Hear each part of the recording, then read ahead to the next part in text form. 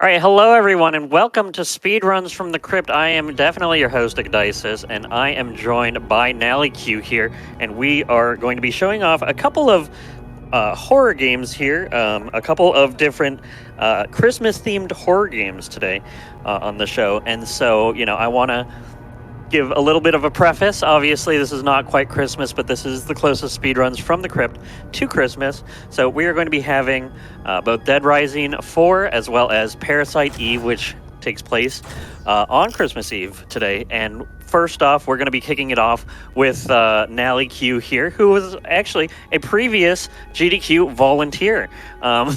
So, Nally, please take it away. Hello, my name is Nally. I run a bunch of different games. One of them is Dead Rising 4. Definitely a Christmas game, as you could see. It's very festive. Definitely a great game for today. So what we're going to be doing first is I'm going to be clearing a save. We are doing the category story mode new game, which means we're going to be playing the main story and we're going to be doing it on new game. Starting off level 1, no weapons, just clean run.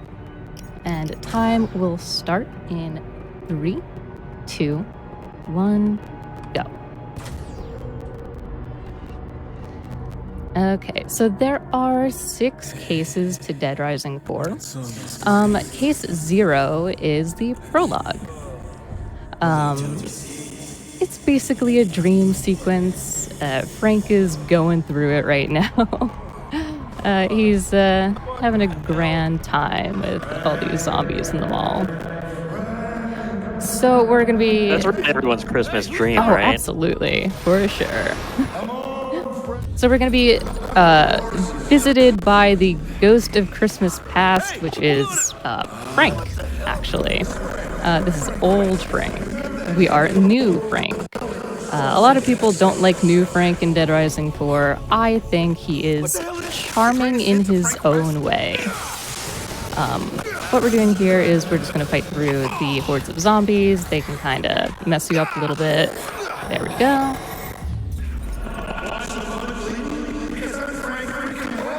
And Frank is basically just listening to himself. He's having an internal conflict. Like I said, he's going through it. And we're almost at the end of the dream sequence. Let's see if I can get through here cleanly. Sometimes the shots just don't hit the zombies for some reason. Don't know why. And we're going to take a clean route all the way to the end. And that is part 1 of the prologue. Also, this is something called foreshadowing. You'll see why at the end of the game. Alrighty, so like I said, this is new game, which means we start at level 1, we don't have any weapons, no skills whatsoever. We are just going to get through here as fast as possible. However, the game does not allow us to sprint in the prologue for whatever reason. So the fastest way of getting around is jumping. I'll check it. You keep an eye out. He is so acrobatic. He's doing great out there. We're also going to be doing some stealthy maneuvers. You see these 2 guys? There's one on the ground, there's one up there. They totally can't see us. We are stealthing. Yep. We're doing great out there. Also, this game has a very weird thing where if you see me jumping in this way, it is faster than walking down normally. However, it could lead to a soft lock if Frank's head clips through the ceiling a little bit too much. So I have to essentially jump the correct way and judge the distance so that that doesn't happen. It's a little bit weird, but it's a feel thing. No shit. Yeah. Alrighty, so we're in a little containment area. Not really sure what it's called. I'm gonna pick up a couple of weapons, couple of health items. Just gonna heal up quickly here because it saves a little bit of time. It skips about 2 lines of dialogue. The mission here is clear the area. There's a bunch of zombies. They're gonna try and eat Frank. There's 3 sections to clear out. And we're just gonna go for it. All we have is a simple wrench on us for now. There is a pipe that we can pick up, but it actually does less damage than the wrench. Isn't this a great holiday game? Very in the mood for a holiday festivity. I mean, some of the zombies had some ugly Christmas sweaters on them, so Oh, they sure did. Yeah, you're gonna see those zombies again. Guess I can still kick ass. Alrighty, then there's one more section. We have to pick up this electric rod. It will not let us continue if you don't.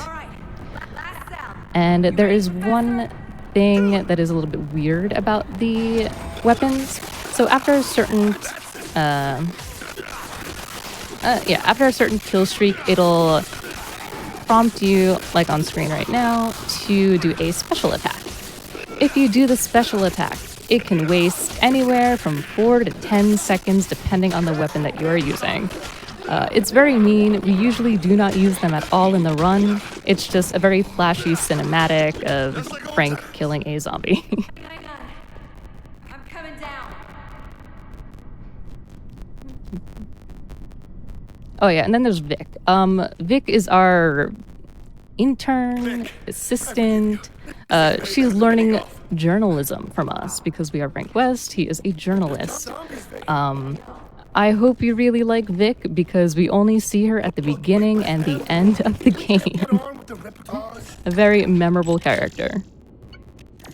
All right, really quickly here, we also have some comments from the chat. Maybe your capture audio is having some issues. Could you just redo your capture very quickly? You can go to a break if need be. Should be good to go now, so we're going to be getting started here in just a second. And Natalie, take it away. Alrighty, so 3, 2, 1, let's go. So what happened is... I'll go back to your game screen, the 16:9. Oh, yeah. But besides that, you're good? Imprisoning them. So what happened is we went into this room. We have something called night vision on our camera. We're only going to be using it like once or twice throughout the run. There are 3 settings to the camera. One is normal, one is the spectrum analyzer, and then one is night vision.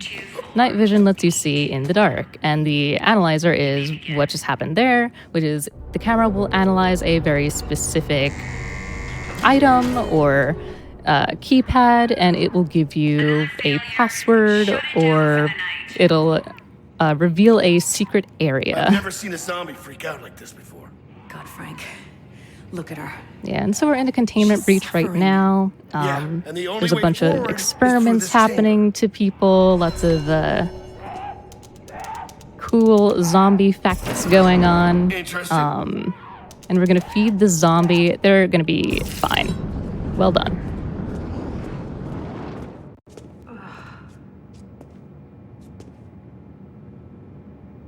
So a couple of things that are Who going wants to barbecue? happen. No one? We're going to be seeing the camera sections a lot in the first half of the game.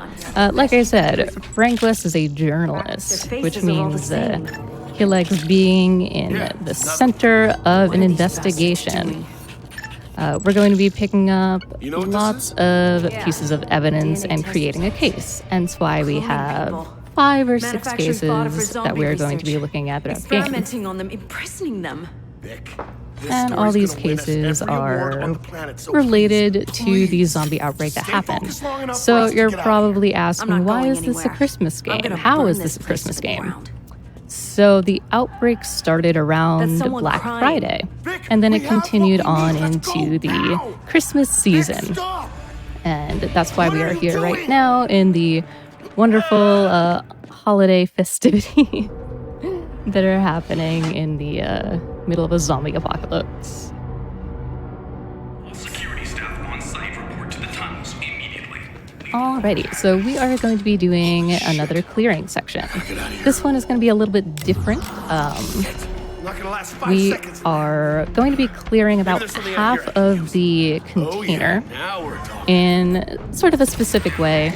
You're going to be seeing a lot of zombies to the left, and I'm going to be focusing them for a very specific reason. That reason is we're going to be taking a picture of all of the holiday joy that is happening right now. And that will give us not only experience, but money. And money is going to be very, very important in the game. And let's see if I can get this right. If I can S rank, I am good. And I am good. I get the maximum amount of experience and money. So why is money important? Money is important because we are going to be buying something called an ion cannon. The ion cannon is an insanely good weapon in the game that we will be needing throughout the run. It essentially one-shots almost every single zombie or enemy that you will be seeing. And there's no way to skip this section. You just kind of have to kill all the zombies that are in the way. And sometimes they could hide from you because they're shy. There we go. 2 more. Oh. Got rammed. And last one. Oh, man. And we're almost at the end I am of the too prologue. middle-aged for this shit. I think these are the gate controls. Looks like another code lock. All right, you meatheads. We've got an intruder tearing up There the we place, go. and the commander wouldn't be very impressed if we just let... Sir, yes, sir. So once we are out of here, we are going to be entering Case 1. Case 1 takes place in the mall. Oh, look at that. That's My where the bad. fun is. All right.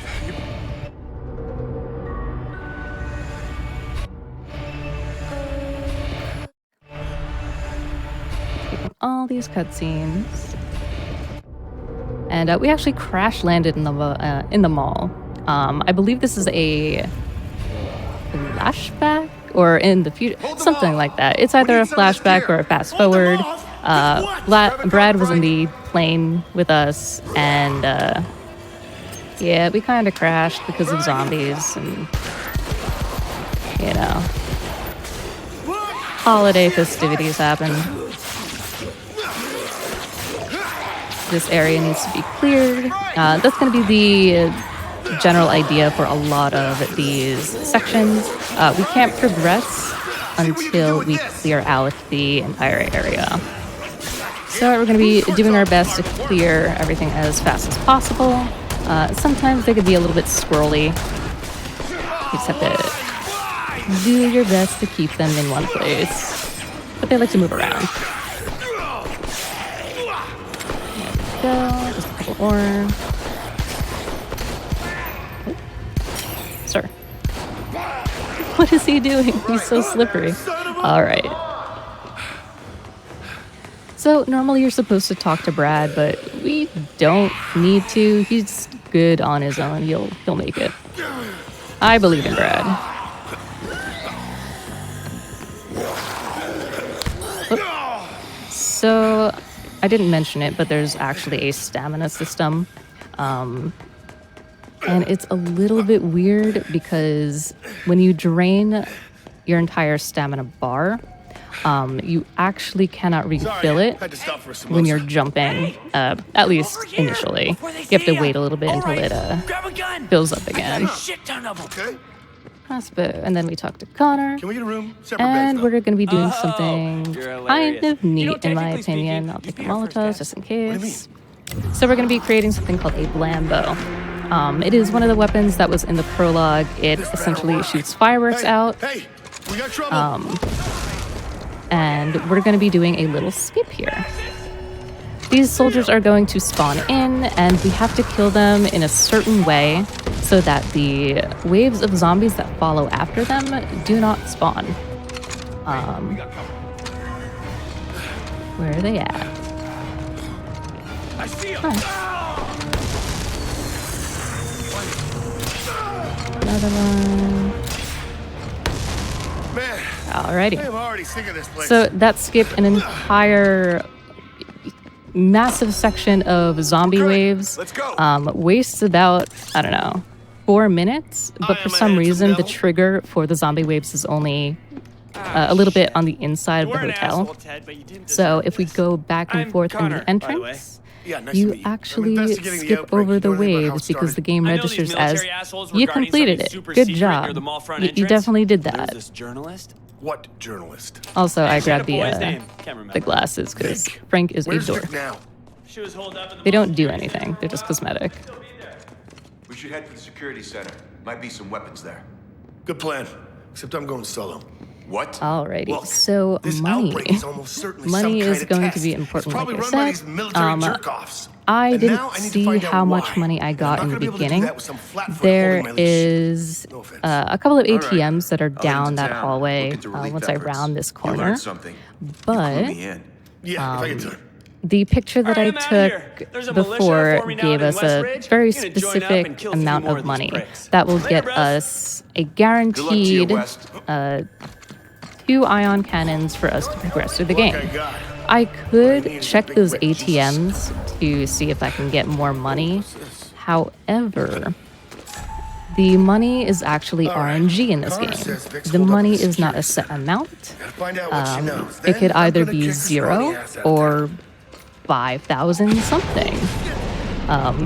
And each machine is different, so you're never going to get the same amount each time. So there's a chance that you could just get $20 whole from the ATM and not be able to afford a 3rd ion cannon.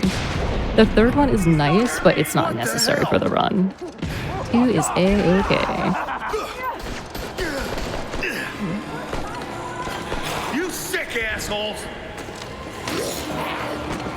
And we're going to be coming up on our first safe house. We are going to have to clear it out. It shouldn't be too much of a problem. Okay. I'm going to grab this shotgun because that is going to help with these runners that are up here. They're not called runners. I think they're called evolved zombies. But they run at you, so I call them runners. Also, they explode. Alright, and sometimes they can be really mean and charge at you without care, no regard for human life. Let's see if I don't get slammed. There we go. Cool. That was pretty clean. Sometimes they could knock you down, It really does not smell good in here. but that went okay. What happened? So yeah, Vic. Vic is our You've been here long? assistant You know anything about a reporter named Vic? journalist. We've been yeah, teaching yeah. her the ways of She was holed journalism. up in this room for a while. She was There's in some this of her stuff here. room, Go on. and now she's gone. Take a look. So you're Hey, kind of gonna I owe you get one, the impression that Running the she's shop here until not someone left the goddamn front really door going open. to be relevant need at something? all until later Come see me in on. a few. And even then, she just kind of That's Vic's appears. handwriting. Oh, Frank is lost. Hold on. Front entrance. Sometimes the AI is a bit weird. Also, I think I picked up Come a on. radio. Frank. Shit, she hasn't been here for weeks. There we go, and Well, looky one here. last one. Also, yes, that is Frank's face on a mannequin. It's hard, but I Right, have my so sources. people are gonna be You know, talking you to can each other. never be too- I only have enough for 1 ion cannon. Let's see if I could talk. It's hard, but I have my sources. Come on in. Ooh, shopping. Metaplex. Maybe there's money in here. Okay, we got our 2nd ion cannon. Because we will definitely need that. You know, I did say that it was a guaranteed 2 ion cannons, but This is military hardware. It looks like Vic's been using it to upload reports. I lied, I suppose. All right, so the outbreak started at the mall's front entrance. And Connor said this PMC was guarding the entrance. Well, Oh, and we do I have need to go wait take around for a look little bit for myself. dialogue to pass. Before you head out, something you want. Heard you talking to yourself. If you're All right, and then we just wait over here. Once she's done talking, we can just go because I just bought the map. For some reason, you can't progress through the game without picking up the map, which doesn't make sense because there's other maps to pick up, but what can you do? Better stock up while you can. Huh. Okay. Alright, then we should be good to go. Wait, hold on. I purchased the map. How's the weather out there? I did purchase the map, right? Maybe I'm just losing my mind. Take care of yourself, man. Alright, anyway, we're continuing through case 1.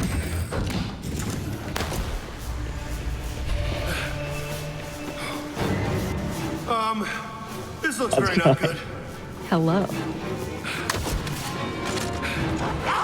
Yep, so there's 2 ways of clearing this staircase that's going to come up in just a moment, or I'm just going to get bodied.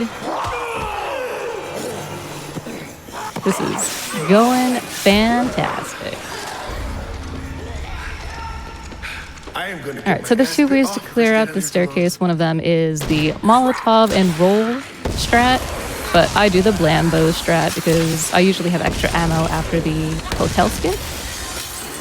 So I just jump up after clearing the place out. Frank, got something you might be interested in.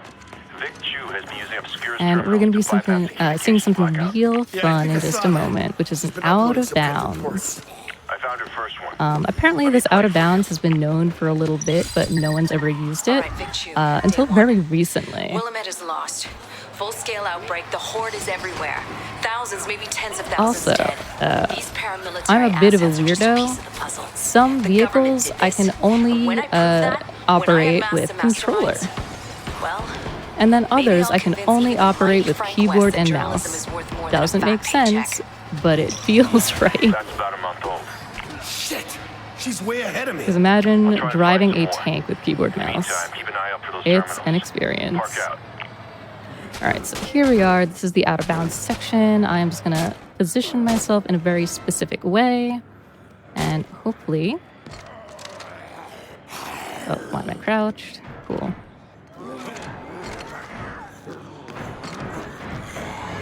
Frank. Oh man. It's like wedged in the wall. Hold on.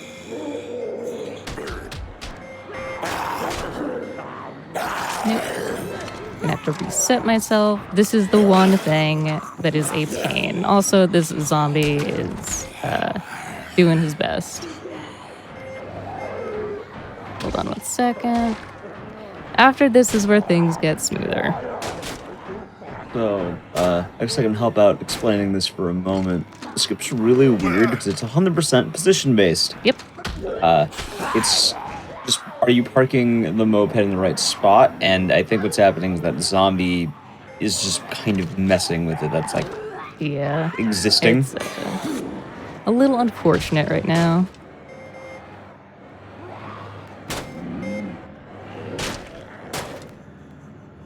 Let's see. But as a skip, what this is going to do is this is pretty much going to skip the entirety of the first boss. Normally, what you'd have to do is you would have to walk around the mall. You'd have to meet some knights. Frank will give some terrible insults, referencing, I think, There we Monty go. Python.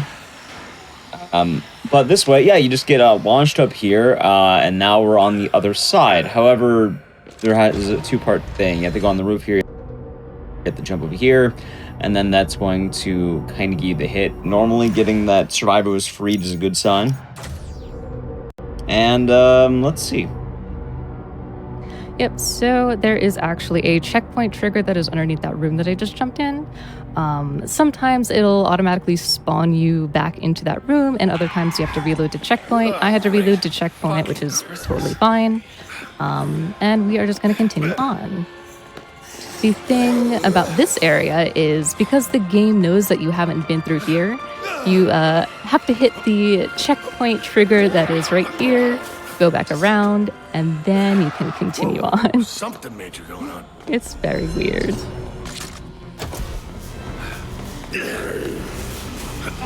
Alrighty. See ya. It's awfully convenient, which is quite nice.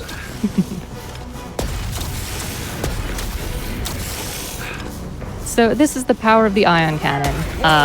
Like I said, it basically one-shots almost every single enemy of the game. Even some of the big dudes. So the ion cannon is kind of busted. Yeah, it's very different than the other Dead Rising games, where in Dead Rising 1 and 2, combo weapons weren't really a thing. Dead Rising 3 really was the one to introduce a lot of combo weapons early on in the game. And then Dead Rising 4 is just like, hey, you like video games? Let me give you something to help get past the time. And yeah, they gave us the ion cannon. And not only did they give us the ion cannon right at the beginning of the game, they're going to give us something called an ice sword. And the ice sword is going to be used for a majority of the run. These military assholes were Coming investigating what up happened here. in case 2, which is very soon. Oh, this one. Yeah, then we have a lovely Christmas tree right here. Soldiers didn't do this. It's Zombies zombie. definitely didn't do It this. is, What look the at hell is it. going on here? Wow. Oh my god. Holiday Look at joy. this. Been trying to get in And here then, for weeks. kind of going along with the ice sword thing really quick. Dead Rising 4 has a lot of combo weapons, and I don't know about any of them. I don't think most people know about any of them. Nope. The ice sword is really strong, but the most important part of it is when we get there, it's going to be a weapon that's just straight up like on the route. Like it is in a room that you need to wait. Like you have to wait in the room anyway.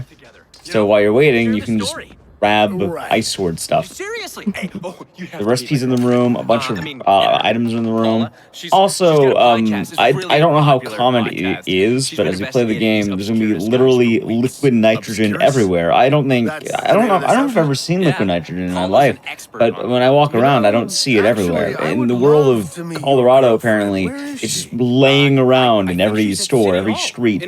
You just walk down the street, there's liquid nitrogen, there's swords, they're just all over the place. So it works out well. It's their life essence. They need that liquid nitrogen. It's the meaning of it's Christmas. gonna be Truly. See you around.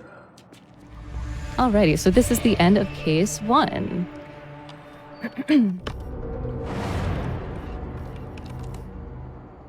Also, there's just a weird walking around section after that cutscene. So this Alrighty, so now we're going to case 2. In case 2, Darcy was talking about Paula. Paula is someone who runs a podcast, and she loves talking. You're going to hear her talk a lot throughout case 2. So we're going to be meeting up with her. She's going to tell us Though I some also answered a hey asshole or interesting Frank things about what's going on in Willamette. It's my zombie podcast. Darcy gave me your number. It's her zombie podcast. who. So, I hear you have something for me? Yeah, meet me at the archives department at City Hall. The door's around back. And Frank, come alone. God damn, my fans. Alrighty. So we're going to talk to Jessa, and Jessa is going to introduce us to combo vehicles. This is the only combo vehicle that we are going to see in the run. So once it's made, say goodbye. Wait, how long has her name been Jessa? Since her name was assigned Jessa by the devs, I think. I only took shot. Was it not Jessa? Well, I think I always my thought it was chances are Jesse. better on my own. No, All right, it's here. Jessa. You give it Huh. a try. Yeah. Thanks. What ifs? I'll open the gate for you. May as well roll up the City Hall in style. Well, the more you know. Yeah. Fun Dead Rising 4 pack. Alright, so we're going to play a fun game of clear out the zombies so that we can meet up with Paula. So right now, like I said, we don't have skills at all. I haven't put anything into the skill tree, so our vehicle is going to be pretty slow trying to mow down these zombies. Not too big of a deal. We can kind of take the path of least resistance for the most part. It will slow us down a little bit, but it'll get us to where we need to go. Oh. Cool. Looks like Obscurus was here. Alrighty. So Paula is an interesting character. Why? Sometimes you could just run away from her when she's done talking at a certain point, and then other times you have to listen to her. In this case, we can't do anything right now I'm his because we editor, have to do and this was a another major obscure outpost investigation. until 40 We have to minutes collect ago. some Wait a minute. evidence. You're Paula? But You after sound that, totally different on the radio. Oh yeah, that's we my can kind of character. just leave her Character? behind, and Yeah, she'll I fend for realize no one herself, and listens she'll to me be, unless I'm yelling she'll all be the time. A-okay here. And also, it's kind of fun. So, if you're ready to listen, maybe you should look around So and there's see what Obscurus 3 was doing pieces here. of evidence Right. here. And I will. One of them is right Thank here, and then 2 of them are in the dark. Can't see. So, Flipped car. night vision Car on a time. roof. Do you know what these are? Trail of destruction. It says they have a reconnaissance outpost on top of the dock. Alrighty. And then once it says investigation complete, Sewer and we can sanitary just records are leave. missing. Those We sewers just run have pretty to deep. kind of stay Who in the knows what area lurks for a little below? bit. And there we go. They're looking for something. And then she's It's gonna something pretty dangerous. call us back Do you know because she anything wants to about this talk to us, outpost but we don't want to Dodge talk to Paula. So, see ya, Paula. And now we are going to be introduced to the Ice Sword. The Ice Sword blueprint is going to be in this apartment that we're going to. And like I said, it is one of the most powerful weapons of the game. We're going to be using the Ice Sword a lot, hence why I picked up a lot of blades on the way here. Because in order to make the Ice Sword, we need 1 blade and 1 liquid nitrogen. There's going to be 2 liquid nitrogens that are in the apartment, so we could make at least 2 Ice Swords for the time being. But first, investigation time. All right, what do we got? I love being Sherlock Holmes. Holy shit. Can't quite make out the subject here. So this is the room with the Ice Sword. Yeah. I didn't pick up the key. Is anyone alive in there? Yep, so we have all the liquid nitrogen in the world here. Ooh, nice. There we go. And then I am Large also game going tranquilizers. to Some of these are whatever they're take hunting. I think this it's auto hunting. shotgun for safety reasons. Sounds like they're fighting something. I wonder if I can listen in. And then... Oh, good. Oh, no, you're good. I was gonna say, we haven't really talked about it much yet, but right now the category is a new game. The main difference between the two is that new game, you don't get to only use ion cannons the whole time. Actually, I don't even think it's ion cannon. I think there's like a better gun you can just buy that's like What more the hell are you expensive. guys after? Yeah. And then you just jam your inventory with it, which that wouldn't be very fun. So what I'm doing right now is I am upgrading my skill tree. I am putting everything Guess I know where I'm into headed next. sharp weapons because we're going to be using sharp weapons for a little bit. Where's my car? There it is. Here we go. So at certain points of the run, I'm going to be putting stuff into the skill tree. Some things have to unlock at certain levels, so that's why I'm going to be doing it at very specific places. But right now, we only need the sharp weapons skills. They must have been chased off. Where? Because that is going to be very helpful for a mini boss that is coming up after this section.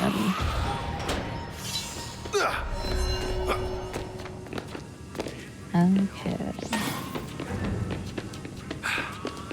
So we just need to clear out this little firehouse, do another investigation. Then we're all good. The downside of the Ice Sword, in my opinion, the Ice Sword will do a thing where it will freeze the zombies.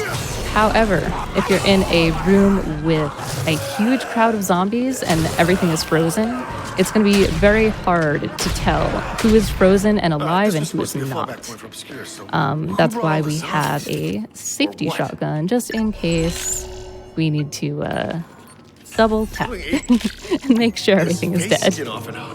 4 outposts, City Hall, the drugstore apartment, the fire hall, and the jungle. I'm going to Says be over picking up this 100 liquid soldiers have nitrogen. died hunting this thing. Son of a bitch. Like Dice said, liquid nitrogen is everywhere. It is plentiful in this city for whatever reason. Someone in chat earlier said that apparently this is how they keep Colorado cold. With all the liquid nitrogen, yep. It supplies the snow, apparently. There is no grass, only snow. Also, I guess fun thing with Dead Rising 4, in comparison to other Dead Rising games, this is the only one you ever have to actually use the camera. There's other games, if you want to do survivor stuff, you have to use the camera. There's some things that make you do it, but for mainline story progression, no other Dead Rising game ever actually needs you to use the camera. You can beat all the games except for this one without a camera. Which I think is a really... Yeah, I was about to say, I think it's neat because he's a journalist. His job is to take pictures, and here we are actually needing to take pictures. Alright, good. This guy can sometimes block the doorway. For some reason, he really wants to be the door, but thankfully he was not in the way.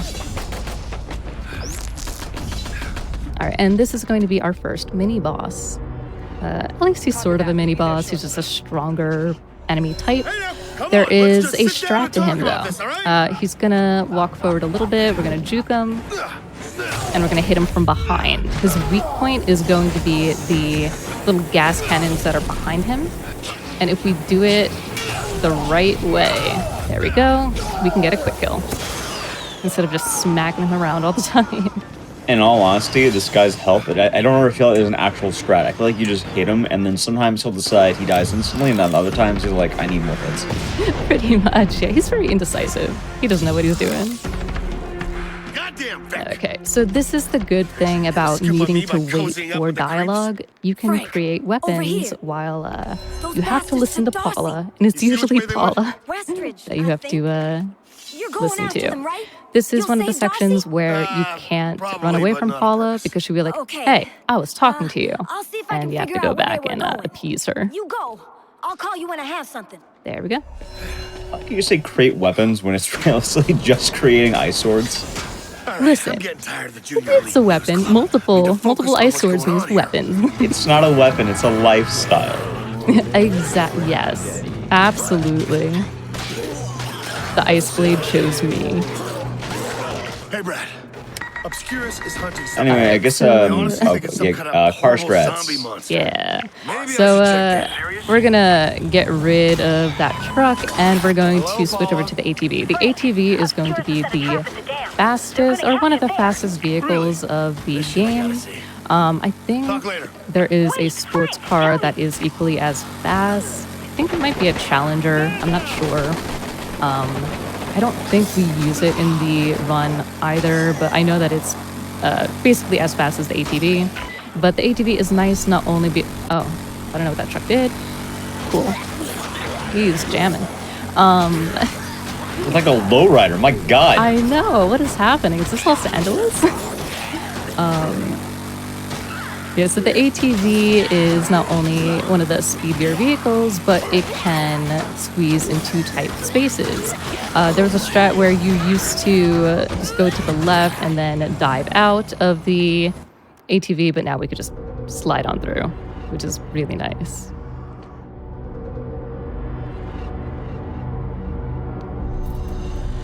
Alrighty, so there's a dude here. His name is Isaac, I think. You can't run away from Isaac, but if you talk to him first and then run out, he doesn't care anymore. He's just like, oh yes, you listened to me. Go on.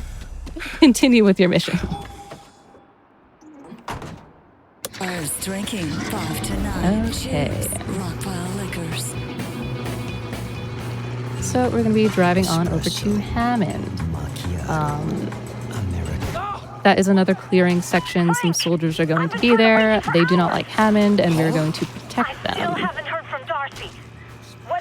And that is also why I picked up the auto shotgun, because that is going to be helpful for the soldiers that are right at the beginning. I'm not sure. There's one alternative strat that would have happened earlier, but unfortunately I think there was a problem with the money for some reason, because I think the ATMs are just kind of mean. Yes. But yeah, having the second ion cannon here would effectively one-shot a lot of these dudes. Oh yeah, so I got the second ion cannon. I just needed to dive into a locker and steal some money. Yeah. Yeah. Yeah, so we got the second one, which is nice because... Frank West, photojournalist. Oh, I thought she wasn't following. Yeah, the ATMs can be very mean because they can either give you nothing or like $5,000. All right, so we need to wait for Hammond, and we have to stay in this area until they stop talking. Once they stop talking, it's ion cannon time. Guys, And we are full on ice blades, which is kind of ridiculous, so I'm not going to pick up that spare blade that's over there. Sure. You play Florence Nightingale, I'll be Rambo. Yeah, we are pretty When it's over, we set. can switch. How about I just hold you one instead? Alright. They have Obscurus. And the ion cannon is nice because sometimes you can get 2 or 3 enemies at once. More baddies, 12 o'clock, or whatever. There we go. They just sort of explode. Yeah. Alright, and the last dude. It's being. Alright. Oh, thank God. Whew. Oh yeah, I guess a fun fact about this game, if you decide to run up to the enemies, for some reason, even though the only enemies are in front of you, Hammond just starts taking, like, loneliness damage. Yeah. Hey, Frank, you Or Hammond. Yeah, Like, I guess it's the game doesn't want you to leave them alone, which is, I suppose, sad, but She's helping me get into the dam or Obscurus. you shouldn't have your, I guess, like, escort partner die because you're, like, 10 feet away from them instead of, like, 5 feet away from them. They're lonely. It's a hard life out there in the festive zombie apocalypse. Alright, so here's a weird thing that can or won't happen depending on how the game is feeling. Sometimes the zombies can be solid, which means if you hit them, it's like hitting a cliff, and you will go flying. It looks like the game is being nice to me right now. I would love to showcase it, but man, it really messes up your driving.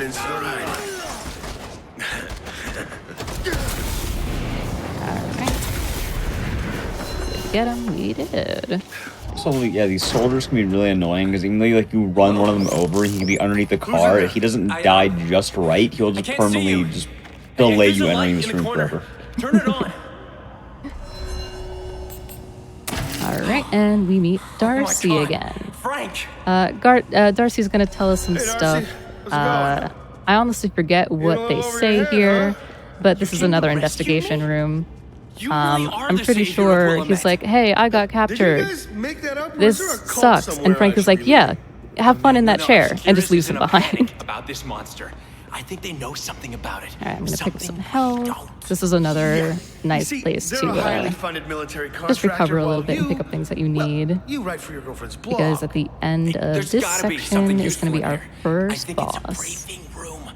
The fun part about Dead Rising 4's story is that none of the characters actually matter. None of them show up in the ending, except for, like, Vic, Frank, and Brad, the guy in the very beginning we haven't seen since the beginning. Since before the outbreak occurred. Yeah, they just show back up. I was saying, Vic showed up in the beginning, and you won't see her until the end of the game, so hope you like her as a character. Yeah, they also added, like, DLC that was, hey, wait, what happened to all the characters in the game that, like, were here? Like, every single character you meet, like, Hammond, Darcy, Paula, they all just don't show up in the ending. They're all just gone. Like, they just, oh, well, we forgot about them. Spoilers, well, that's the fun part, because the true ending is locked behind a DLC, because people will complain about this exact thing. Yep, the DLC completed the story, essentially.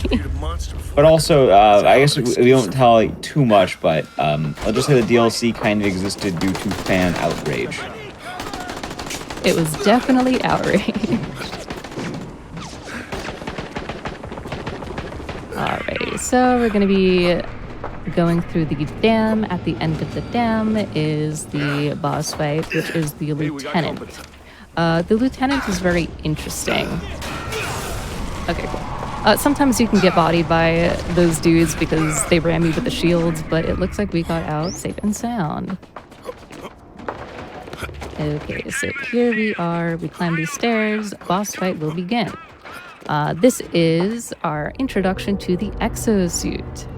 The exosuit is very neat. It's literally a electronic exoskeleton that makes you 10 times as strong, or 10 times stronger than Frank's current status.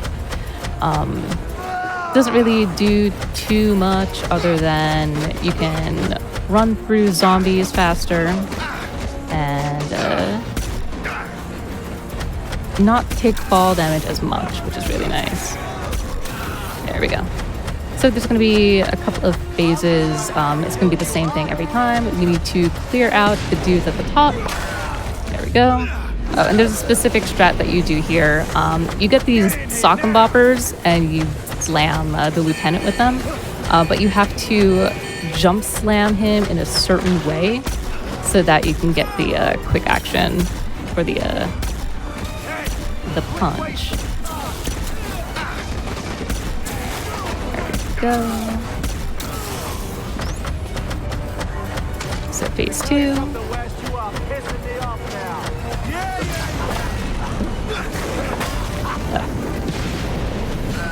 There we go. And then one more phase. And each phase will spawn stronger and stronger enemies. So there's gonna be these dudes that come out with these axes, yeah. And they're also in exosuits, to my knowledge. Oh. Also, I hope you all enjoyed this fight. This is considered to be the good boss fight in this game. Oh, it is. I was also mentioning that a lot of people don't know that Dead Rising 4 exists in chat. This is one of those games that not a lot of Dead Rising fans like talking about. It's kind of the black sheep of the series. It did lead to the dissolving of Capcom Vancouver. Capcom Vancouver used to be one of the Capcom side studios that made a lot of Dead Rising games, like Dead Rising 2, 3, and I think they made some other games I don't remember, but due to making this game, they went out of business, which is unfortunate. People did not like this game very much, probably because you had things like the selfie cam and Frank being very different. He is very different. Like, I don't know, he reminds me of Ashley Williams from Evil Dead, but a little bit more of an awkward personality to him. I like him, but I just like bad character design. Yeah, a lot of people also weren't happy because back when this game came out, they couldn't get back the original Frank West voice actor, TJ Rotolo. Yeah. Mainly because TJ Rotolo was part of, I think it was the Voice Actors Union, or something like that, and Capcom didn't want to pay him. So he couldn't be a part of Dead Rising 4. That sounds like a Yeah, man, not a it's monster. very unfortunate. I'll look into it. There we go. So... Also, that's a skip. So there's a thing that you could do here. The game wants you to progress forward. However, the back roads are technically a little bit faster because they're clearer, and it's more of a linear path toward where we need to go. Sometimes the camera can glitch out when you land, but it looks like we are all good. The most important thing about this skip as well is not only is it going to be a little bit clearer, but at one point, if you take the forward road, even though you will have an ATV for the first half of it, right about to this part, you wouldn't have a car for the rest of it. Mm-hmm. So this way, you get to ride not only a car, but the fast car. Although this can happen, and there are guys with rockets on the right. I only know that because one time I was doing that, I got spun out, and then someone shot a rocket at my car, and then I had to walk. A whole rocket.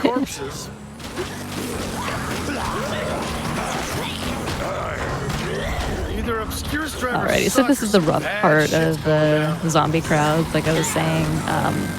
Those groups unfortunately don't have, well, my ATV is like braking, so I'm just gonna run. Because it's gonna be, unfortunately, faster than taking the ATV. Alrighty. And I don't know if we talk about much in terms of total upgrades. I know you mentioned the car upgrade we'll be getting later, but the big thing about upgrades is they don't... It tends to be more of an emergency usage more than an actual usage. Yeah. And then especially upgrading the car... Yeah. Upgrading the car really is just when do you need that emergency usage. Brad, I found the container truck. There's something not right, though. The reason why is because we'll see when we, if we need to, but upgrading Frank will not only give him some base upgrades, but every time you upgrade anything in the health category, it will give you full health and stamina back, no matter what you upgrade in the health category. So if you're in a risky area, you have no health, and you're about to die, the ideal thing to do is just, hey, I'm going to quickly go to the upgrade table because I'll get full health back. And it's kind of just an emergency, this is nice. So we talked to a dude back there, and he's like, I'm hurt real bad. I need meds. You want info? I'll give you info if you give me meds. There's some morphine in this safe house. You gotta help me. And Frank's like, hey, that sounds like a pretty good deal. I'll do that for you, man. So we're gonna go into this basement, hopefully not get hit by any of the runners down here. Sometimes I could accidentally pick up an item around. Oh, there we go. Yep. It's gonna happen at some point. It's the most aggressive snowmen in existence. Listen, they're really forcing the holiday joy onto you. Alright, and then we go back to the dude. We're just gonna dodge roll down this ramp again. There we go. And sometimes the zombies from the shelter can follow you, which is really funny. I got jump scared by one once because I was waiting right here to take a photo of the scrap because this is another investigation. And I was just staring, looking at my phone, and all of a sudden I got smacked. Also, I was asking chat about the, I guess the flash kick. I'm not entirely sure. Admittedly, I've never explored the melee-only options of Dead Rising 4. I don't actually know how melee-only you can get in this game. Yeah, I don't know if Frank gets any, like, wrestling moves or any form of melee moves. I only ever use ice swords. Now what the hell is... Yeah, I know that there's a couple of things. I know that there's a kick. I know that there's, I think, a grapple. I have absolutely But no idea. compared Whatever it to is, the it's gotta be weapons like the strong, ice sword or has any of and the sports a serious hate on for obscurity. assault rifles or ion cannons, it's not going to be the same. Frank can still get bodied, especially when he's in a big group of zombies. So even if you upgrade melee, sure, you'll take less damage. I don't know. But it's better to just go full weapons. Just 1 second, I don't want to die. Okay, cool. Yeah, usually you want to stay on those train carts, but I somehow did not grab the edge of it, even though Frank literally just slammed his face on the edge. Oh yeah, I can say I've added one thing to this route. But I found that you can jump like freely on the right on all these roofs and trains. Before, people would just kind of run through the zombies and like hope they can make it through or kill the zombies, or they'd even get like a power suit and they would just like pull through. But yeah, apparently everything on the right is very platformable, so it's convenient.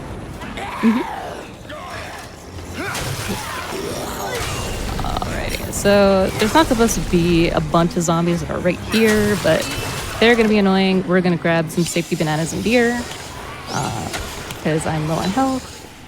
And we should be good. Also, there's a bunch of zombies that are to the right. We are just going to clear the area to the left and go through the cart, because it is just safer that way.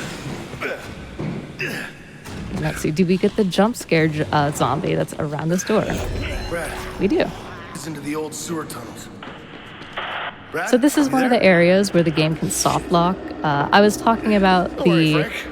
Nothing bad about it. soft lock Right? where if you jump too high and Frank clips his head through the ceiling too much, the game can just freeze and stop. It can? It can, yep. Oh.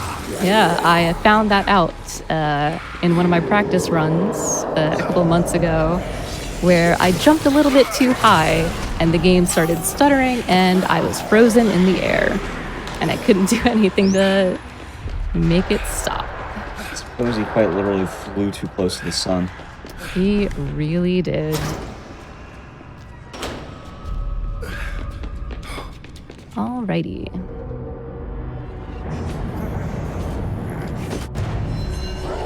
So these are the runners. Like I said, they're not called runners. I think they're called evolved zombies.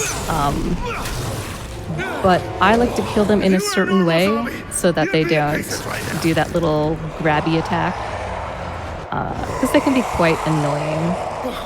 What the hell? We just have to kill 2 more of them, a couple of zombies, and we should be good to go. If they jump down, they're being shy. Okay. Worst threesome ever! Oh, great. Now you've pissed them Yeah, for some reason, I don't know how to avoid that grab attack.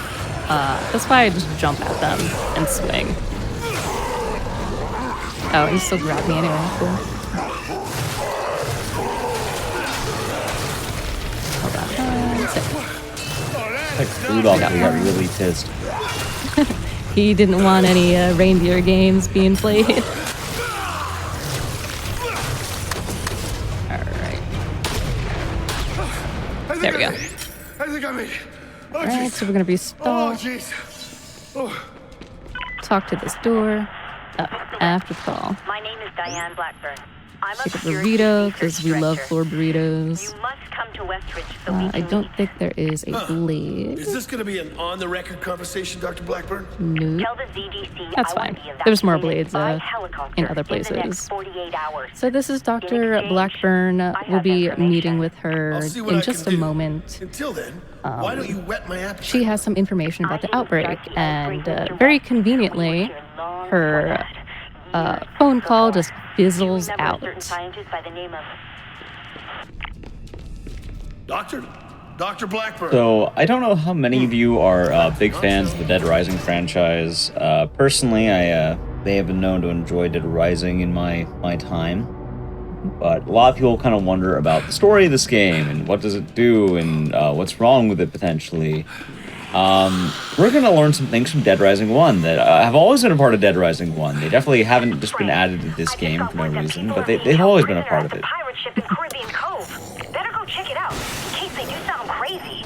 This should be interesting. Oh, I do have a fun fact about Dead Rising 4 that I really like. When I first played this game, I always thought, hey, the music, that just seems like it's holiday music. Did they just take random holiday music and put in this game? Apparently, they actually wrote an entire soundtrack to sound like holiday music, but it's all original, and it's actually kind of neat when you start listening more to it. The OST is actually very fun in the cars. Yeah, I always thought it was like random holiday songs. When I started listening, I was like, wait a minute, these don't sound like actual holiday songs. These are way too custom. So,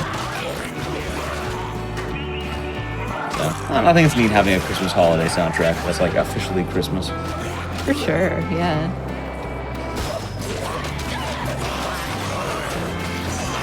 Okay, so we're going to be seeing these streets a lot. You might be wondering, haven't we been here before? The answer is yes. We're going to be here going through these streets a couple of times. It's a lot of back and forth between the same areas. We just take little tangents here and there. And we're going to be taking this car all the way to this point. We're going to ditch the car, and we're going to take this bike. Now you may be wondering, do I use controller or a keyboard for the bike? The answer is keyboard. For some reason, I can't drive the bike on controller. It feels terrible. And yes, if it looks really awkward and jarring, that's literally how the bike controls. It's not good. It's very slippery. Funny enough, the bike actually has a skip you can do, which is why the bike is so important. On New Game, finding an actual bike to do this took a lot longer than I would like to admit. But the reason why you don't have a bike is because there's a tiny thread within these cars that normally block the road that you can actually squeeze in if you have a bike. It only works on a motorcycle, and there's like one of them in the game. And it so happened to work out that the only one we need is right there. I think there might be more than one, but like this is the only one I actually ever managed to find. Yeah. But also, I'm not going to look that hard in Dead Rising 4 for like items. But I heard you love this game. It's a game. It's one of them. Alright, so this is actually one of the sections where you can die in. It's a very, very rough section, and also the soldiers that are out in the distance can sometimes just wander off for no reason because they want to party with the zombies. So sometimes you won't get a marker on screen to tell where they are. We need to get out of this here. knife, and we're gonna make another sword. Who was that? Friend of yours? Just some trouble, dude. What do you want to tell me? If you ever see a combo weapon get made, we weren't joking. It is always going to be ice sword. They literally have it everywhere. Yes, this project Oops, all was ice performed at a swords. secret laboratory Oh, nice, I got a hidden second. somewhere here in Alright, Willamette. cool. And let me guess, Obscurus has been looking for the secret laboratory. So yeah, while she's talking, you can't skip her dialogue, so I'm just going to be making swords. Because we will need them for later for another boss fight. Look, take a picture if you want. Oh, and there he is, Mr. Flamel, little guy. That's Dr. Barnaby. He basically created zombies. I assure you, he is safe. And the research project were both his, and both were abandoned on his death in 2006. You know where the lab is, don't you? I swear Alrighty, so the only way to progress out of this house is to pick up the exosuit. Suit. Not only that, we have to pick up the Slurpee machine and attach it to our back. Do we use the Slurpee machine? No, but it looks fun. No, he loved that fucking cat. Now listen.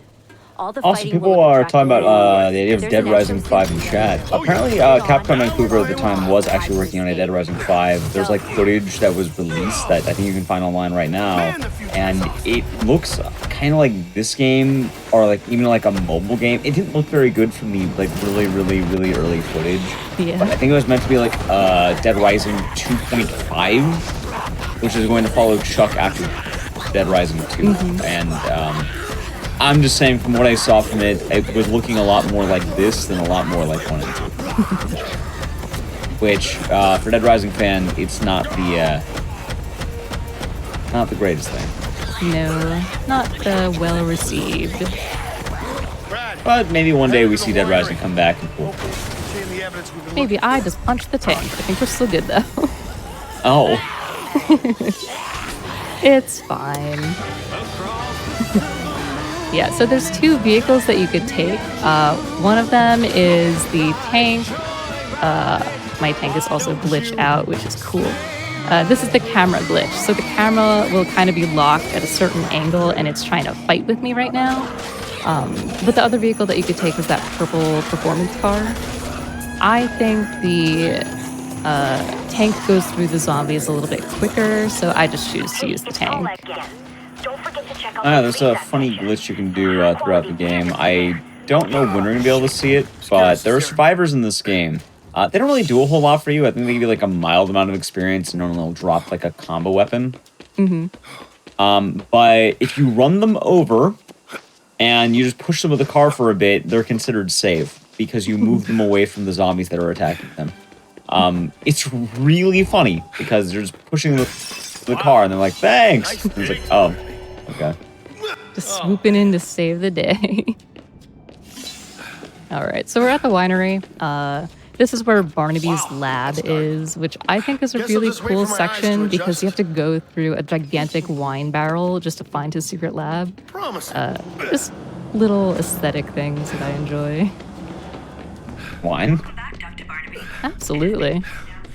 Well, I like mead, but... Does it mead like a form of wine? It's a honey wine. Oh, also, Mr. Flamel is safe. Look at that guy. I told you he's safe. Mr. Flamel, what the fuck is this? Huh?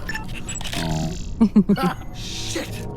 So we're going to be taking pictures of a couple of things. One of them is a filing cabinet. One of them is Mr. Flamel. What? What the hell? Out of frame. I am right here. The files are all sure, gone. game. Shit. Damn it. Yeah, and one of them is like a computer tower or a server tower, I believe. Once we get through this door, it's going to be a very weird section. I'm going to do a different strat. I believe Ecdysis does the table strat, where he stands on the table in the corner and he's just like, don't look at me, zombies, I'm all good. I do the hallway corner strat, which is stand in a very specific corner, and sometimes the zombies will attack you, but most of the time they'll just look at you. And I really enjoy that strat. But we have runners, and let's see if we can kill them without a problem, which we did. Alright, and we're going to do the corner strat.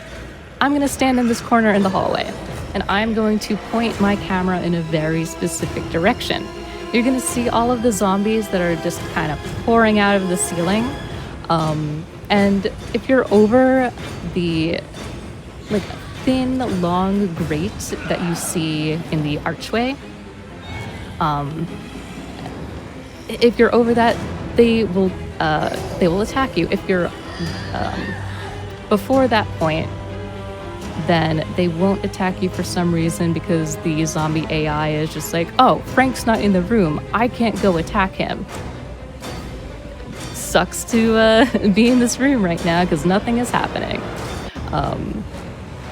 But yeah, it's just really funny because this is one of the strats and then the other one is standing on the table. The thing with standing on the table is sometimes you can still get hit by the zombies. It's not a lot of damage, but they can still hit you from time to time. And if you don't have any health items with you, it's just like, oh, well, they're chipping away at my health. I'm just gonna exist here in the corner, I guess. I'm not gonna lie, every single time I ever run this game, I quite literally put the controller down during this section. I actually just go to the bathroom. I go pee because it is 3 minutes of waiting. Yep. And it's an actual 3 minutes. It's not just, oh, in-game minutes, time is passing faster. It's 3 whole minutes. Like, once that survive bar is down, you're good to go. So, yeah, this is a good time to talk about some of the fun parts about Dead Rising 4. I do give this game credit because there's something that doesn't get talked about. But in terms of speedrunning, obviously, trying to beat the game as fast as possible. Natively, without any mods, Dead Rising 4 is actually the best game to speedrun. Because all the other games have forced in-game timers that you have to wait for 6 hours. And normally we use a mod called Time Skip that lets us do it for Dead Rising 1 and 2. Dead Rising 3 has a time skip mod, but you can run the game without it. This game, it's shorter than all of them without time skip. And this isn't a bad way, because as actual game content, it ends up being a little bit longer. But for the run, this normally is going to be like roughly about 2 hours.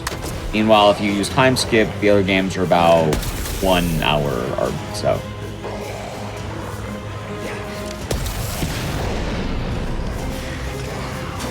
I like how he's kind of afraid to go through the arch. Yeah, like I said, the AI is a little bit weird because it's like, oh, they want to come in and attack you. The regular zombies will after a certain point, but the reindeer ones are just like, hey, just gonna dance out here, cha-cha real smooth. All right, and we are good to go. 3 minutes.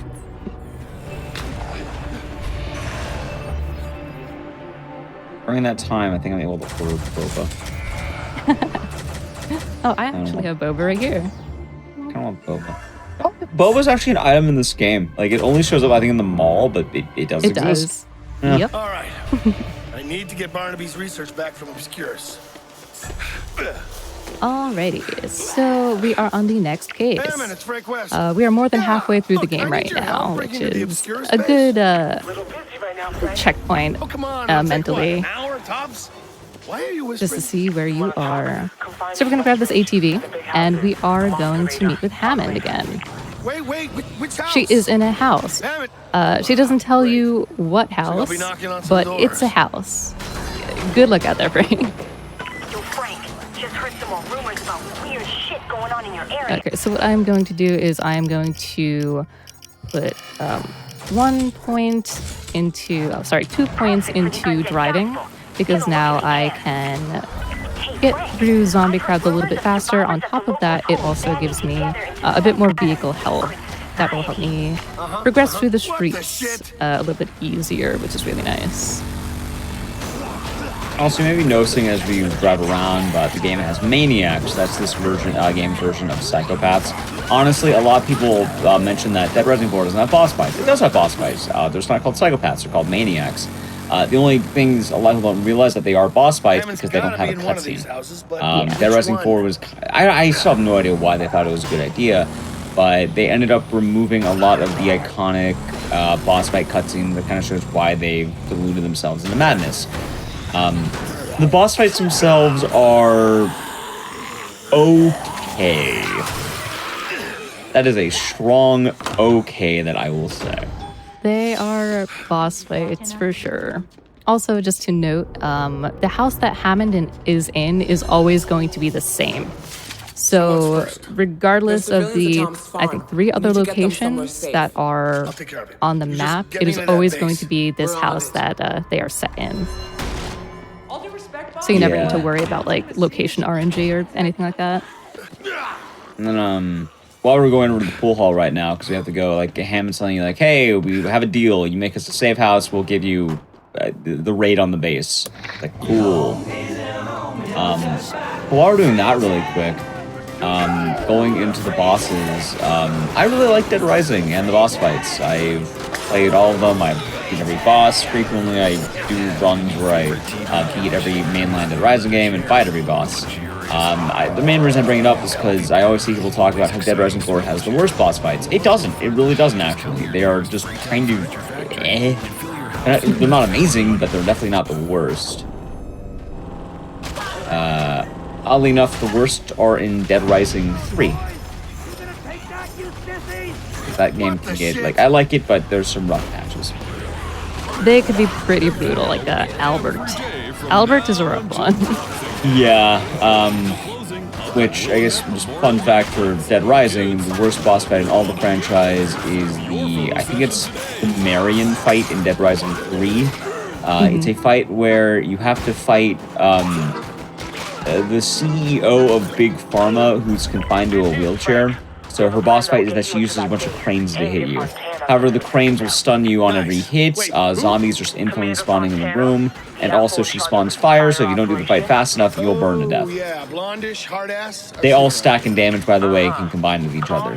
While you're stunned, you'll get by the others, which is, yeah, it's not fun. This game, most of the fights are just, alright, do damage, wait, do damage, wait, which, I mean, it's not amazing, but it's definitely not as bad. Yeah. And then some of the bosses will just beat the guy down. Like, there's one boss where you just walk up to him, hit him a bunch, and then he dies. There's another boss where you avoid the entirety of the mechanic, walk up to her, and then she dies. Let me know how that goes. So. Yeah. Yeah, I'm getting the weird zombie thing where the game thinks that some zombies are solid as rocks, so my car is kind of getting about. Alright, do we... Maybe they're filled with more holiday joy. Yeah. Alright, so we don't have the second muscle car, which is fine. We don't need the car for that long, so that one should last us. And now we're going to clear the pool hall. The pool hall is going to serve as the safe house that Hammond was talking about. And this is going to be a weird clear of the safe house, because like I said, with the ice swords, it will freeze the enemies, but sometimes it will be a little bit hard to tell which zombies are frozen and which ones are actually alive, because they will be completely frozen, and the only way to tell that they are alive is if they're making sound. So yeah, all of these are frozen, but there we go. If you kill enough zombies, it'll give the marker for, hey, they're still alive. Now we got these two, which is runners. And some jams.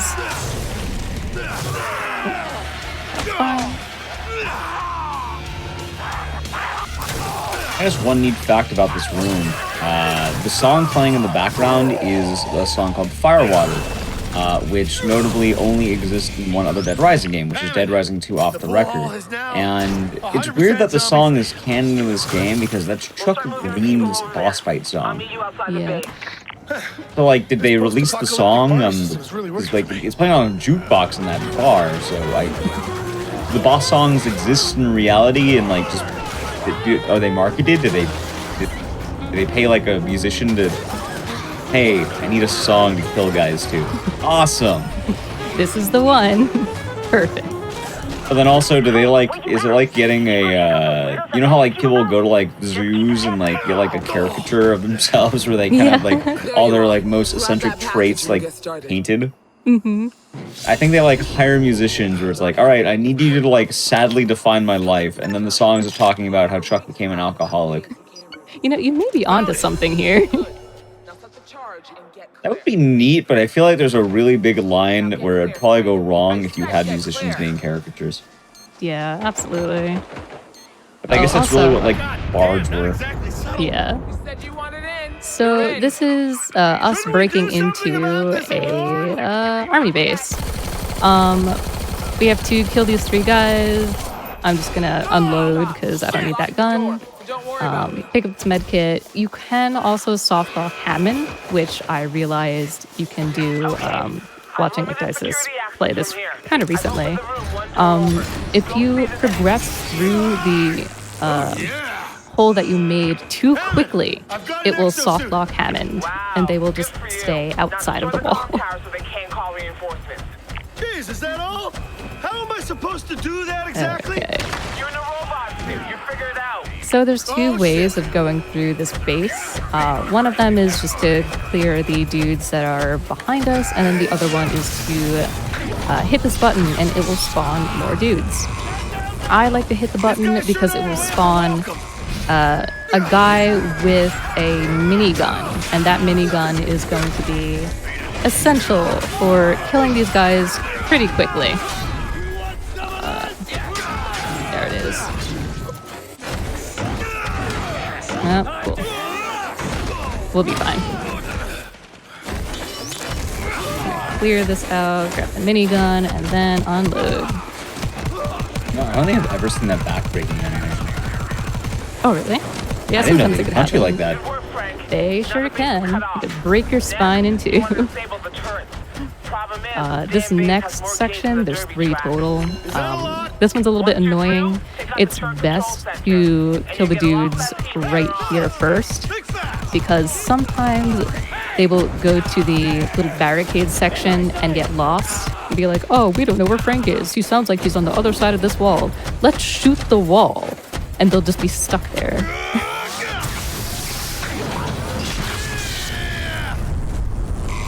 Alright, so this will spawn more dudes. And sort of a mini-boss.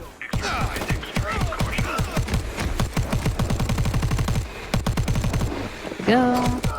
And I'm just going to shoot him from afar, take this axe, and then smash. And then it's the same strat as the mini-boss that we saw in the beginning. You hit the back of him, and it will give you that quick kill. Oh, that's great! Oh, no! Oh, hell no! You weren't invited! And who invited you? Just gonna grab this for safety, heal up, and we are on the move.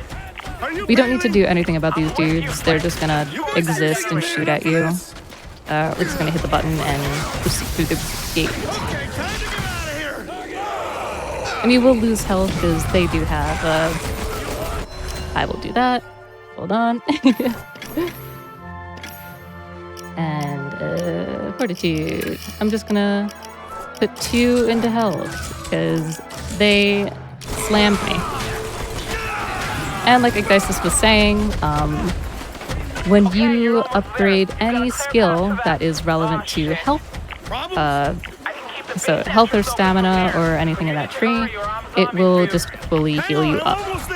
And the reason why I didn't, or I wasn't able to use a health item is because I was essentially locked to the floor and I couldn't get up.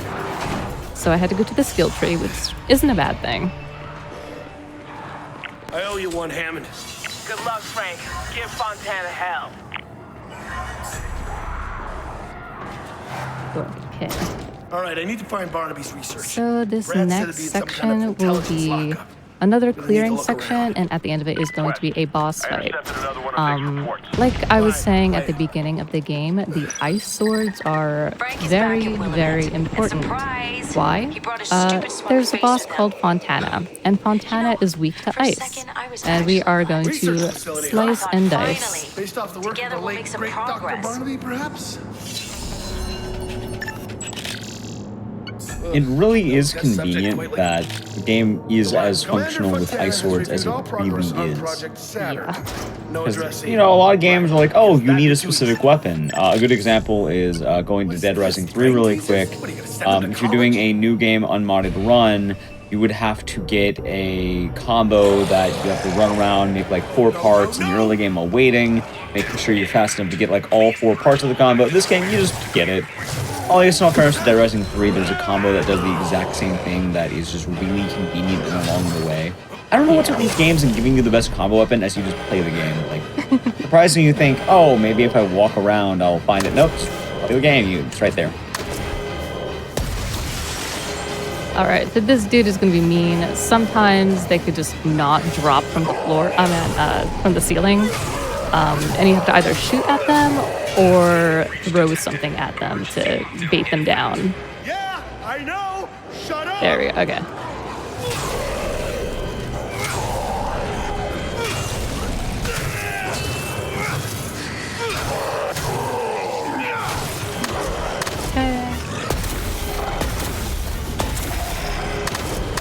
Yeah, so I'm not too worried about the ion cannons right now. Where is he? Oh, really? He's gonna be up there? Hopefully I can get him from up here.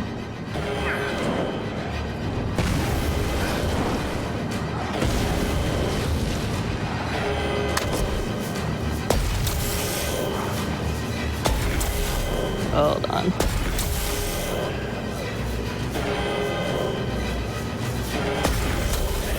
Thank God. Okay, we are good. So the only problem with this room is there is all the stuff they took from Barnaby's lab no way to get those zombies down. You kind of have to bait them, and if you don't have a gun or grenades or a Molotov, you will not be able to kill him, and you're kind of stuck. I'm gonna pick up this liquid nitrogen because I know there's a blade down there.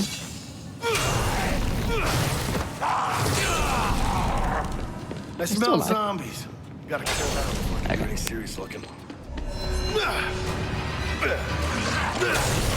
Oh, I'm boned. Alright, so there is an extra blade that is right here that I'm going to take. That is going to be very helpful in just a moment. I'm also going to take this assault rifle because we have to mow down a couple of zombies. The game will not let us progress until they are dead.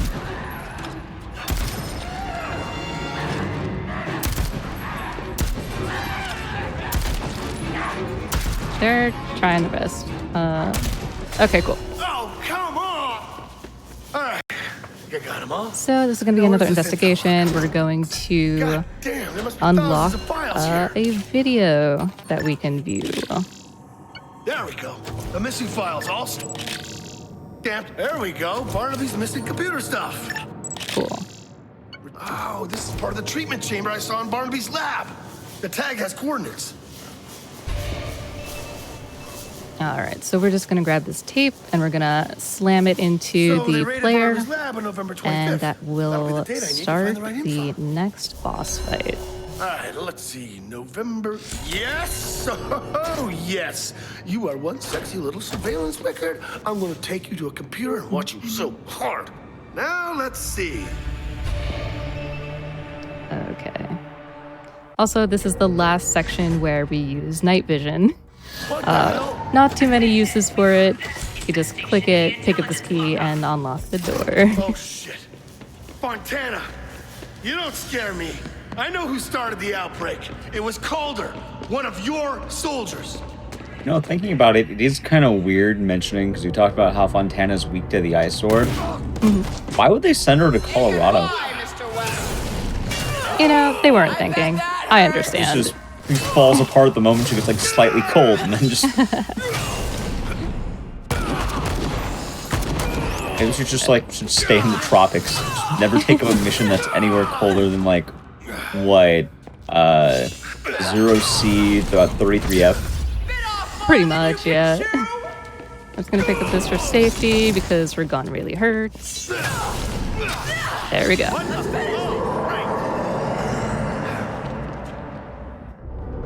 Cool. So that was the end of case 4. We have one more main case. And then a boss fight. Or the final boss.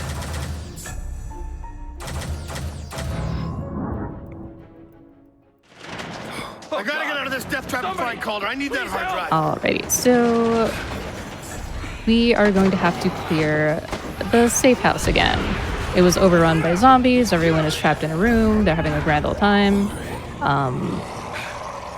The only thing is,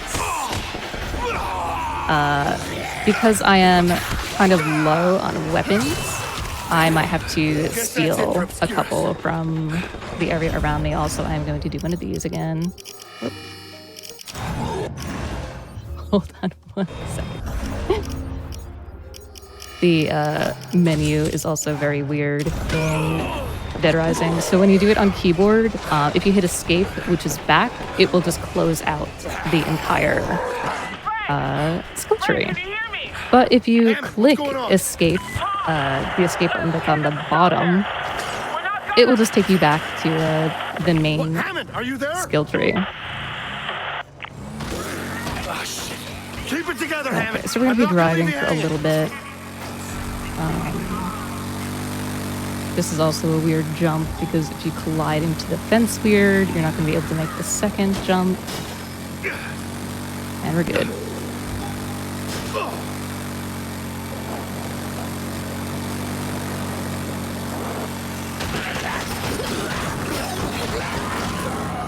Okay.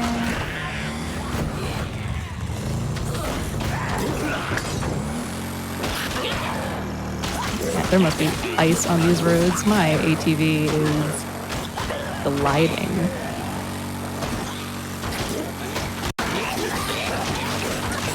Yeah, and again, deja vu. We've been in this place before. I'm heading there now.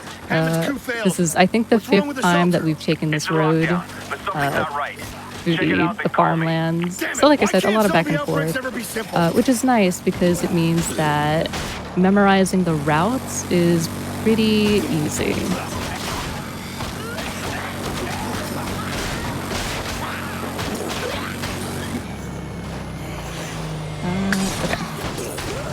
Thought it was gonna spin out.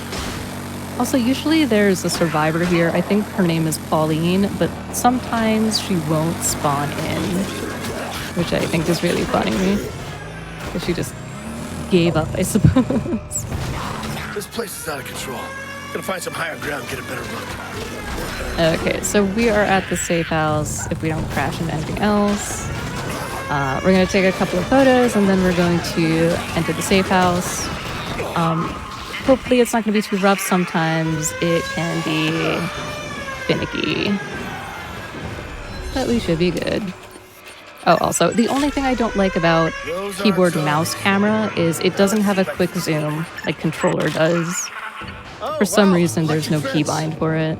Well, I have zero interest in a free defibrillation, thanks. Brad, flashing orange lights. What do they mean? And here we are at the safe house. This safe house is going to be a little bit weird. At first, we're just going to be killing some dudes. And then Frank realizes, oh, all of the doors are open. That's bad. We should probably do something about that. So we have to close all 3 doors, which is the first thing that we are going to do. Otherwise, all the zombies will come in. The less zombies there are, the better it's going to be for us. So, hold on. Brad, there are a lot of zombies in here. We have to wait for Brad's dialogue anyway, so getting hit is not too bad. There we go. Got one of them. Second one. And then I'll deal with the zombies when he come back up.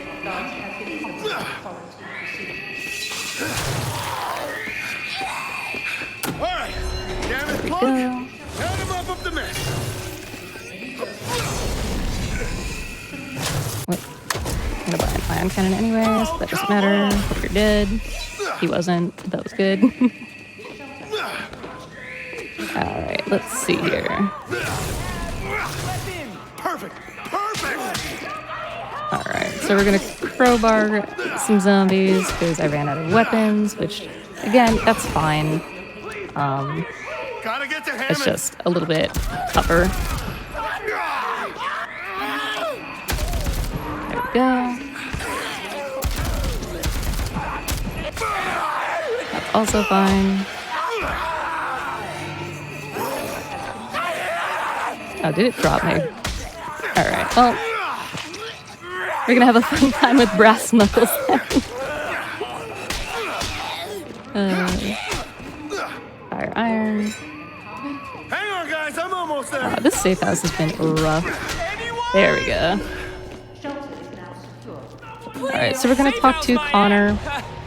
I'm gonna collect some stuff. I recently learned that you can soft lock here, so I'm not going to do the checkpoint thing unless the vendor does not spawn in. We tried to go back for it, but those hillbilly dicks hit the lockdown. I'm gonna try and find a blade. Usually there is one, but keep your radio on. I'll shout if I I don't learn think there is here. Glad you're one of the good guys. Okay, he did spawn in, which is nice. Sometimes he doesn't because he wants to do his own thing. How's the weather out there?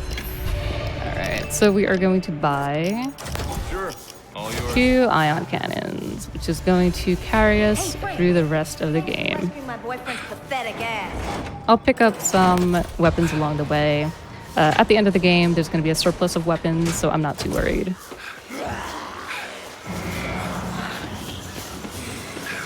And we're going to be going to Tom's farm. Gonna get some info at the farm.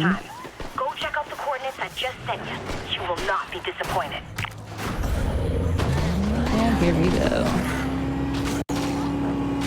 I just think it's funny because there's a safe house up there and right around the corner, there's the farm. It's just been there the whole time. You know, I never thought about it lore-wise. Why did they all want to kill Frank? You know, that's a really good question. Because we can talk about it really quick. The lore is apparently Hammond was kidnapped by Tom, who we met him once. Yeah. He was like the leader of like this cult on a farm, or like survivors on a farm, and they're trying to pit them against each other. It's weird.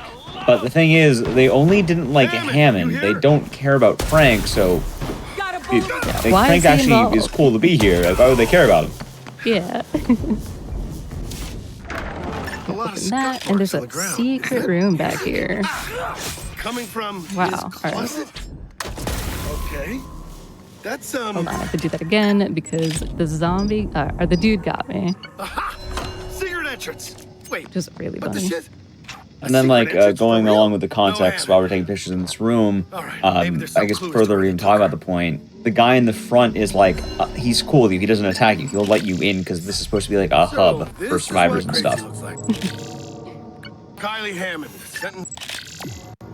Yeah, and then one more. I've seen these before. This is what those whack take the mask okay, boys and then meet me once at it's the 100%, we can Masked just leave. boys?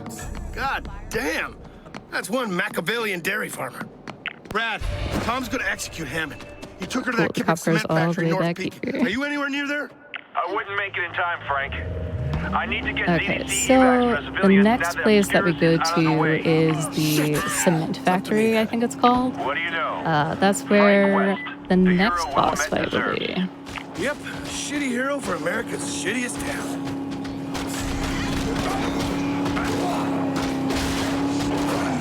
Oh, well, interesting. I am having a time. We are gonna take the snowmobile and full send it. And curse black!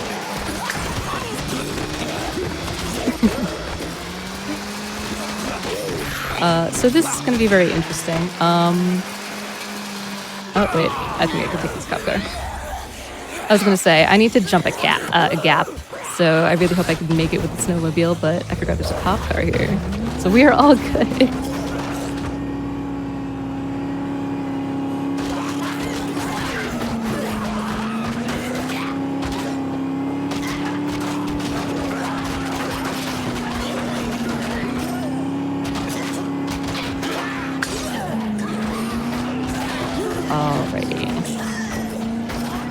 Once we jump this gap, we are going to be doing some tower climbing. Are we not human? The only way to reach Tom at the top of the building that's over there is to climb this little cement workhouse tower thing and jump the gap.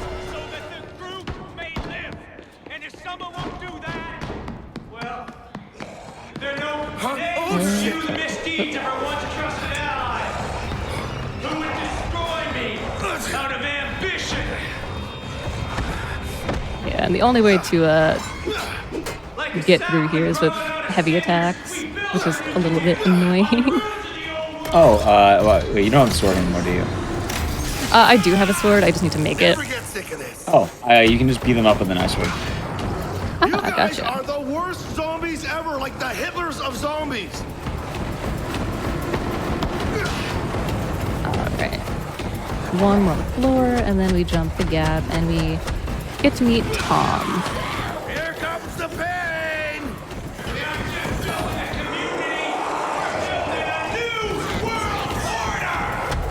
Holy shit. And so Here we go. You were in this together from the start. Alright, gonna pick up some safety food just in case. So this section is also sort of in phases. You can't progress until you damage Tom a certain amount of times. And then at the end, you just melt him down. Oop. There we go. And he just explodes, which is my favorite part.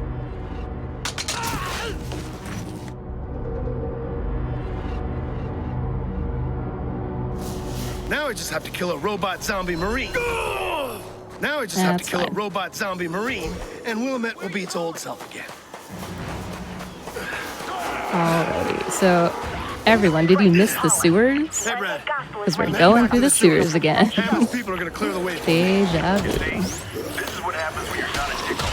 Alright, and up here I am also going to make a sword. Because I will be needing that.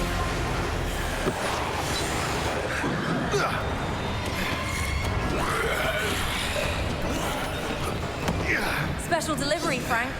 We take these, we can't progress without the explosives. What is this, We might get Dubai? the jump scare zombie again. Oh, no, he's not here. Oh, no, he's in the corner. All right, Brad, this is it.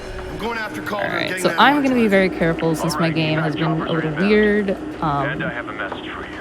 I'm not going to rush through in fear of soft lock. Frank, someone's been accessing these files, and I have a feeling Okay. it's probably you. So, if you find my body, So there's the first part of the sewers that we have to get through, and then there's the second part. The second part we have to break into. What's the point?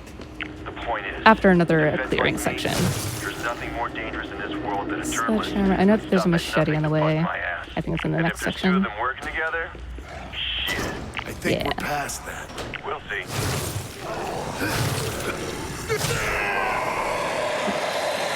I'm also gonna grab this assault rifle because I feel like these dudes can be a little mean. One second. Oh.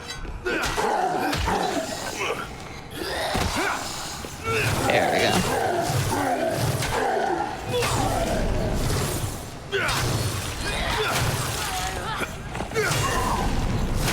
All right.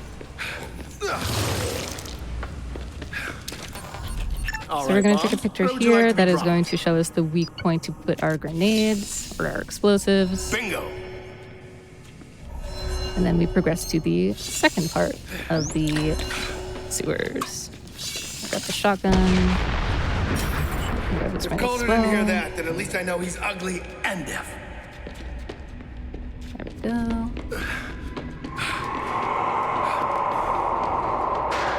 And Of all my bad grab ideas, the safety this machete. is what the shit? What the serious Also, this section doesn't have regular zombies, it only has the runners, but they don't really do too much to you. They either stare at you or they kind of just sneak up behind you. Normally they won't attack, but shit, it's dark. I can't maybe tell my I own ass shouldn't from my have said elbow. anything. Holy shit. Are they sleeping? Frank, Holy ever loving what's going on? Are you Christmas. there? Okay, and we're almost to the final boss. How do I turn this thing off? Frank? Listen, evac's coming. Expect updates. Alrighty. Here we are. No updates. This is Calder. And Calder's boss fight is very annoying. This is the first part of it, if you want to call it the first part of it. I need that hard drive. And then I need to get out of here with my face intact. Weird. You'll see why. But Calder is a very interesting boss fight because he's actually a zombie boss. And normally we don't get zombie bosses at all in Dead Rising. And you would figure, oh, a zombie boss in a zombie game? That would make sense. But yeah, for some reason, they only added a zombie boss in Dead Rising 4.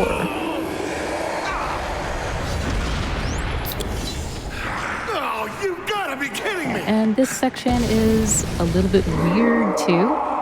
I want to try and conserve as much ammo and as many weapons as I can here. I don't want to use too much. If I can get through without using them, that'd be great. If you take too long in a section, the room will literally set on fire and burn Frank to a crisp if he is not fast enough. Don't mind me, just passing through.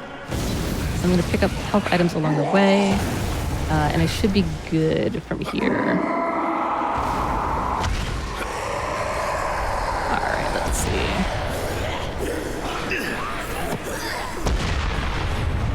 And we made that pretty smoothly, which is nice. The fire may still get us, but we have enough health to get through it. Shove it up your ass, Calder! Oh god, I didn't mean that! Alright. Oh, cool. Sometimes he'll hit you, but not a big deal.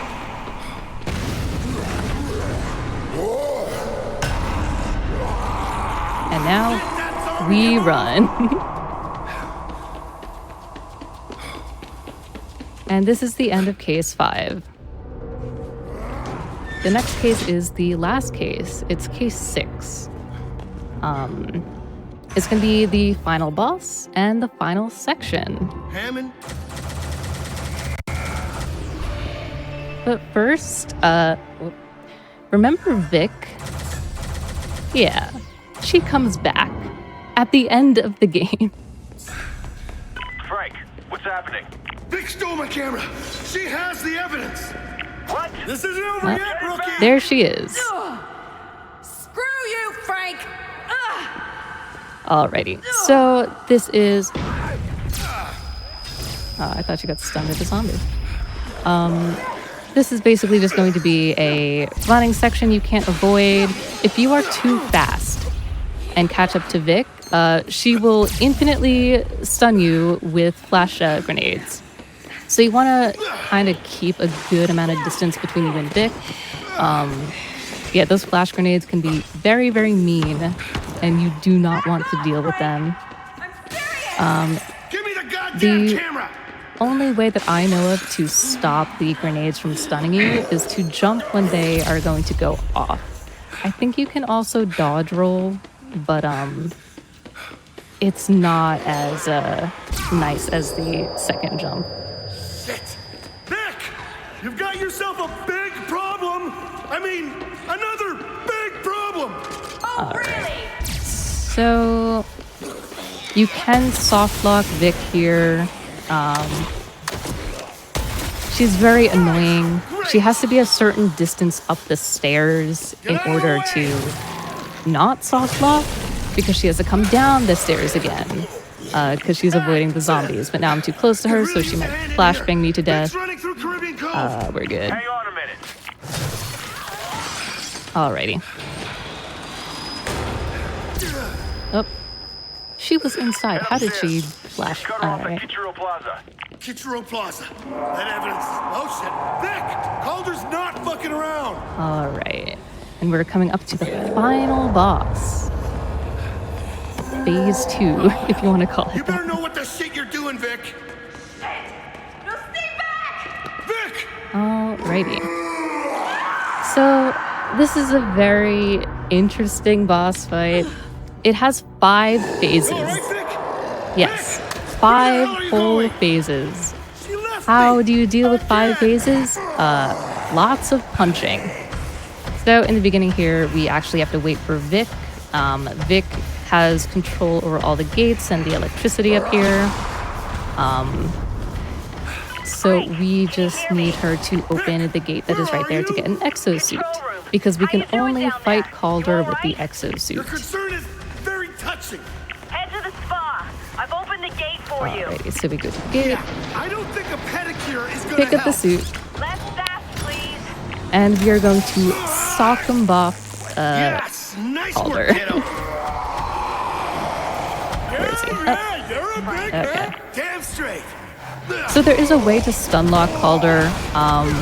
It can result in a soft lock though, which is very unfortunate if you're in phase 3 because you have to do the whole fight again. So I am not going to do that. It only saves maybe 10 seconds. Not worth it. So yeah, we sock and bop him with holiday cheer and joy. Oh, he's afraid of joy, guys. He doesn't like the holidays. Really running. Oh god. He is. So that was phase 1, or this is the continuation of phase 1. What we have to do is we have to take this tree. Remember the runners? We're gonna hit the runners with the tree because it is the most efficient way of killing them. The sock and boppers are nice, but because they run too much and the tree is longer, it is just easier to kill the runners with the tree. Where did he go? Oh, and the only unfortunate thing about this section is you can't really see where the enemy marker is because of all the lights. I am literally blinded by red and green and white right now, so I can't really see where enemies are. I just kind of have to listen to them, which is also unfortunate because I'm half deaf, so listening out for enemies is a little bit hard. Okay, sock and boppers, if I don't get bodied. He's just making noise. He is such a noise guy. Oh, and I'm also dodging at specific points. He has a tell when he's going to punch, which is a little like Street Fighter bounce animation sort of thing when you're idle. So you just want to dodge at that specific point and he will avoid you, or you will avoid him. Alrighty. You want to go to the ceiling guy?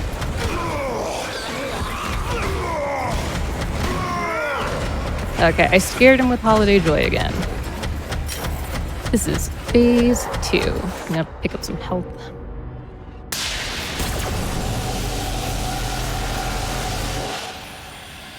So yeah, the unfortunate thing about this boss fight is every time you pick up items to defeat Calder with, or with each phase, you just whittle down his health, he will jump onto the electronic signs above you, and he will heal up using the electricity. So that's why this boss fight is notorious for being one of the worst boss fights in Dead Rising. It's very, very tedious, and it's very repetitive. So that was phase 2. Oh, never mind. Hold on. He jumped from the ceiling and spooked me.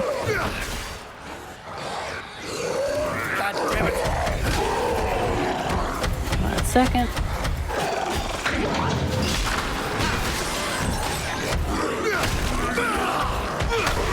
I forgot that phase 2 has extra enemies, because why wouldn't you have extra enemies?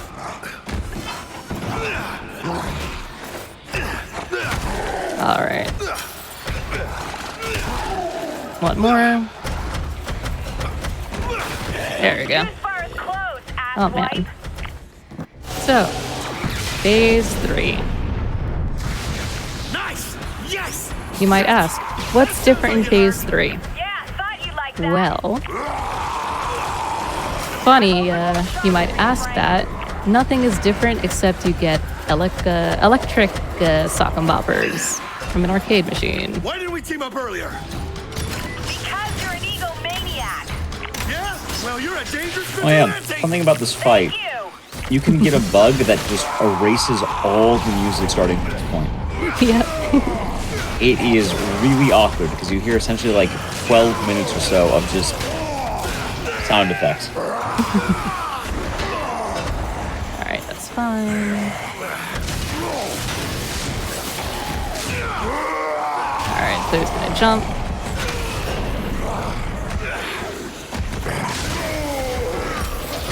Yeah, the crowds of zombies are the problem here. They kind of stop you from doing what you need to do. Oh, I almost went out of bounds.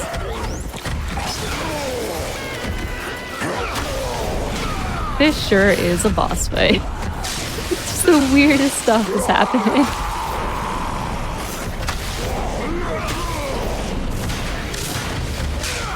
Alright, he's running from the holidays again. I'm gonna try and find... Never mind.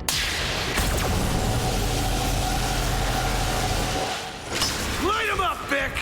Enjoying yourself? Alright. Surprisingly, We're gonna grab a tree again. why would you 'cause leave this lying Oh wait, around? we can't grab the tree. I forgot. We just have to sock and bob them. Which kind of sucks because you can't do the long tree strat. You kind of have to just keep jumping and hoping that they die. The good thing about that is usually they will die in 2 hits and not 3. So it's a little bit quicker if you get them correctly. Alright, one more.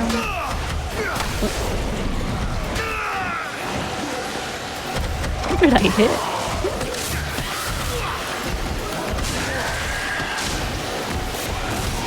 There we go.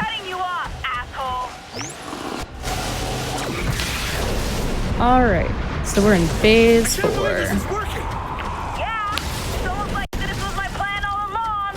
Glad to see your sarcasm. Alright, he's gonna leap. And we do the same thing. I'm gonna have to overload the last generator manually. Wait a second. What? You're insane!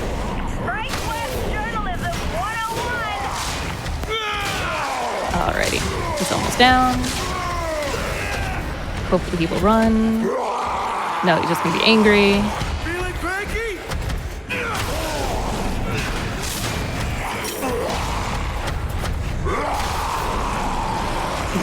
Just chill. I don't know why he's not running to the sign. There he goes. He was just confused. Alright, and this is the last phase.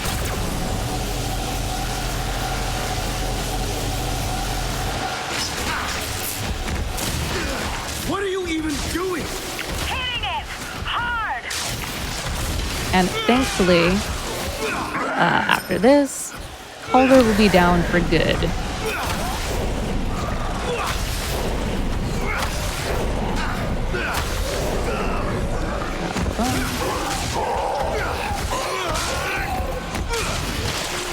Alrighty.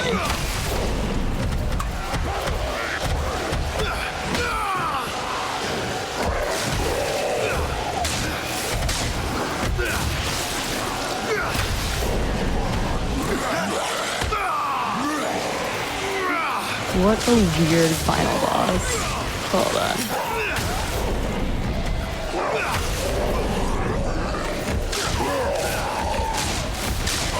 Alright. Almost down. Ah, hell, be careful! Okay, so now Calder will be down for good once we beat him up.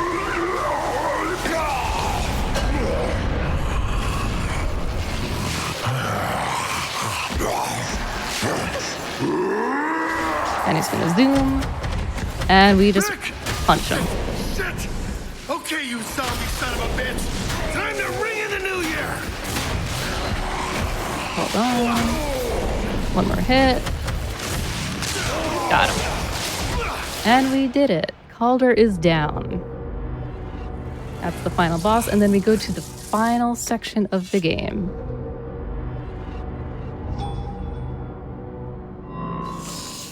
And boy, what a section.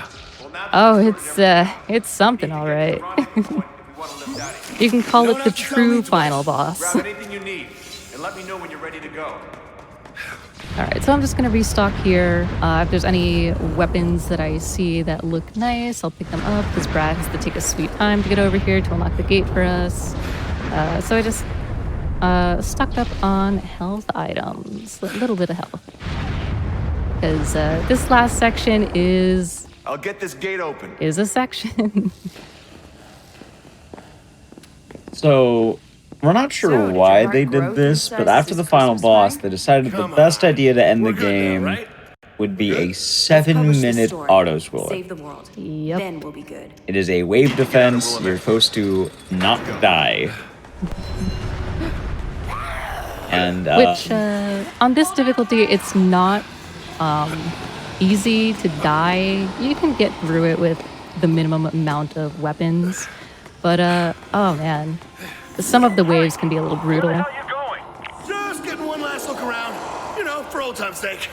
We're meeting the helicopter. Alright, so I have to wait a little bit out here and then go in, otherwise it'll soft lock. The helicopter on the roof of the parking garage. Just over the sky bridge. Okay, we are good. If you're a little bit too fast in this section, Brad will be like, "Where's Frank? Never heard of the guy. I guess we're just gonna forget he ever existed and stay down here in the mall." I think we pissed them off. Come on! And we just run to the end. Brad and Vic will follow us. And that starts the wave defense. What? You got someplace better to be? Give me a second with this door. No, no, no! We don't have a second!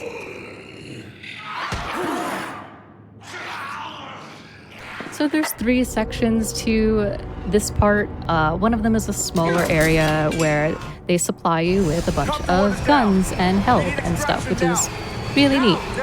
I'm gonna grab the sword and shield just in case. I'm gonna grab this shotgun and this assault rifle, pick up these grenades, and we're just gonna have a little fun and just chuck some grenades at the zombies. Yeah. Holiday cheer. So yeah, there's a timer at the top. It'll slowly go down. At certain times, it'll open up to the second section and the third section. So we just have to survive. Oh yeah, funny enough during this section.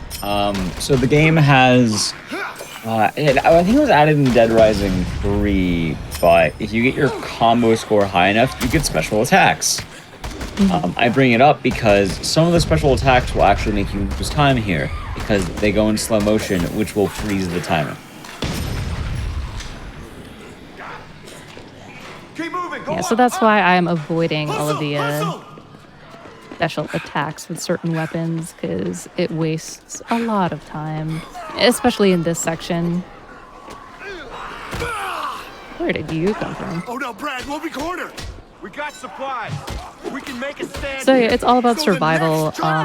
You don't need to kill every zombie because it's just going to infinitely spawn zombies. The waves do not stop. So I just kind of stand on a table and survey everything, make sure Vic and Brad are not dying. Which I think is really funny because Brad is the one that's opening the gates and he's just like, "Oh yeah, let me shoot some zombies first. I know we have to get through and survive, get to the chopper, but he's just standing here doing nothing." Well, I guess he's doing something, but he's doing his best. He's just a little lost.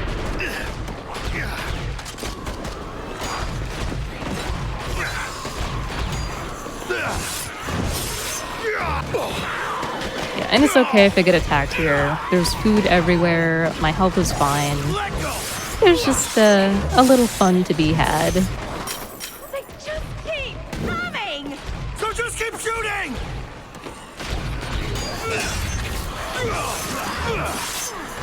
I'm just here spreading Christmas joy.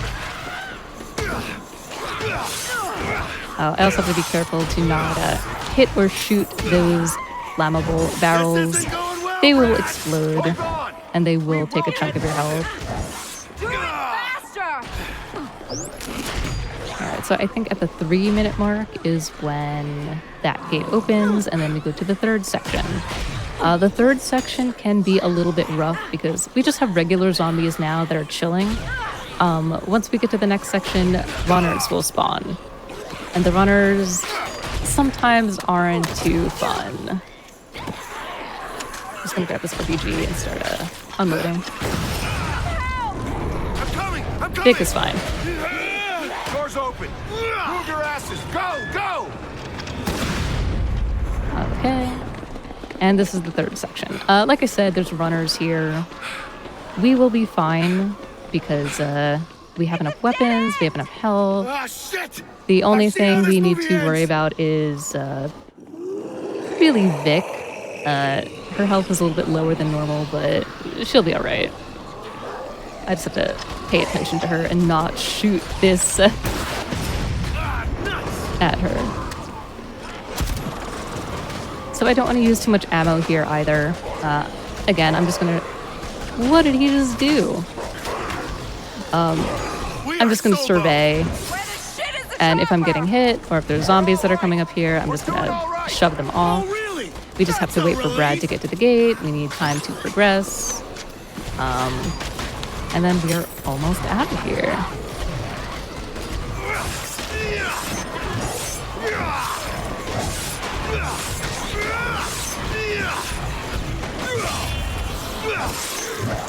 I hope everyone's December is going great. All of the holidays. I really don't want to die. That's not gonna happen.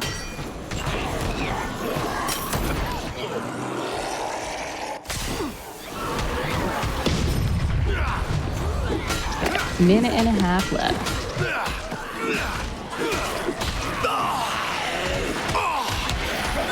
Like I said, it's fine if we get hurt. You freak!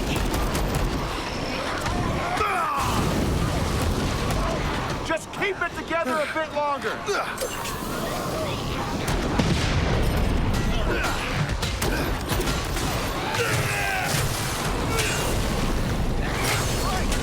Yeah, it's literally just wave defense. There's really not much going on here.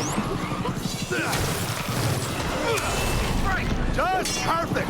It's certainly a decision to end the game on. It's one of the decisions, yeah. Okay, we have to protect Brad because he's getting bodied. Hold on a minute.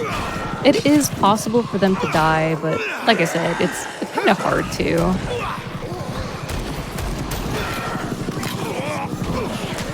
They're chunky enough health-wise.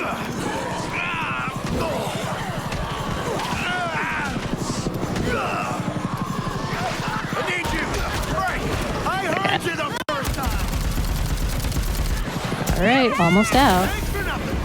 And now we unload, because it's just fun to clear everything out. 9, 8, 7, 6, and at the end of the timer is when time ends once I go through that gate, and I'll call it. Okay, and that is time. GG. Thanks. Yeah, that was Dead Rising 4.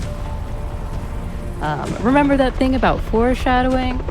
Yeah, Frank gets bit here, and that's why we have Frank Rising, which is essentially the completion of the Dead Rising 4, if you want to call it that. It's funny because you can see exactly what happens with the franchise in this cutscene. Right? Well, look at it go. It's really hanging on there, isn't it?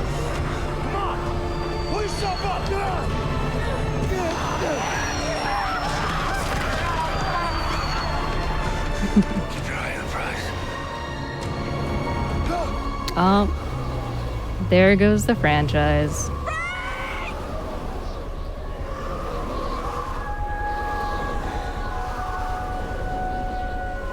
And that's the end of Dead Rising 4.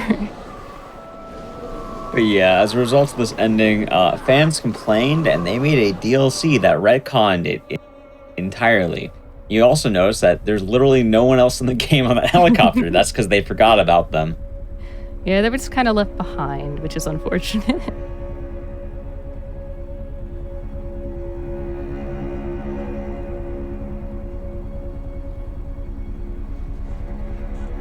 Yes, GG. Yeah, thank you. While we're wrapping up the game here, if anyone did want to find you anywhere, where can they find you? All of my socials and my Twitch are NallyQ, so NALLYQ. If Frank could have it his way, this is where the story would end. Yeah, and I just want to say thank you, Icdices, for having me on the show. hero, Thank you, Tech sacrificing Crew. himself You're for the good of great, his and friends. it's been a really You wouldn't fun need to follow time. it up to see the mess that unfolded in the months It was a after. good time, even though I got here just a little Frank's bit not here to tell the a story little his after way. it started. It was Can't fun. It load was it good up stuff. with spicy Yeah. embellishments. Listening to his notes, I kind Yeah, of wonder that how this story was would have gone Dead if he Rising told it 4. We later. kind of get the little epilogue here, but it's an Would he have interesting defeated enough Fontana game. in single combat? And a Christmas game. It Refused to is. conspire Very with the evil festive, Dr. for sure. Blackburn. Added a sweet romance with the city engineer. I'm sure his second book would have sold as well as his first. But Frank's not here to tell his story, so he's got to trust me to do it, whether he wanted it that way or not. And I say, the truth is better than fiction. And that is the end, and then there's the results page.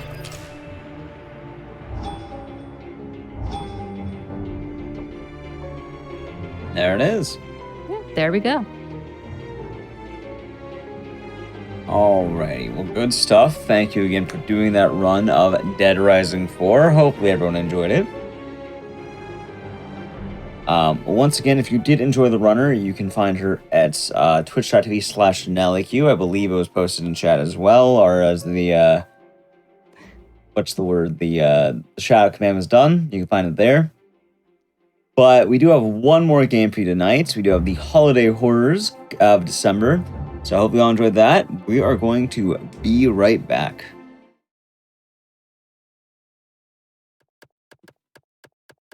All right, everyone. Welcome back from the break. And hello. Hope you're all doing good today. Hope you're all doing well. I hope you enjoyed that run of Dead Rising 4. I thought I'd like to add it in.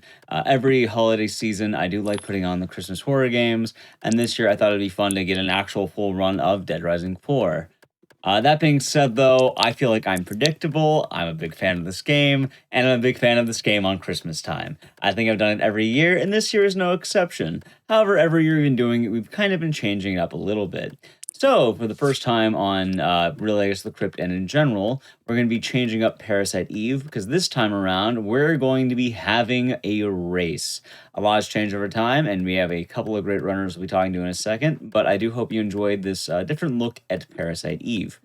Anyway, here is Parasite Eve, any percent, as a race with Crazy Awesome and Nabson. Take it away.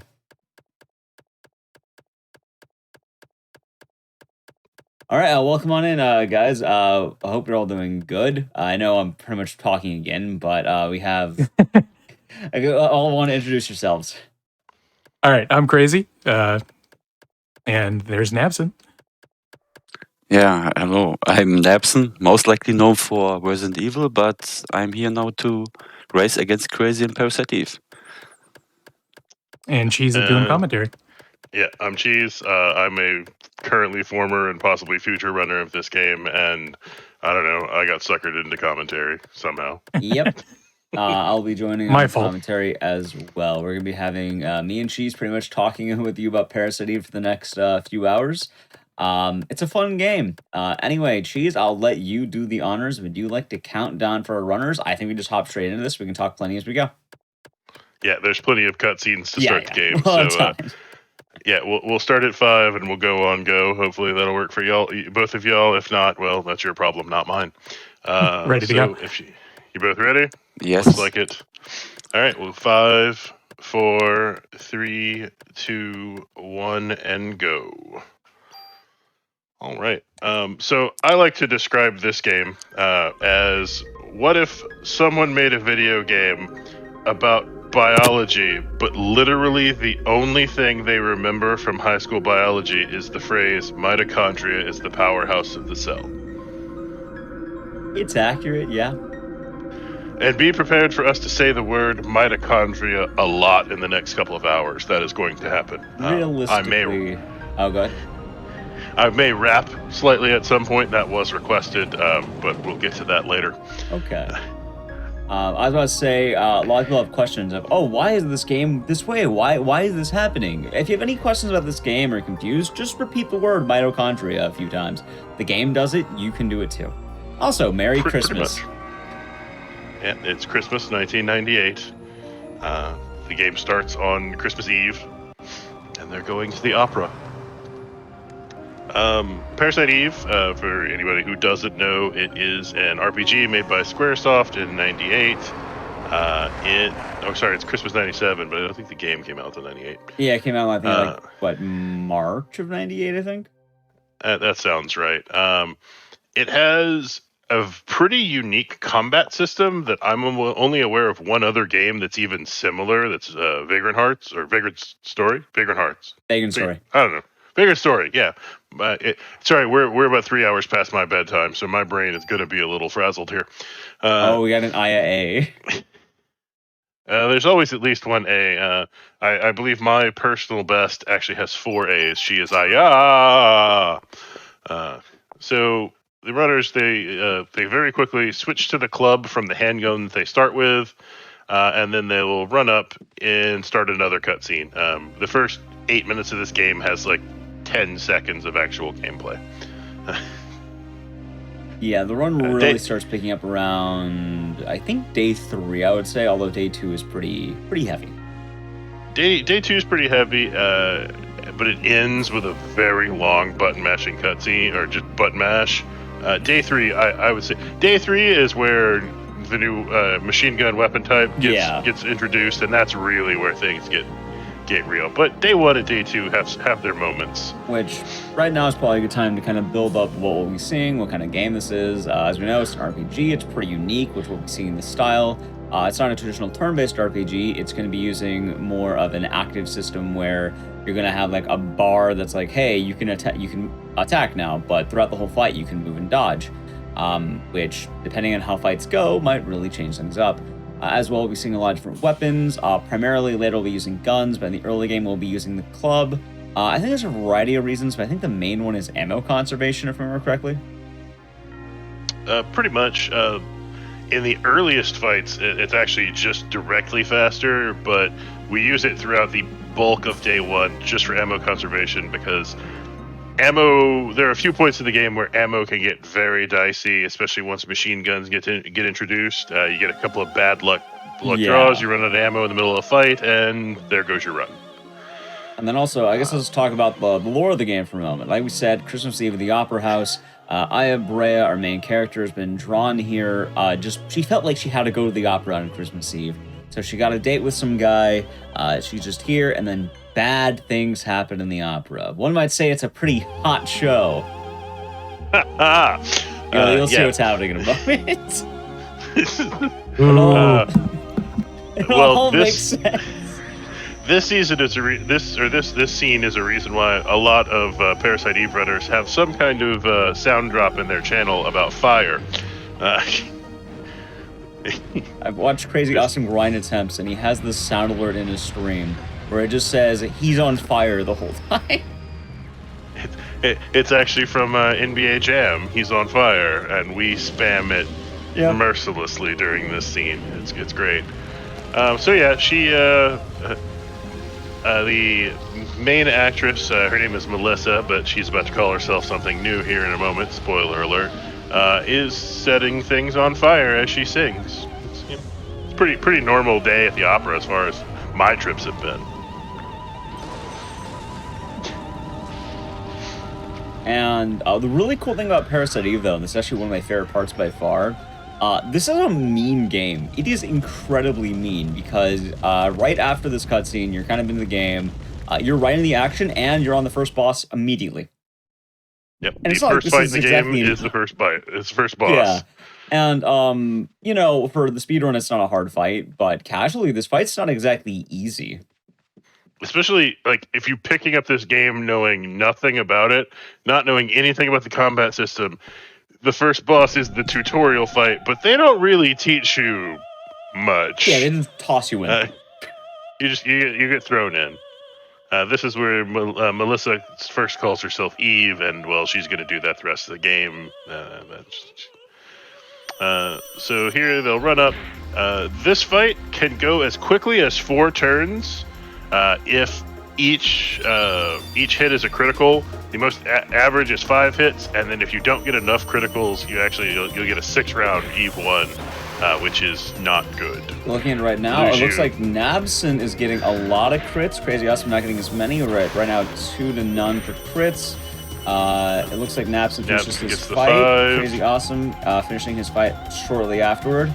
Really is going to be a bit of a dice roll, and this is going to be a problem throughout the whole run, to where a lot of fights might break down on crits. Yeah, a lot with 2 runners. I mean, for everybody out there, these are the number 1 and number 2 runners on speedrun.com. We have the world record holder and the silver medalist here.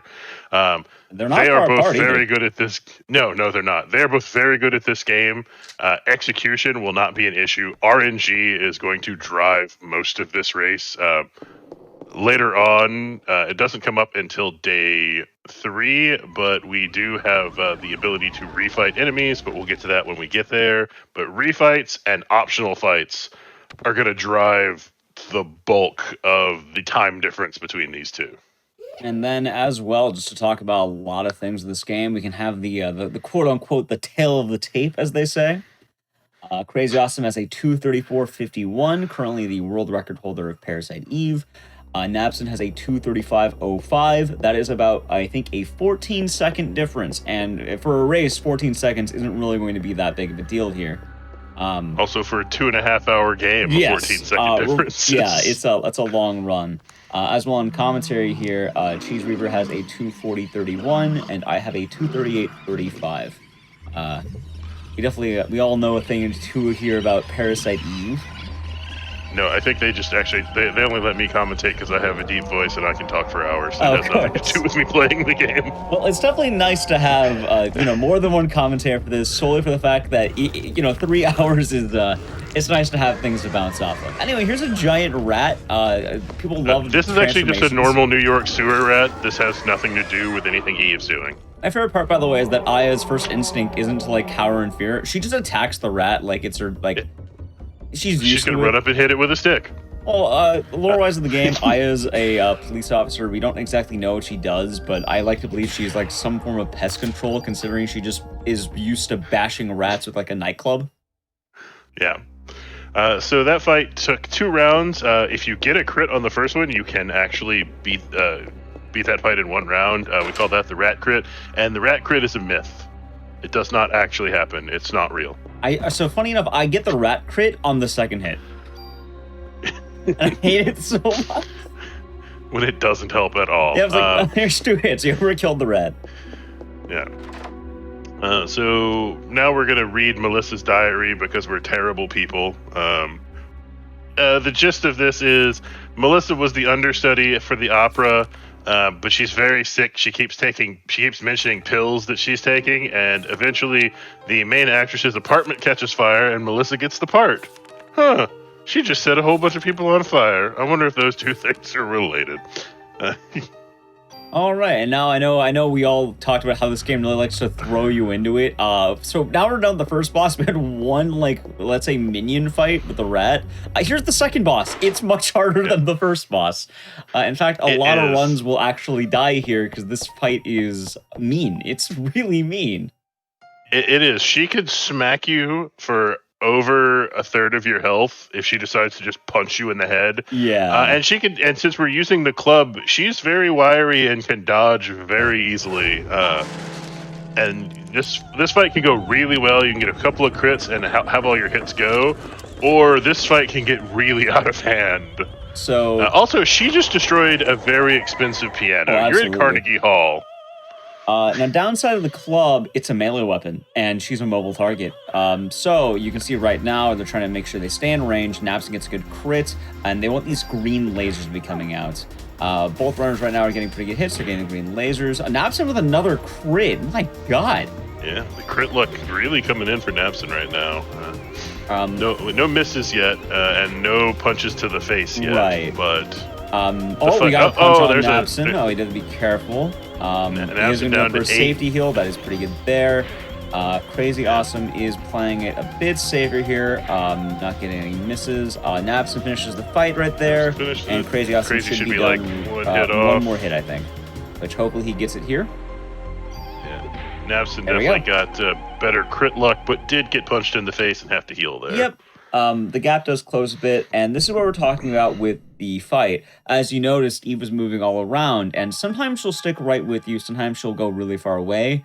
Her movements will she'll move in like phases of 3, if that makes sense. So she'll go to one spot, she'll go to another, and then as she gets to spot number 3 from her starting position, she'll start to attack. If you're too close, it'll be a melee hit, which is big damage, which is why Nap's on to heal. And then the green lasers is ideal because they're really easy to dodge, and you can get a hit in. Exactly. And now we're able to go in the sewers. We're going to have, hopefully, 2 mini fights. There could be 3 if we're not, if we miss a skip. But these fights are pretty easy. Fight number 1 will be 3 rats. Really, preference is the key here, although you do want to end up near the top after the fight is done, because position actually does matter a little bit for some of these fights on where you end. Correct, yeah. You want to end up close to the top, because you end the fight where you actually end the fight, and then it's just a shorter trip up. These fights, a little smaller than that first rat, they die in 1 hit whether you get the crit or not. But in this second fight that Nabson's entering right here, this frog, this frog control you hard, because you would think you could just, punch the frog and it has a hitbox. It does, but its mouth, if you swing in its mouth, you miss. Also, he will hop, and he barely can move away from your melee. Weirdly enough, both runners had problems with the right rat. He's just being really, really sneaky, just dodging all around. Yeah.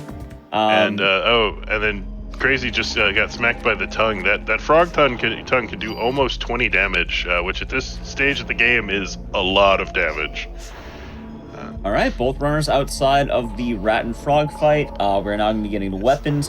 This is going to be a big moment. We're going to be seeing luck in action. We're going to be getting a couple of items. We're going to be getting offense upgrades. We'll talk more about why it's so specific here.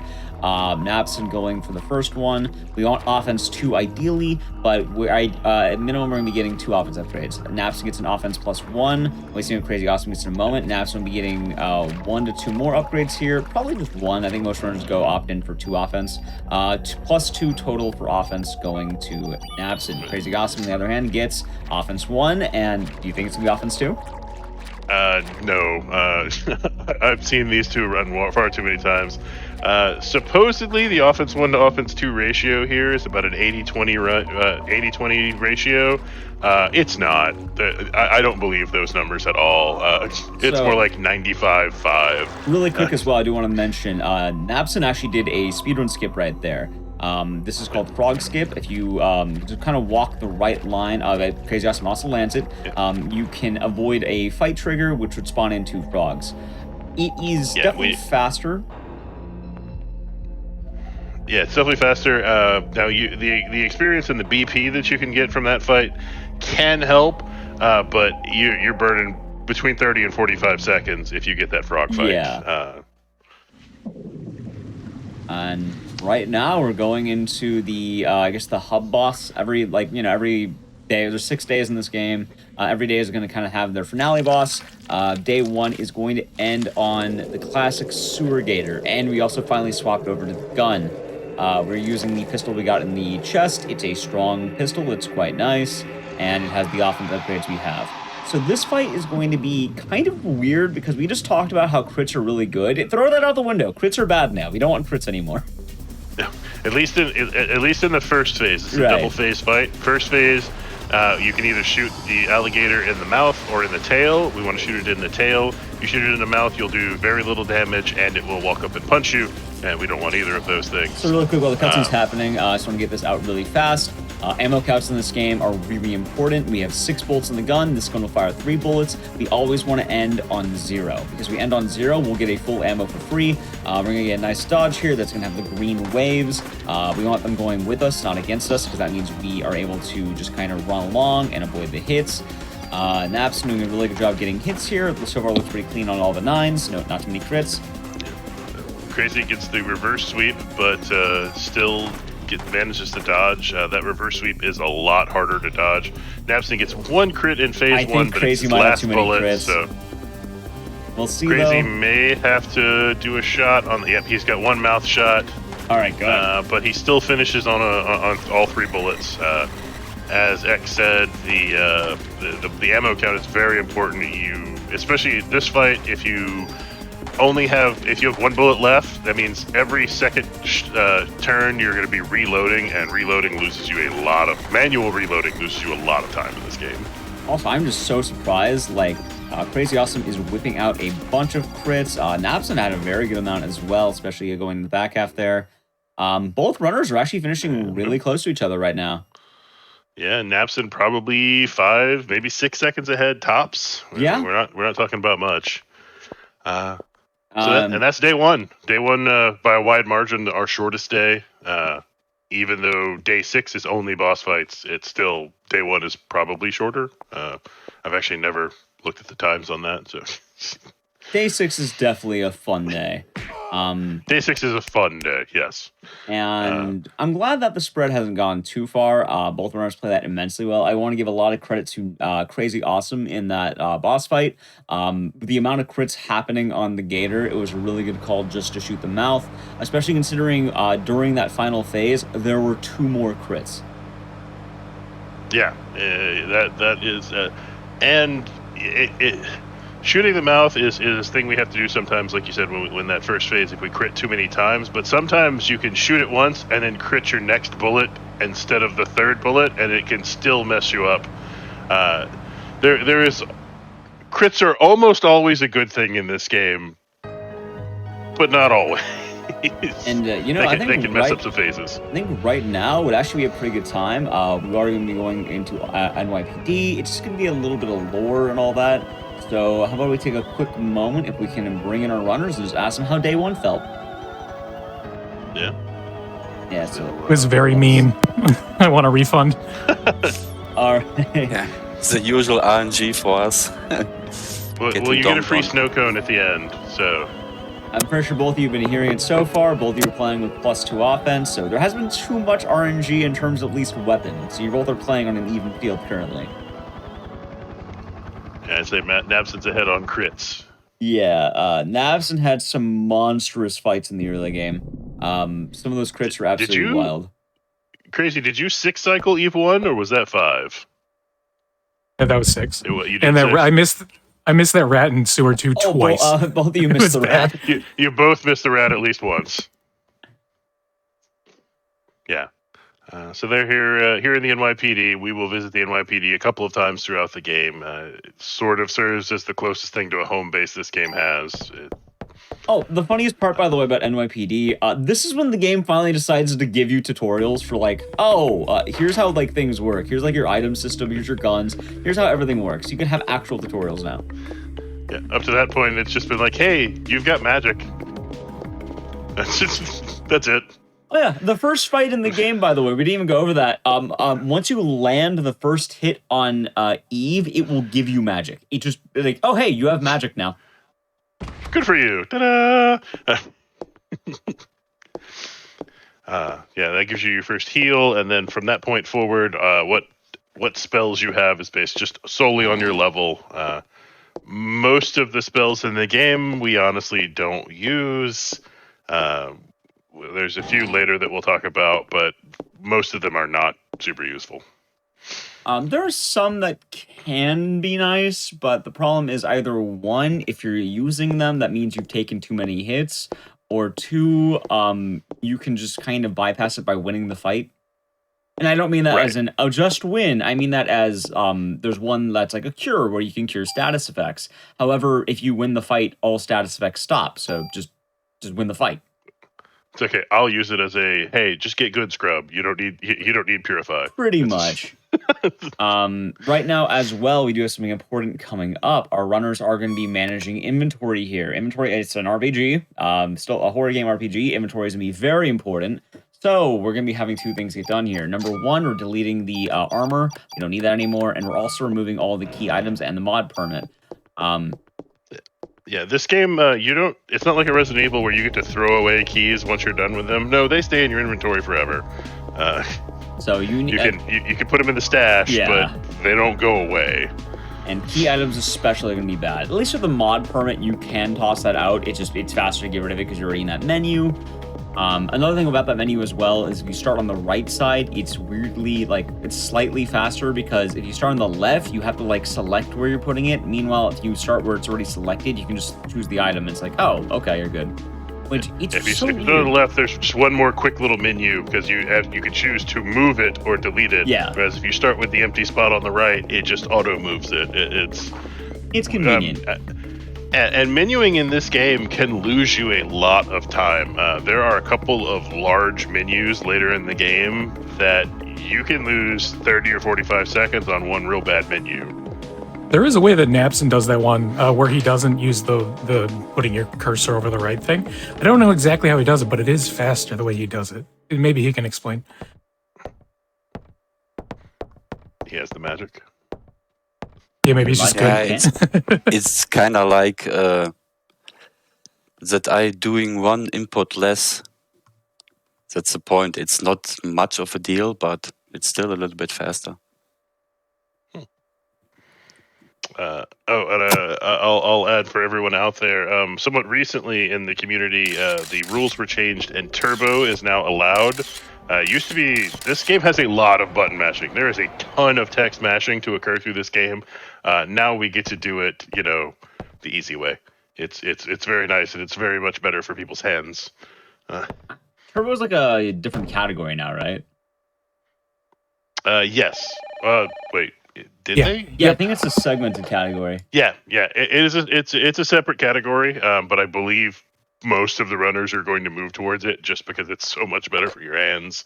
Because there are points later on where you're spending almost like 18 minutes straight just button mashing. It's bad.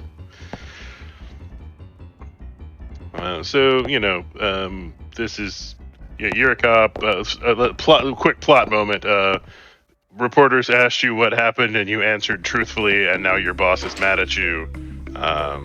And now you're gonna go talk to a guy at the museum who's studying mitochondria, the powerhouse of the cell.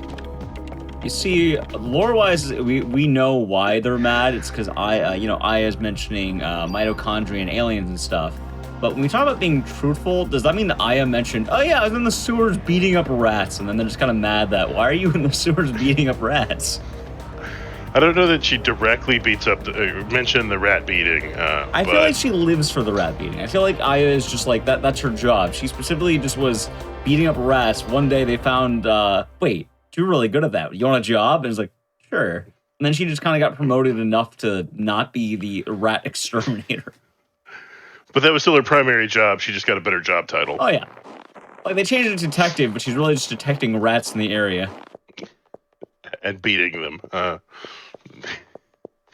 So this is another there's a little bit of gameplay, mostly just you're going to go inside, they have to sign the logbook, and then they go upstairs, and then there's another nice long button mashing scene where we meet Dr. Clamp, who is 100% Team Mitochondria.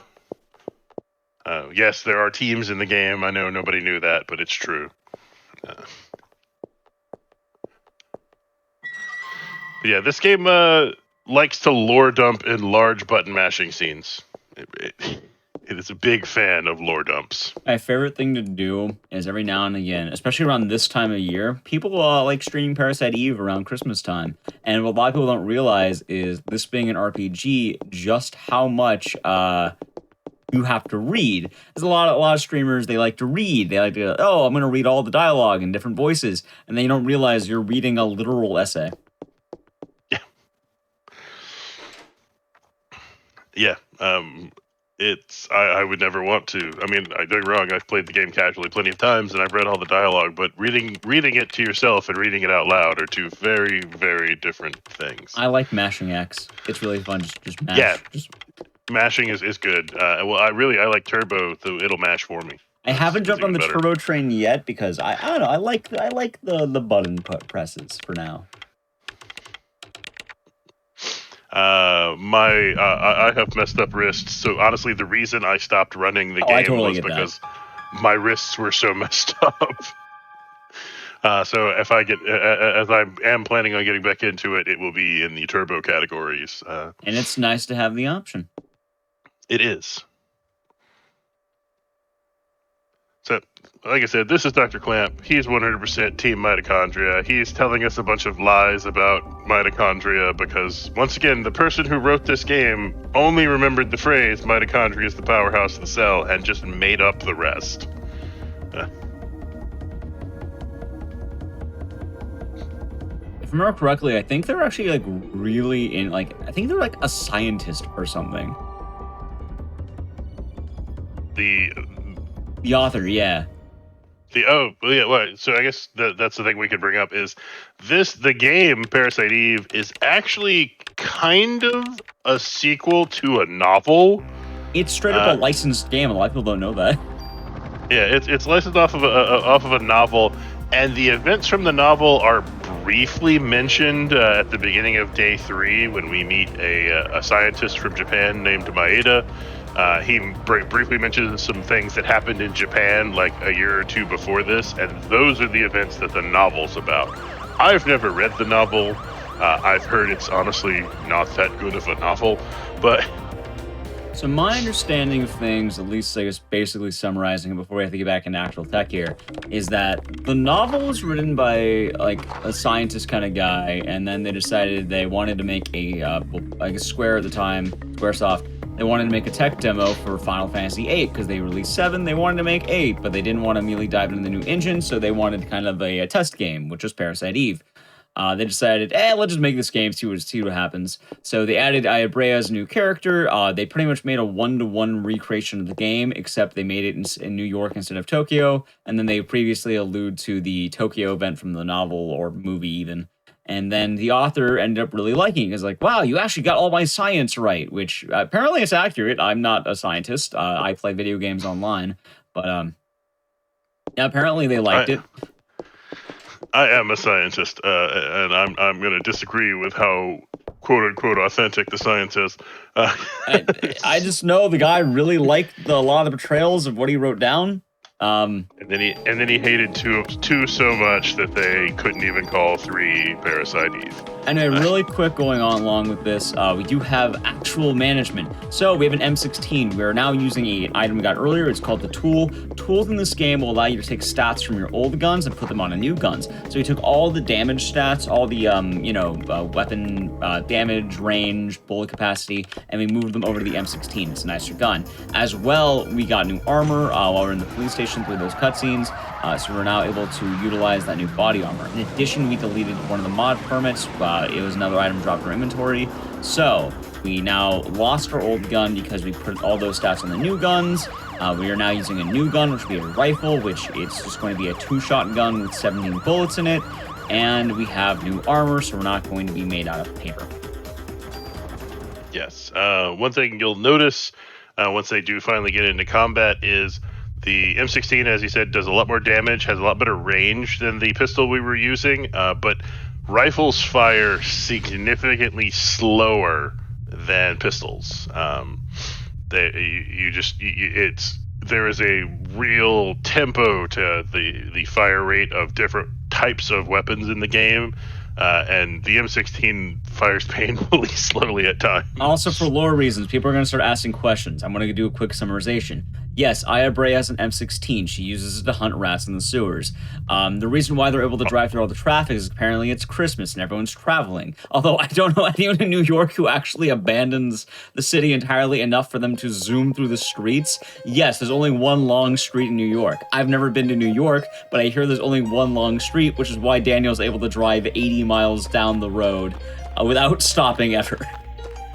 Yeah, well, it turns out Ayabrea's job as a pest destroyer doesn't only go with rats. Now she will kill some snakes as well. I like to believe that it's not even just that. It's that, but it's also the fact that Ayabrea doesn't want other animals stepping on her territory, and by killing the snake, she'll have more rats for herself. Yeah. So that first snake fight, one quirk about that fight is you'll notice they both killed the small snake that ran in first. You want to do that, otherwise it moves faster, and if the snakes bite you, they will poison you, and poison in Parasite Eve is dangerous.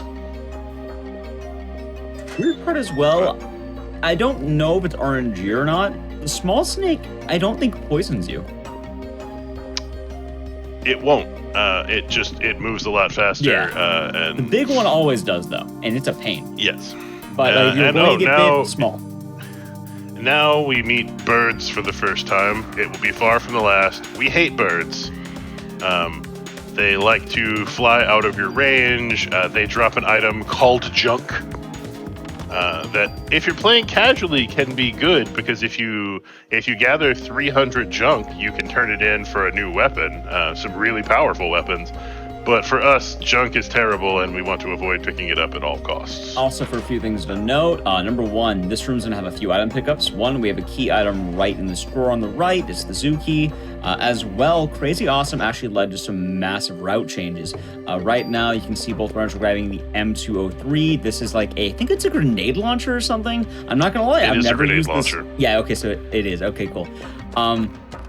But we're grabbing it for the stats. Yes. That's the only thing that's so there for. What happened is Crazy Awesome really liked running a category that he called starter pistol percent. Oh my god, that is brutal. Okay, so really quick, Nabson does not get the tool. He gets ammo. Crazy Awesome gets the tool. So tool routing is a bit RNG. It's actually really unlucky to get that because the odds are favored to get a tool. But what happens here is we want a certain amount of tools because we're grabbing a certain amount of weapons to take the stats from. The whole thing I was talking about is that Crazy Awesome routed the game because in the past we used to have certain routes where, we'll get this stat from this gun and this stat from this gun. Crazy Awesome said, let's change that. So as a result, all the stats we're getting now are damage, except for like 1 or 2 or 3, depending on what guns you get. He routed in several more guns that all had at least 2 bonus damage on them and a couple of extra tools to just transfer that in. Yeah. It's called the hammer route. It's fun. Going into this as well, you may have noticed that every time you finish a fight, items will drop. An important thing that the runners are actually using as a knowledge check is that for certain fights, it's actually not worth looting at all. The first fight with the 2 birds, that will always drop mainly junk. Like, I think there's a possibility to get ammo or medicine, but you will always be getting junk. So very often, it's actually worth it to just not loot the items. You have the choice to not loot things if you don't want to. Because while junk, as mentioned by Cheeseweaver, would be good for the junk gun, you need 300. We're not getting 300. That's too much. And you can see right there, we have junk, ammo, medicine. That's actually worth grabbing because you get ammo and medicine, but runners do want to be careful. As well, right now, they do get a level up. They're going to be leveling up offense because that's going to be good. This is the only point in offense we'll be doing for a little bit. We're going to be having different level up changes. Just understand that offense will be going to the gun. So. Right. And I guess we can talk about level ups and bonus points. Every time you level up in this game, based partially on what enemies you've killed, how many times you've gotten hit. It's a pretty complicated system to determine, but you get a certain number of bonus points every time you level up. Once you get 100 bonus points, you can turn that in for either a single point of offense range or bullet capacity on a weapon, another item slot for yourself, or a point in active time, which is kind of your character's speed, for the lack of a better term, how fast your turn comes back up. As X said, the first point goes into offense, and then up until middle of day 5, every other point they get is going to go into active time. They want to act more often. There is one exception to that, which I do believe right after the boss coming up, you will do offense. But I think barring that, it goes to day for 18.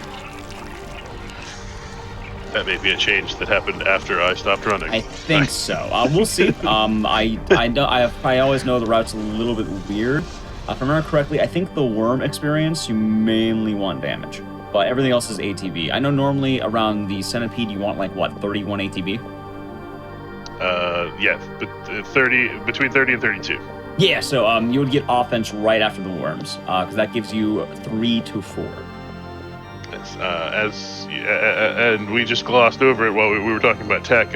The entirety of a crowd at Central Park for Shakespeare in the Park just got turned into goo. Yeah, the story of this game, it's a little weird because she was setting things on fire, very people light on fire. for the Now holidays. she's doing them.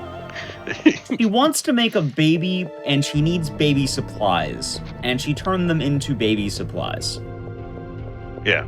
Which is apparently a giant pile of orange goo. Yeah. It's, baby supplies. Let's go with that. Alright, so both of our runners are going to make their way to this next screen. This is with the gazebo. They're going to pick up their first safety item. They're going to pick up a revive. The revive does exactly what it says. If you die in combat, the revive will bring you back. I talked to them before the run. They're both going to pick up 2 total revives during this for safety. They'll pick the one up here and then one up on day 3. So now they're going to go through the brambles. They will be picking up a tool on their way towards the next boss. Nabson will use it immediately because Nabson did not get the tool. Got ammo instead. I think actually they'll both use it. Going to talk about another thing here because we're going to talk about tool routing. There are a few points in this game where you can get extra tools, you can get RNG tools, and right now we actually do have a point of difference, which the point difference is currently Crazy Awesome is 1 tool up. And this means Crazy Awesome is going to have a nice advantage going later into the game. However, I am going to be kind of curious because in theory, both runners are going to be, if they're going to the pharmacy anyway for the forced revive or for the gentleman's agreement on the revive, that means they can both grab the tool there, which we might be up a weapon. There are different routes based on offense that you can do entirely based on how many tools you get, because some guns aren't routed in, depending on how convenient it is to get the tools, they can be routed in. So what I'm saying is that Nabson is going to have to find an extra tool somewhere to catch up, meaning he'll be losing a bit of time because of this. Right. Or if he chooses to, Crazy can skip the tool in pharmacy because it is quicker to just run in, grab the revive, and leave. The tool is up in the corner. It will still waste some extra time for Nabson to pick up. So as you can see, we have more birds here. Crazy getting much better luck with the birds not moving out of his range nearly so much. The birds are really moving on Nabson there. But birds suck. Yeah. It's just that bird's being mean. Birds can die in 1 crit if you're lucky, so you often want to just alt the birds. However, this one's being brutal. As well, all junk drops. Yeah. And generally, in almost every fight in the game that has a bird, or later on there will be small green lizards that drop junk as well, almost none of those fights can drop anything worth it, so we just skip all the loot on them. Even if there happens to be an ammo or a medicine drop, we just skip it all because you lose so much more time having to remove junk from your inventory. All right, so inventory time is important. Big question: do you think our runners are going to go for the YOLO tool, and do you think they'll get the YOLO tool? I do believe both of them will go for YOLO tool. It definitely saves time later. I think they have like a 5% chance. Honestly, for the sake of fairness, I hope Nabson gets it. Yeah. Because if he does, that kind of evens up the RNG on day 2. I don't think either of them will, though. So just to talk really quick what this is, in a moment, you can see on Crazy Awesome screen, there's going to be a box at the top underneath that little, next to that pillar, that can have a defense +1 or a tool. The odds are very stacked towards defense. However, if you get the tool, that is a free tool that you barely have to travel for, meaning you get a lot more damage in your gun for free, and normally you'd be using this on one of the guns you would normally throw out. So Crazy Awesome goes to pick it up, and defense. Not a big shock. Like I said, this one is even further stilted than a lot of the other, skewed chests. I think it's like 95.5. I've only gotten, in all of my runs, I've gotten YOLO tool probably less than 5 times. I want to say something, but I'm going to wait just to see what Nabson gets. Nabson gets, let's see, defense. Okay. No YOLO tool. So I was running this game yesterday, right? I got 2 YOLO tools in a row.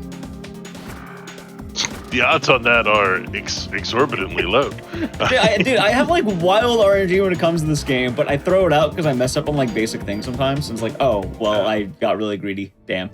I always get 2 or 3, which always throws me out because that is the worst. That is the worst fight in this game, and I kind of hope one of the runners get it just so I can explain to everyone how bad that fight stuff is. Really quick. So we have the worm. Worms. The worms are going to be a brutal fight. There are 4 worms. Every time you kill one, every other worm gets stronger. So you almost are never going to be able to hit the hit number 1. We get 2 crits in the middle for Crazy Awesome. Nabson will be entering the worm fight.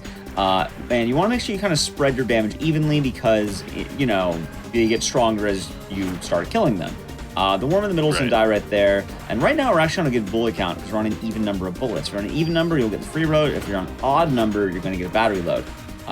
Right now, we are spreading this damage nicely. It looks like Napson here is going for the classic 1-to-1 start, which is quite nice. We'll explain more what that means in a moment. We all have time. Good damage spread. And a note about how the worms die. No matter which one you kill, if you kill the middle one, the right one will move to the middle. Yeah. If you kill the bottom one, it'll move to the middle. I don't know if you saw that. Napson got a hit on when he was diving. He immediately came back up, gets another hit. That was nasty. Yeah, that's hard to pull off. And I'm very amazed that it happened.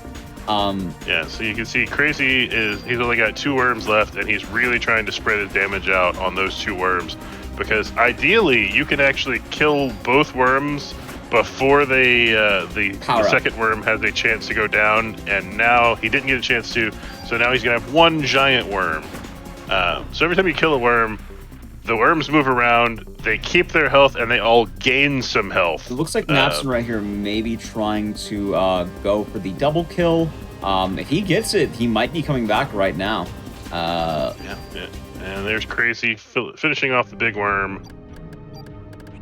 We'll see right now. Napson, unfortunately, getting both worms kind of popping up at the same time, which is not great luck when they're in what we lovingly call Heart's position because of the way their necks look. By the way, commentary does not stop. First off, Napson does not get the double kill. They have to deal with the big worm. But Crazy Awesome is not just finishing a boss fight. Parasite Eve is mean. He's immediately going to another boss fight. There are 2 in a row. So he quickly does upgrades. And the one he's going to has, by a wide margin, the smallest field of battle in the game. Also, Napson securing the hit before the dive. That was an amazing worm fight. Both runners going for that damage upgrade. They're making sure that they are loaded on ammo. They're making sure they're loaded on health. You do not want to go in this fight without max health. Eve can be mean, especially if you want to do this fast. The problem is Eve has 2 strats, either risky strat or a safe strat. Safe strat is slow because she'll go up and you can't hit her. Risky strat is fast because you can keep hitting her. However, she'll do like a third of your health in 1 swing. So you want to bait the swing and try to dodge it. We do not get that there.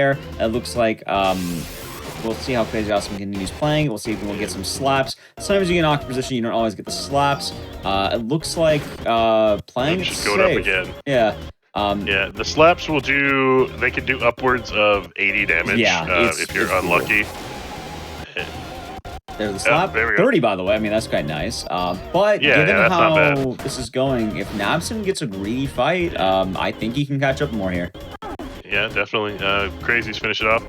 But as I was saying, as far as the arena this is in, they have the tiny red rectangle, and that's it. That is the whole arena. And when she flies up, she does this AoE ability that you basically anytime she's doing it, you have 1 spot on the carriage that you can walk to not get hit by it. There's 1 slap on Napson. That's good. Let's see, do we get anything 41 else? damage, not too bad. Another slap, and he gets the dodge. I think Napson, as long as you don't get it going up. Yep, okay, we're good. Napson had a slightly better fight there just because we didn't have as many go-ups. And pretty clean stuff. Day 2 is officially done for both runners. We're going to have some dialogue mashing. That worm section was pretty wacky, pretty wild. Yeah, worms will do that. Worms can make or break a run pretty early, just because sometimes they do not want to cooperate properly. But neither of them had just awful luck with worms. So really quick, before we do bring our runners back, let's just kind of give you all the update as to what is happening, what we're looking at. Both runners are currently equal in level. I don't think they're not really going to be spreading too much on level until day probably 4 or so. Day 3, I guess, could totally lead to it. Right now, Crazy Awesome has one more tool. So that will be a change here. We'll see how the runners want to play it. This is really going to come down to runner preference. Runner personality is going to take a lot here. Hopefully Napson will be able to come back with that tool. But both runners also have 1 revive right now, and they're also getting their 2nd revive. Keeping that revive is going to be really nice, especially in the back half of this game when some fights can get really mean. Yes. So I'll discuss overcritting later because they haven't. Eventually, they're going to get armor that basically has the auto potion ability on it. If your health gets below a certain number and you take damage, it'll automatically use the highest medicine that you have left in your inventory, which is great. We love that armor. We use it for the rest of the game. But it can't have downsides. It can have downsides because if you're just outside of the range where it'll knock you off and you get crit by certain bosses, they will just one-shot you and you'll bypass that entire health range. As well, kind of going into how this run can split. Right now, we're actually still really even. We do have a slight lead on Crazy Awesome at the moment. However, this can still, stay within range. However, there's going to be some big things coming up that will change. Day 3 is going to be the start of the spread of runners. Day 4 is going to be even a larger spread. And then day 5 is where it will come down to.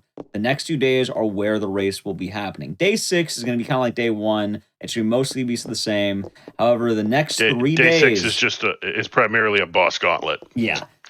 Days 3 through 5 are where the game is really going to start happening. Day 2 is like okay, you have a run going, let's go. Like, we're officially in action, pretty much. Yeah, day 3 is going to introduce the concept of refights. Thus far, we've only ever walked through any screen Also, once. the world's best, cop at stopping traffic, because that taxi, just dead stopped when he put his hands up. Yeah. I don't know where that taxi thought it was going. Like, you're on the Brooklyn Bridge. Oh, lore-wise, they've decided they are completely evacuating the entirety of New York City. That's what's happening during these scenes. So you're stuck on the Brooklyn Bridge trying to get out in bumper to bumper traffic, and what you're going to whip around one car that the cop what is the taxi guy doing? Anyway. Also, we get introduced to Maeda. That's the guy in blue. One of the cops is going to say something racist to Japanese people, and as a result, he's immediately going to be set on fire. Yeah. Maeda, not the one who set him on fire, in case anybody's wondering. It's just karma. It's just don't do it. It'll be set on fire by mitochondria. Acoustic Vis asking in the chat, what day did the Chrysler Building open up? Chrysler Building actually can open up as early as day 2, but you have to be in New Game Plus, which they are playing just on standard New Game.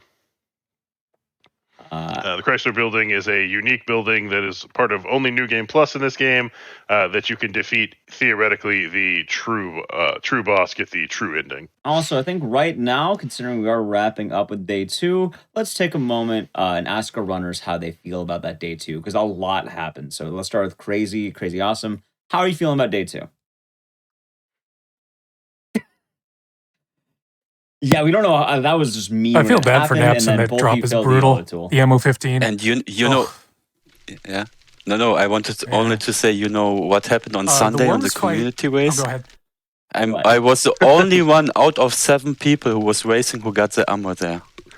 Oh, and then he won. You have bad luck in races. Well, I don't know. He won. And I think you may have heard it during the commentary, but Crazy Awesome was in my stream yesterday, and I got 2 yellow tools in a row. And you got 3 the day before, 2 days before that. Brutal. I call hacks. It's on a PSTV. It's there. I'll get a hand cam or something. I'll put on the PSTV cam. You want to save or trade PSTVs? No, I'm keeping mine. I like mine. It has a. you know why? I can tell you why I have good RNG. It's actually a glitch. It's because I have the 3rd birthday installed in there. Yeah, that's it. That's it. The cursed game of which we do not speak. I want to talk about worms for a little bit. I had a good pattern, but I would just not find the right critical hits.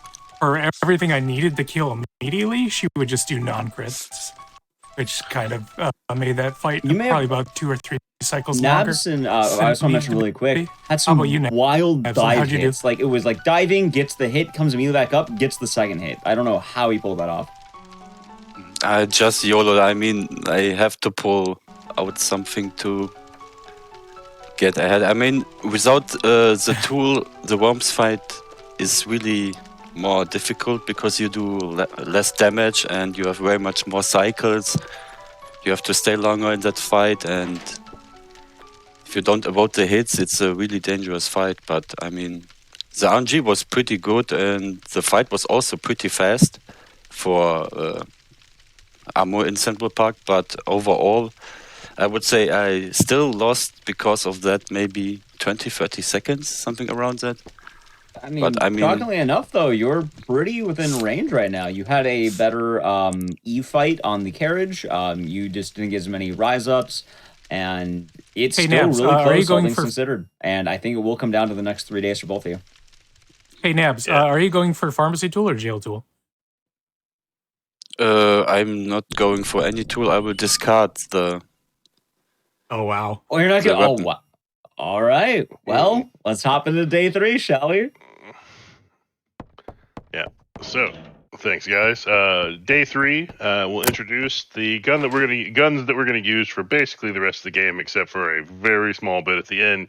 Machine guns. Machine guns are great, have great rate of fire, and they have an ability on them called random. You will our runners will no longer be able to select what enemy they're going to fire at, but they get the benefit of, if they have a weapon that says, let's say, ×2, where they normally would fire twice, they will actually fire 3 times, but it won't cost them the 3rd bullet.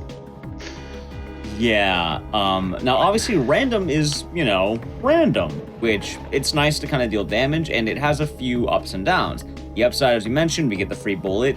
As well, you don't have to aim anymore, which that saves a lot of time through general firing. Now, the downside, you don't get to aim anymore. What does that mean? It means throughout the game, some enemies might be a bit rough because you don't want to shoot them, you want to shoot another enemy.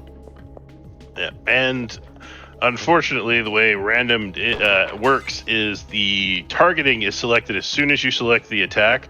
So if let's say you have 3 shots, if all 3 of them are assigned to one enemy and it dies after the first shot, you just don't fire the 2nd and 3rd shots. Aya just stands there. She tries her best. Anyway, right now, let's talk about inventory. We get a range 1 at the top. We're going to be grabbing the M11 in that green box. We're grabbing some ammo from that crate. We're grabbing the G19 from the left gun rack. And we're grabbing a tool. All of these are quite important. And right now, it does seem like we are getting the menuing. Where the stats are going to the M11. The upgrades are going to the M11. And we are also equipping the M11. Yeah, that is pretty much like that. That was a very good set of menus there. That being Crazy. said, as well, though, considering that Crazy Awesome is doing the menuing there, I don't think he's going to be going for the tool in the pharmacy. I don't expect he will. He may go for the jail tool later, or he actually doesn't have to pick up either of them. Yeah, he can just kind of go. It really depends if he wants the Shiva because he got the tool in Central Park. Yep.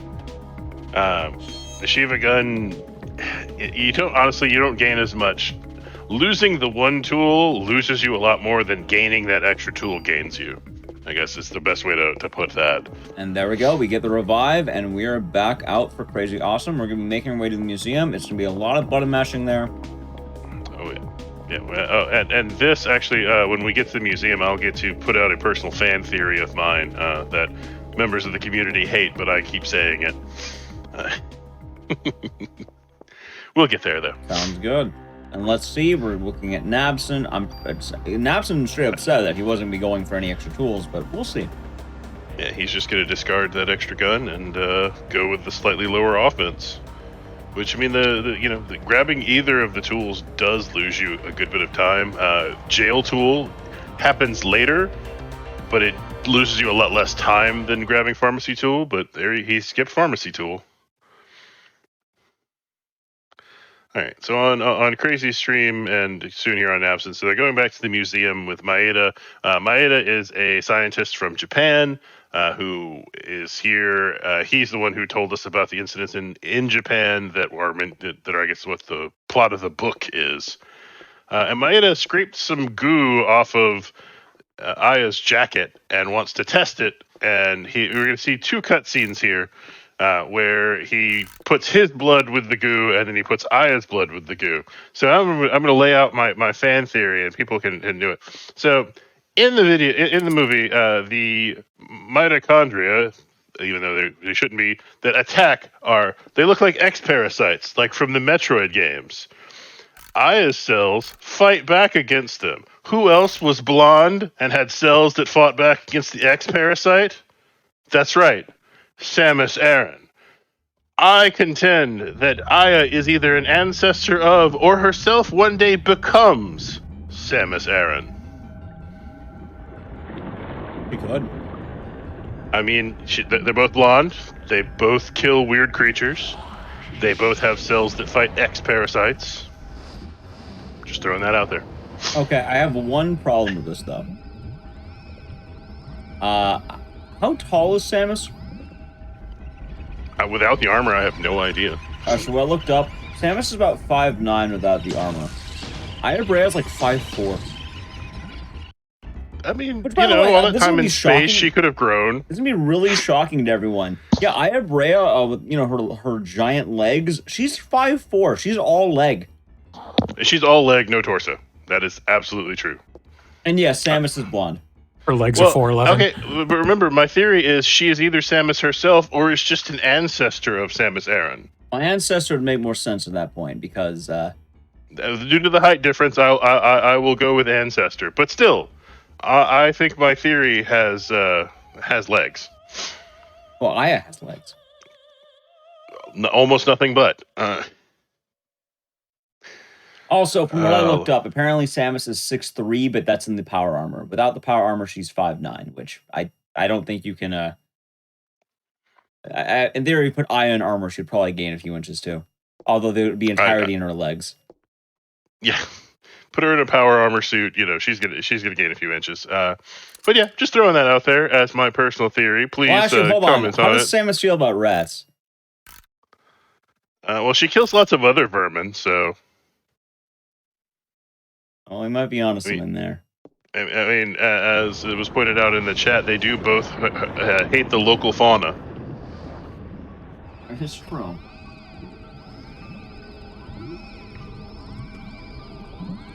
So yeah, that's my personal pet theory that I push at all opportunities. My question is, how did Maena get Aya's blood? She gives it to her right here. Oh. He pokes her with a little, you know, science stick.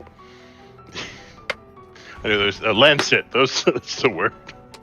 I'm diabetic and have to take my blood sugar every now and then, and I know what those are called, and I'm still, a science stick, you know, that you poke people with. I thought maybe he just, like, sucked it out of her or something like that.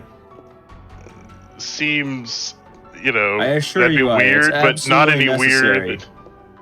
weird. It'd be weird, but not really any weirder than half of the other things that happen in this game, so. Yeah, alternate theory, Chozo make Metroids out of Aya. Also could be, you know. Look, there's a lot of options. I'm just saying that the Parasite Eve universe and the Metroid universe are connected in some meaningful way. Here's Dr. Clamp again. He is still Team Mitochondria, no doubt. That's really all I have to say about Dr. Clamp.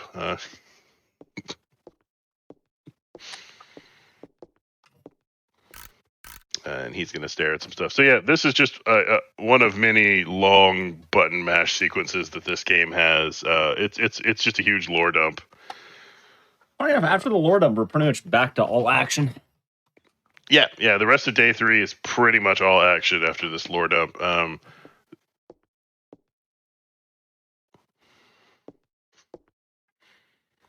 Someone from chat has a good point that Samus Aran is all shoulders. I don't see pretty big shoulders on Aya here. Well, but Samus also has Spacebird DNA, so the shoulders could come from that side. I'm just trying to poke holes in your theory. You can't poke holes in a theory that doesn't have enough to it. There's not enough substance for you to poke holes. It's like trying to poke holes in Jell-O. It just doesn't work.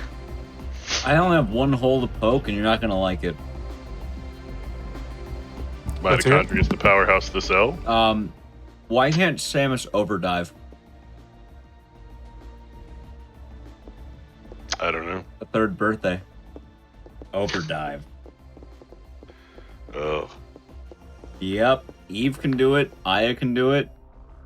I guess anyone related to her should be able to overdive, right? I mean, I guess, can we prove that Samus can't, or does she just choose not to? Oh, at that point, Also, then you third could argue that birthday, Daniel not can. third birthday, not canon. It is the Aya Like, Brea. legitimately not canon. Wasn't even allowed to be called Parasite Eve third birthday. It's an Aya Brea game specifically.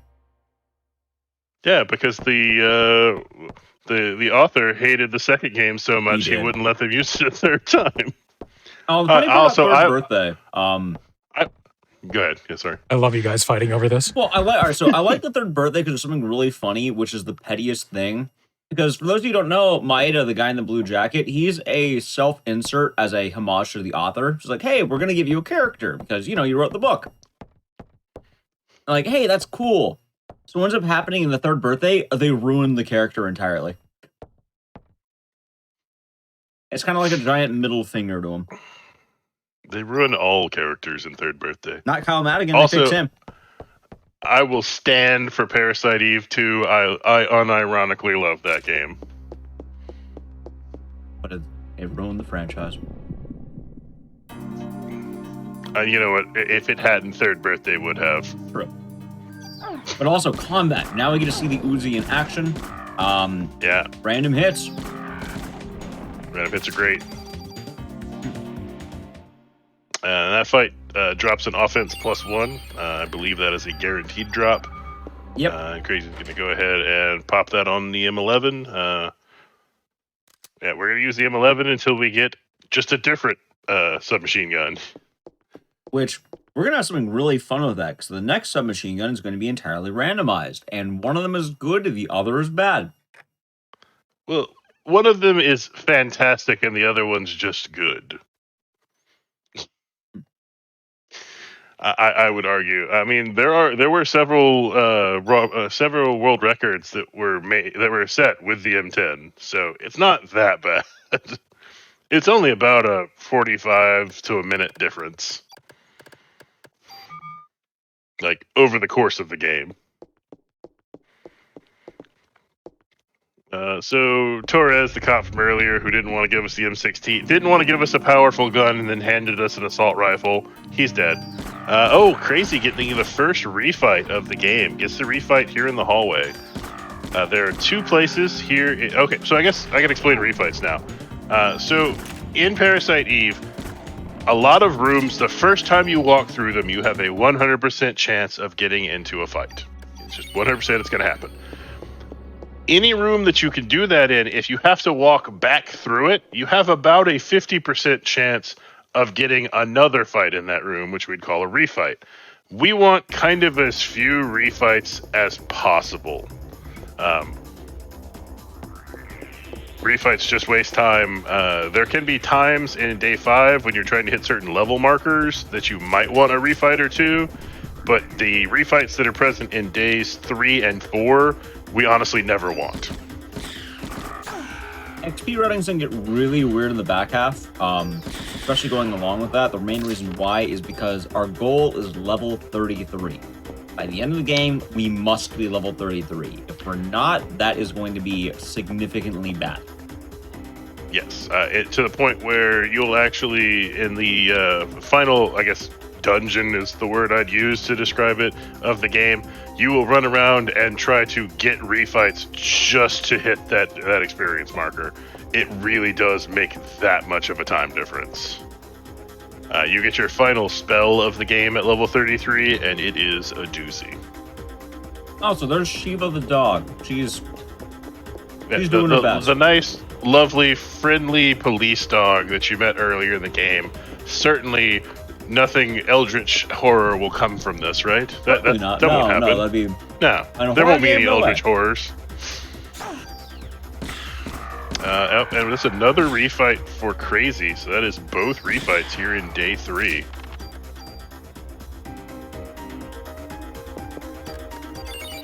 So that's some bad refight luck there for Crazy. And due to that, the run's Crazy dead and even, my Nabsit are basically dead on each other. However, we Crazy's still like acknowledge... a quarter of a second ahead at this point. Crazy also still does have the tool. Crazy did still have the tool advantage. They just picked up the new armor, and this will be the armor they'll use for the rest of the game. This is the one that has the auto potion feature that I talked about earlier, and it's very nice. It means you very rarely are they going to need to heal in battle. It'll just happen automatically. All right, so this fight coming up after this dog cutscene, I think this fight might be one of the meanest fights of day 3 that isn't like the boss. Like, I hate this fight so much. I do too. Honestly, I find this fight meaner than the boss. Yeah. I don't mind the day 3 boss that much. I do when you get unlucky, because healing sucks. Yes. If you get a bunch of heals, it can suck. You can of course use barrier strats to try to remedy that problem, but all right, so here's the fight. What's going to happen is you get 3 spiders. Aiming is random, and that top spider is too far away, although oh, never mind. Okay, so apparently that spider loves so Crazy Awesome. Yeah, he just walked down into the fight. Okay, Nabson, you're seeing the problem here. He's walking down now. The moment I want to commentate that's bad. Oh, they're spreading. Okay. You can kind of see the dilemma. If we spread too much, you'll start missing shots. Right. So if you aim at an enemy or you try to fire at an enemy that is outside of the range of your weapon, you will either miss, or if you do hit them, you do pretty minimal damage. This becomes a major problem later when you start fighting bats that can blind you. But it's also just a problem with random because you don't get to pick your target. If you've got 2 close to you and 1 all the way across the room, random really likes to select that one all the way across the room. Also, for any dog lovers in the audience, I suggest you close your eyes for the next 35 seconds. It's the next evolutionary step of dog. Yeah, remember that part where I said, certainly they won't turn the nice, friendly police dog into an eldritch horror? I lied. Well, in fairness, this could be a good thing in a way, because instead of 1 dog, you get 3 now. I mean, Cerberus, but more dog value per dog.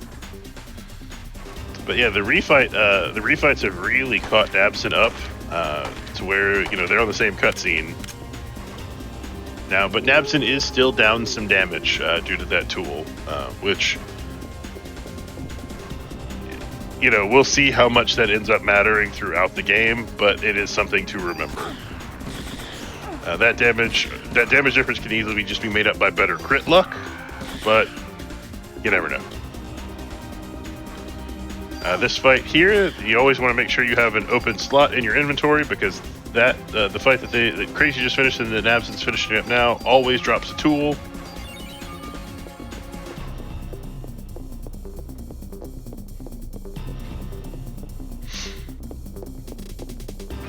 And yeah.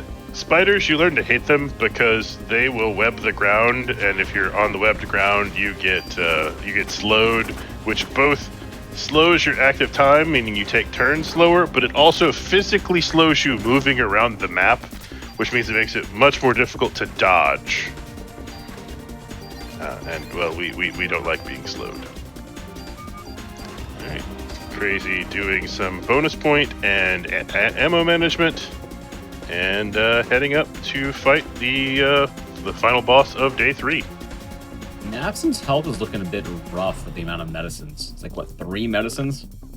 Yeah, it looks like he actually burned a heal 2, but that will put him very low on Parasite energy going into the Shiva fight.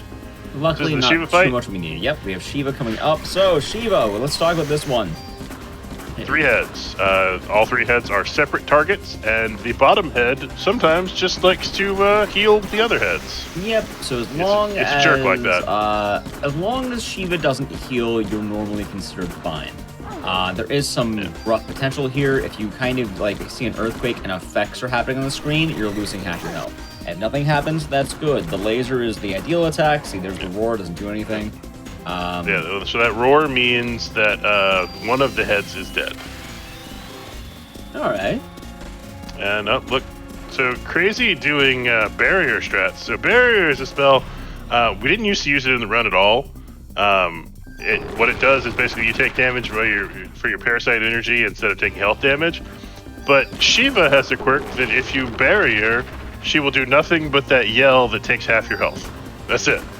No healing, no lunging, just Yeah, I don't remember who discovered that strat. Once we get into cutscenes, we can ask Crazy. He'll remember. I don't remember, but it makes Shiva a lot safer. All right, both runners are exiting day 3 from Shiva. That was pretty good there. And more importantly, we're about to see the big split. Yeah, day 4. Yep, in about maybe hospital. 10 minutes or so here. I think there's like some dialogue mashing. It's usually 5 minutes when we enter the hospital. You're probably going to be finding out. But we're going to be getting either the Micro Uzi or the M10. Also, it was Cyoxtus. Okay, Sios. Yeah, all right, cool. Yeah, so Sio that discovered barrier strats, and they can make that fight a whole lot safer.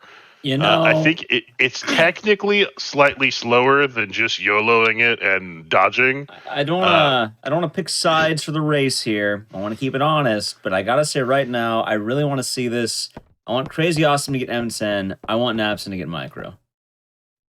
I think Nabson's had a raw deal. I want to see a comeback. I want to see the comeback of weapons. Like right now, it's still close. Crazy Awesome with a mild lead. I I won't pick a side in that particular one. I'm very much still in the refights, specifically day 5 refights, are going to make or break this race. That is, I mean, don't get me wrong, on left, day 4 ones can, but day 5 refights, especially some of the nastier ones in the museum, will break this game. Like, that is what is going to break this race. Also, neither runner goes for the prison tool. We kind of expected that. Yeah, well, Nabson straight up told us he wasn't going to. Maybe he has some sneaky potential. Maybe he's trying to throw us off the game, and then when he goes for it, I'll be amazed. Yeah. So this is day 4. Day 4, we'll be going to the hospital. So to lore dump on everybody for a moment, what Eve is trying to do is Eve wants to make a baby. We've already discussed that part. But what happened in Japan was the Eve there tried to use her husband's sperm, and then the baby, it didn't work because the husband's mitochondria fought back, and it was an unviable pregnancy. Well, Dr. Clamp, who we met earlier, 100% team mitochondria, has been working on making sperm that don't have mitochondria in them, and happens to have some stored at a local hospital. So we figure Eve's headed there. Lore dump over.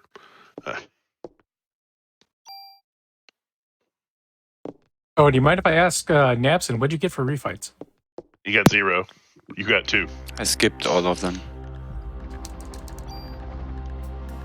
I had a really, really good fight RNG, so all the fights went very quickly. I was able to maintain pace. Yeah, you two are basically in the same set of cutscenes. Like you're very close. Yeah, I caught only up because of the refight skips. So, yeah, but I mean, day 4. Yeah, I wanted gonna do it for you. Wanted also to say that, of course, I have less damage, but I don't know if you mentioned that, but all my menus are slower because the items are in different places, and I have to be careful to not miss tool or something. So. Oh, I didn't even think of that. Yeah, that missing tool will mess with your item placements too. Yeah, and therefore I have to be careful with that. Absolutely, I'm rooting for your Micro Uzi. I'm rooting for both of you to get 6. Both of you to get 6 out of 6 on day 5 because I'm mean. All right, so right now we get a tool at the top there. We do need to get more tools because we do have some weapons we're gonna be getting here. Yeah. But once we're in the lower area, we're gonna be grabbing a bunch of items, in fact. But one of those will be the gun we're using for most of the game. Yeah, most of the rest of the game. We will, and that is the 50-50 chest that Ek was talking about earlier. That will either be the M10, which is the inferior of the 2 submachine guns, or the Micro Uzi. Hopefully, honestly, I kind of hope we get 1 and 1, just because it'll make it easier to explain the differences between the 2. Basically, if either of them gets the Micro Uzi, at the beginning of day 5, they will actually go to a different area to pick up a gun and a tool to switch over an ability. Whereas if they get the M10, they will go straight to Chinatown and straight to the sewers. The funniest part about the micro Uzi is that it's actually a trade-off where you immediately lose like 30 seconds, but you gain much more back, which is why it's like, I think in total it's about the minute of time save. Right, yeah, you lose the time going to the warehouse, but then you gain the time back later because the ability that you switch over is called First Strike, where you have some percent chance to start battles with a full active time bar, meaning you can just fire immediately. It's weird because not all battles start with it. Like, it even feels RNG if you get it or not. It is. It's RNG. I don't know what the exact percentages are, but it's RNG. Oh, no, it's called Quick Draw, not First Strike. Yeah. Another subtitle for Parasite Eve, other than somebody heard the phrase mitochondria is the powerhouse of the cell and just ran with it, is following ghostly little girls. You spend a lot of time in this game following ghostly little girls down hallways. It's just a thing you do. Isn't it just especially in days 1 and 4, but I mean, okay, it's a specific ghostly little girl, but still. And one, I guess I'll have to mea culpa a little bit on something I said earlier. I said all keys and stuff that you pick up in the game stay in your inventory forever. The hospital is the one place that is not true. After you open the autopsy door with the autopsy key, she throws the key away. As she should. Alright, so new enemies. We have jellies and flies. We'll be getting more, but these two for now. Flies are annoying because they can give you a movement aspect, which is really bad because it makes you slower and it'll also slow down your ATB. Jellies will poison you. That's bad because you get poisoned, and poison is bad for obvious reasons. Yeah, there are a lot of games where poison is kind of middling and doesn't matter. Poison in Parasite Eve hurts. So you'll notice when the fight started, they tried to get kind of the jelly between themselves and the fly. You can actually glitch out the fly's AI if they run into something, because the first thing a fly does in battle is they charge you. Well, if they run into another enemy, they just stop and waste their turn and don't spit green goo everywhere. And we want as little green goo on the ground as possible. So something interesting I noticed there, Crazy Awesome didn't do it, but Nabson used a charge shot immediately on one of the flies to get rid of them. Yeah, and I don't know if that was if Nabson does that normally, or if that was because that fly actually missed the jelly and got the full charge off, so he just wanted it gone so it couldn't Stacy him. Also, we do have another enemy here. This one's not so bad. It's kind of like a common... Oh god, it looks like a raptor, but I have no idea what it's actually meant to be. I don't know. I think it's like a giant bipedal rat that throws fireballs. Yeah. And Crazy getting another refight here in the autopsy room. Crazy having now at 3 out of 3 possible refights. Not having good refight luck here. And didn't get a chance with the 2 flies, so both of them covered the ground in green, but only got poisoned by the jelly, which, of the 2 status effects, I'd rather be poisoned than stasis. Yeah. Refight. We got another one on Nabson's side now. Let's see how it plays 3 out of 3. 3 out of 3 for Crazy, and 1 out of 3 for Nabson on refights thus far. Yeah, Lieutenant's using energy shot to get rid of one of the flies immediately. Doing it again? That may actually just be one of Nabson's standard strategies. By the way, moment of truth here. I do want you all to pay attention right now to Crazy Awesome. While Nabson is finishing up that refight, we will be getting our first of, coin tosses. Let's see, how does Crazy Awesome do? We'll find out right after he picks up the item here, because this is going to be an offense, but in that chest on the left of that side will be the item. We're looking for the word micro. Oh, that was an offense too. That's really lucky too. You know what? Maybe Crazy's looking good. And we get... And I didn't see M10. It like lagged. It was an M10. Crazy got the M10. Okay. We'll have to see what Nabson gets. Like my screen like bugged out when it happened. I was like, oh no. Hey, but offense 2 is kind of nice there. Yeah, no, I mean, anytime you get an offense 2 is nice. There are many runs that you'll go through the whole run and not get one. Manifesting it. Nabson So gets Michael. Come on, let's see it. A new strategy that Crazy is employing here on this mixed man used to be we would move all the stats and then change the M10 or the micro Uzi to the to ×2 shots immediately. Double M10. Double M10. Oh well. So we would move the ×2 to the M10 immediately, but he figured out it actually makes more sense to leave the ×5 on it for that one mixed man fight, because mixed man, there's a little ball on its forehead and it can just throw that out and grow a new one and throw it out and grow a new one, and it can really troll you. But if you have more shots, you have a higher chance of more shots hitting the body and killing it faster. So we keep the ×5 on for this fight only, and then we move to the ×2. I like that strat a lot more. Also, double M10 is immensely unlucky. That's It is, though the micro Uzi to M10, it should be a 50-50 chance. So it's not great. So Crazy has turned the power back on. He got all the fuses. He reconnected the wires, turned it back on, and is now going to go back up to the ground floor. And this is Nabson fixing the power. And now there's two ghostly little girls that Aya has to follow around.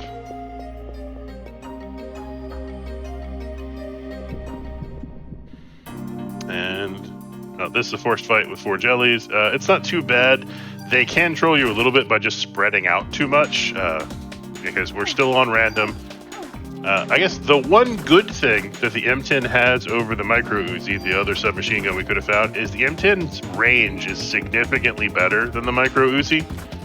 So the spreading out problem on enemies is not as much of an issue with the M10. In all other ways, the micro Uzi is the better gun, but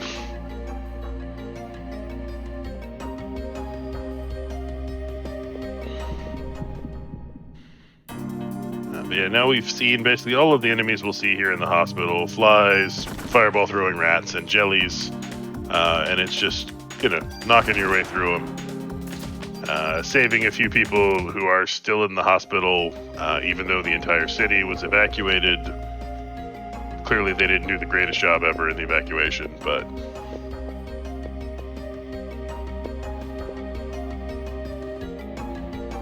Nabson doing a good job avoiding the red orbs being thrown by the jellies. Those will poison you, and poison ticks your health down. So it doesn't tick for a lot of damage. It just ticks down so quickly in this game.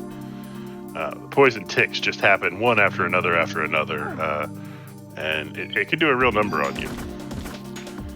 Since we have the auto potion vest, they're not at risk of dying from poison, but it can really eat through your better medicines. Good fight there by Crazy. Nabson finishing up. Crazy about one room ahead. We're going to get a flashback, and then we're going to have a weird quirk in this room that Crazy's in. We're going to have some flashbacks, and then we're going to go get a key from a nurse. And then this is the only room in the game that I'm aware of that we can get a refight in the same room that we never actually left. So when leaving this room, you can get a refight, even though you didn't leave the room. Oh yeah, never thought about it. But as far as I know, it's the only time that can happen. I assume it's because you sort of did leave the room, because the flashbacks count from a game mechanics standpoint, but storyline doesn't make any sense because, you never left the room. Anyway, we'll get the green key card here from this nurse. And then we'll find out whether Crazy's awful refight luck continues. Currently at 3 out of 3. Nabson finishing up the fight in that room, and we'll go into the flashback sequence himself. And no refight there for Crazy, so 3 out of 4. Oh, 4 out of 5. Crazy really getting unlucky with the refights here on day 4. Well, between day 3 and 4.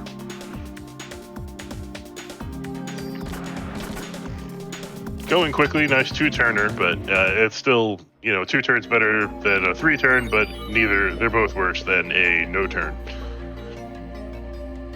Let's see. Alright, so Crazy is going to end day 4 with 4 out of 6 possible refights.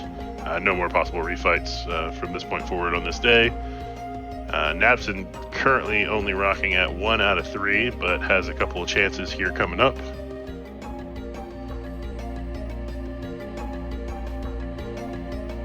And this is where we're being told where the sperm bank is. 1 out of 4 for Nabson. 2 out of 5, getting the middle room refight here. And as crazy, he's going into the liquid nitrogen room and is going to fight the giant jelly. Will he get B-vested? Maybe. Being B-vested, so this fight has, I believe, a 90% chance to drop. Oh, he did. He got B-vested. So you've got a 90% chance to drop ammo plus 30, which we like, or like a 10% chance to drop a B-vest, which is an armor that we're not going to use, so it's just going to take up an inventory slot until we either remove it or it'll just take up an inventory slot for the rest of the game. We don't want the B-vest, but it happens.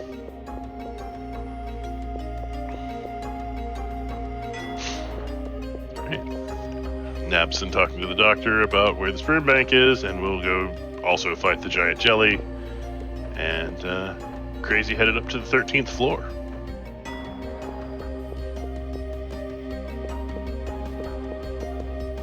I've been canceling my post-fight menu on that one every single time now, because it's just, I'm not taking that B-vest. You'd rather suffer without the ammo. Yeah. All right.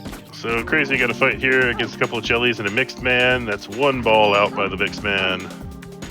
This fight can control you pretty hard. You can get poisoned, and then the mixed man can keep tossing out balls, and it can really, really do a number on you.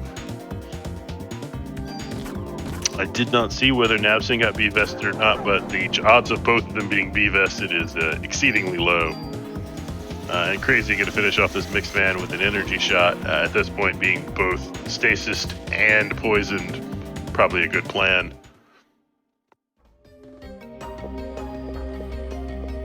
Gonna grab a tool here from the cabinet, and then somebody put a giant centrifuge in front of the button that opens the door. I don't know who did that. I'm pretty sure OSHA has problems with things like that, but you know. And then probably going to grab this medicine off the table and head up. Nabson starting the double jelly mixed man fight. Gonna start the fight by e-shotting the mixed man. And then try to it'll be 1 bullet from death. Manages, even while stasis, to dodge both jelly shots, which is not easy to do. Alright, and so Crazy is about to head up into a room we lovingly call the load zone. It is the actual sperm bank of the hospital. We have other names that I've been told I'm not allowed to say on air for it, so we're going to call it the load zone. Got a fight here with a mixed man and a rat. Then he'll have to pick up a couple of items. One of them will be the key card, and this is the one time in the game you are forced to pick up a piece of junk. It's required. Nabson about a fight behind, going into the preload zone fight.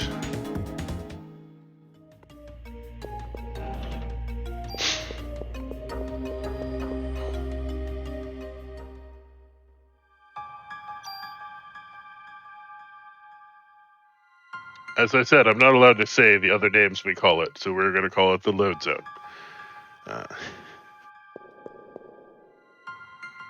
Alright, and then Crazy going to go to the other pile. He had to pick up the junk, and now he'll get the key card to the elevator. As Nabson is finishing off the rat, and going to head into the load zone himself.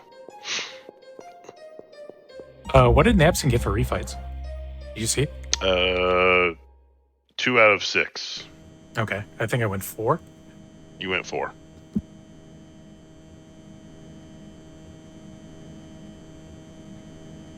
Nabson in the load zone,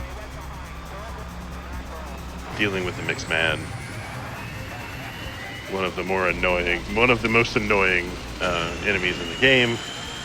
And now the U.S. military has gotten involved and is going to send some jets against Eve. Certainly, that won't have any terrible repercussions later.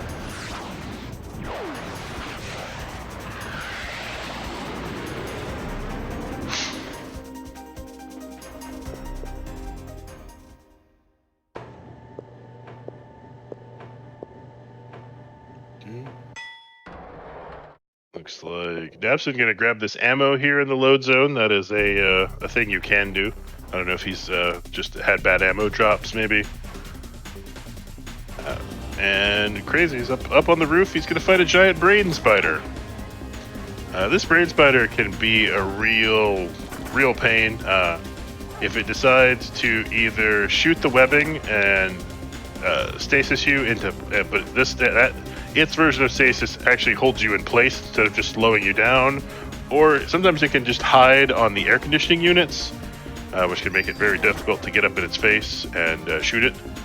But he had a good stage 1, and stage 2 should end up right here with that set, and yep, there we go. That is Brain Spider down. Not really a hard boss battle, but control you a little bit in the wrong situations. And now coming up is a part, if you played this game casually, perhaps in the late 90s as a teenager, and didn't know how to get off of the roof, it will game over you here if you don't get off the roof in time. I know, because I was a teenager in the late 90s and got game overed by this because I could not figure out how to get off of this roof. Died to it too, a bunch of times. So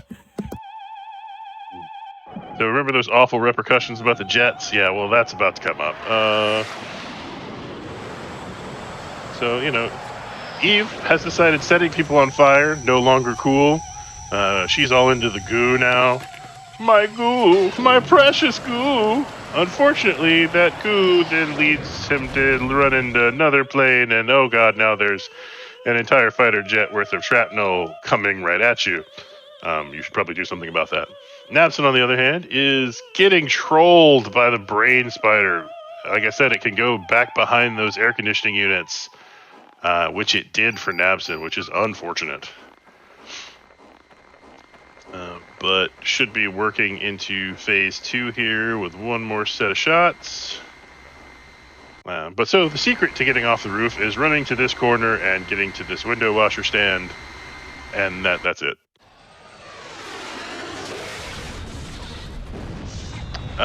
So ask in the chat why I need to be right in somebody's face to shoot it. The scale of the range indicator in this game can both be a bit squidgy, I'll say. And we also, I don't know if it's been proven, but it certainly feels like in this game, you get crit hits more often if you're closer to the enemy. I don't know if we have any math to back that up, but it feels that way. I agree. That's what I think anyway. Yeah, I don't know that we have math to back that up at all, but sure it don't. 100% feels like if you are closer to the enemy, you get more crits. I've noticed that with starter pistol runs that the closer I get, it seems to work. But I don't know. You never know. This game has so much weird things and quirks. So exactly. Nobody knows how it works. Yep, so that is end of day 4. Crazy's just got a couple of scenes to mash through, and Nabson just has to get off the roof here after my goo, my precious goo. Yeah, turns out Goo doesn't know how to fly planes. Who knew?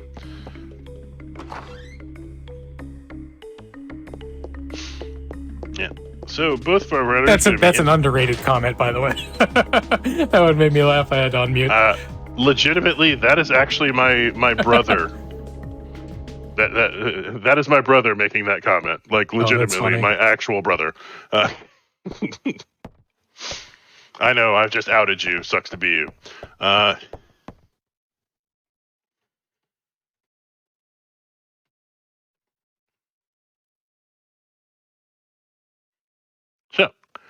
We're getting into day 5. Day 5, by a wide margin, the longest day in the game. We have 2 dungeons kind of to go through.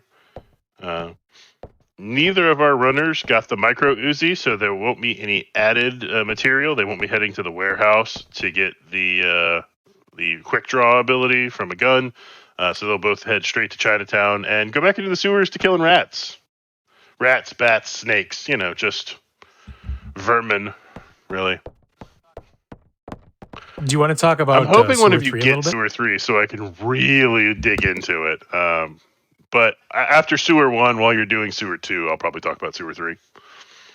Since Sewer 1 and Sewer 2 are both guaranteed fights. So they're going to be heading into Chinatown and then heading into the sewers. There are 2, not optional, 2... they're not refights because we're not walking back through it, but 2 fights that aren't guaranteed in the 3rd and 4th rooms of the sewer. We call them Sewer 3 and Sewer 4. And Sewer 3 is legitimately my least favorite, and I think most runners' least favorite fight in this game. It is 2 bats and 2 snakes.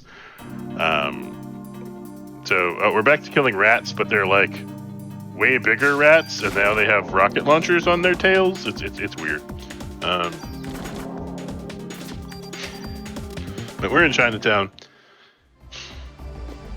So bats send out a large circular sonar at you that if it hits you, blinds you. If you're blinded in this game, your range drops to 1, which means if you're not literally touching the enemy, you're going to either miss them or do minimum damage to them. In that same fight, there are 2 bats and then 2 snakes that will poison you. So you will be blinded, unable to hit things, and slowly dying from poison. That fight can lose you 2.5 minutes in this game, and it's a lot, it's a 2.5 hour run, but losing 2 to 2.5 minutes to one fight is a lot. Or sometimes you get Sewer 3 and it goes perfectly and you beat it in less than 30 seconds. It's more often than not, though, Sewer 3 is just a disaster waiting to happen. Do you want to explain the escape strat that Napson does and that I'm going to do if I get Sewer 3? We've been talking about this game. It's an RPG. You actually can escape fights. It is possible if you get to the edge of the fight and I don't remember how mechanically to escape. You could go into your menu and try to escape. You have a % chance to escape fights. It's a thing you could do, and then you basically re-enter the room and hope you don't get it again. That can be faster, but you can fail escaping. I don't know how many times you have to fail escaping before it becomes faster to just do the fight. So here's Crazy at Sewer 1. The first, you see how large that sonar gets? If that sonar touches you, you are blind. And blind is bad. Oh, there we go. Crazy's blind, so you're going to see him just run into this bat and see if he can get some shots into it. Yeah, this one's going a bit. The Sewer 1 went a bit egg-shaped on Crazy, but he worked his way through it after that blinding. Maybe that is supposed to be a cat, not a rat, with the 3 tails. I don't know. I've always just assumed they were an upgraded rat enemy, but I guess the warehouse has upgraded rat enemies that don't look like that. So maybe they are cats. I don't know. Anyway, diatribe aside, we don't have Lucifer J. Frog. So this Sewer 2 that Crazy is in now, you can either get the 2 bats, which is the most common fight, or you can fight a blue and orange frog that can jump on you. We call him Lucifer J. Frog. I think the bats is actually a faster fight, but you can't get blinded by the frog, so, Oh, something just happened on Napson's screen, and it's like the 3rd or 4th time it's happened in the game.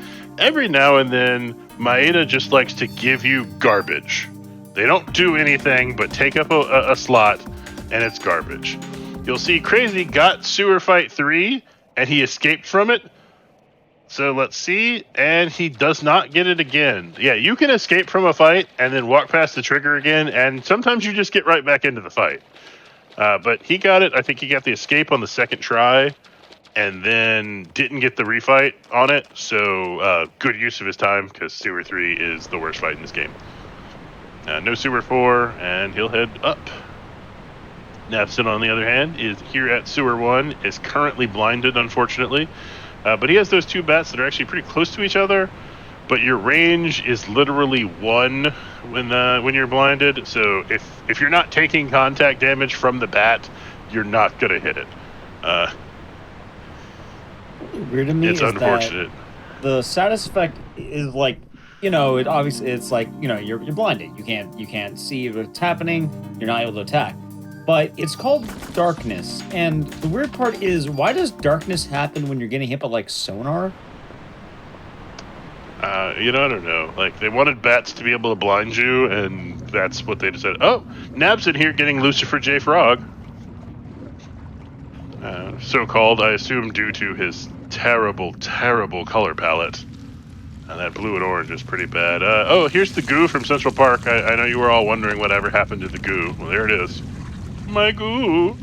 And Nabson narrowly avoiding Sewer 3. And by narrowly avoiding, I mean running straight through the trigger and just not getting it. Let's see if he gets Sewer 4. Ooh, does get Sewer 4, though Sewer 4, way easier fight than Sewer 3. We take Sewer 4 and we don't complain too much. Especially if you could dodge that first sonar, the Sewer 2 and Sewer 4, where it's the thin hallways like this, really not too bad as long as you can dodge that first sonar. Alright, so now we're going to have kind of a little menuing section. It'll be a minute before we get into another fight. Crazy gonna turn on some pumps and pump the Central Park goo into a different part of the sewers for some reason that's not really well explained in the game. But that's what you do. You pump the goo elsewhere.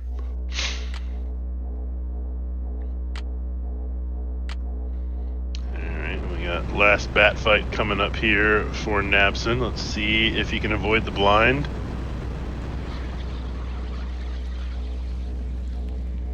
Ooh, does manage to avoid the blind, and a single bat, if you can avoid the blinding, is not a hard fight at all. Just able to just one round it, done. That bat can be a real pain if because you have such a narrow range, and if it fires that sonar at you from far enough away, you just can't dodge it. But yeah. So Crazy about to head up from the sewers into the subway. As Nabson meets the goo again.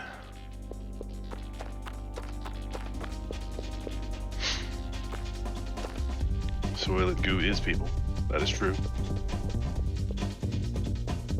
Alright. So coming up soon here on Crazy's side will be a big fight with the Centipede. But first we have to fight Little Mike, like I like to call him. It's a mole enemy. That normally is a very easy fight that goes 1-2 rounds, it's real quick. But every now and then, Lil Mike decides to throw hands, and if he decides to throw hands, he can put a real hurt on you very quickly. He will catch you with a combo, and it will put you down in a heartbeat. Crazy 2 rounds him, doesn't have too bad a fight, gets smacked once, no real big deal. Nabson shutting off the pumps, or turning on the pumps to move the goo around. But Crazy about to head into Centipede. Honestly, yeah, Centipede. It is 100% a boss fight. It's a 2-phase boss fight. First, you fight the large Centipede. It can poison you. It can blind you. I think it can stasis you. It can do a lot of bad things. It can do a lot of different status effects to you. If it hits you from the front, it will hurt. So it's 2 phases. You first shoot the whole thing, and then it breaks up into 4 pieces, and you have to kill the 4 pieces individually. Ooh, got it. Yeah, so the strat there is if you aim right when it breaks apart, there's a good chance you can just kind of obliterate one of the sides. Both legs are down. We have the tail and the head, which are both stronger, although we are a bit unlucky considering they aren't at that position. Ideally, you want them next to each other so your chance of shooting is a little better. Luckily, though, Crazy is looking pretty good in terms of this fight. With one left, that's going to be nice and clean. Puts him down. and we're actually going to be seeing something we talked about earlier, which were the upgrades in this game. We mentioned that we've been putting everything into ATB. We're fine. After this will be the last ATB upgrade. We want to get, or it looks like we end up with about, he's stopping at 30. He does 30. One offense. He'll gain a couple more as he levels up to 33. So something that's being said is you may have noticed that Crazy Awesome is using all of his medicine 2s. At this point in the game, we actually want to start only having medicine 3s and 4s, and items that once were good, medicine 1 and 2, is now considered junk. We don't want that anymore. So right now, Crazy Awesome is going to have a moment to chill. We're actually going to see a disc swap. So, however, let's put the action back on Nabson here, because Nabson's entering the Centipede. Opens the same. We're going to be having Haste. Haste is going to make it a lot faster. However, Haste actually has a drawback we don't talk about much, which Haste actually does lower your defense slightly, meaning you take more damage, so don't get hit. Yeah.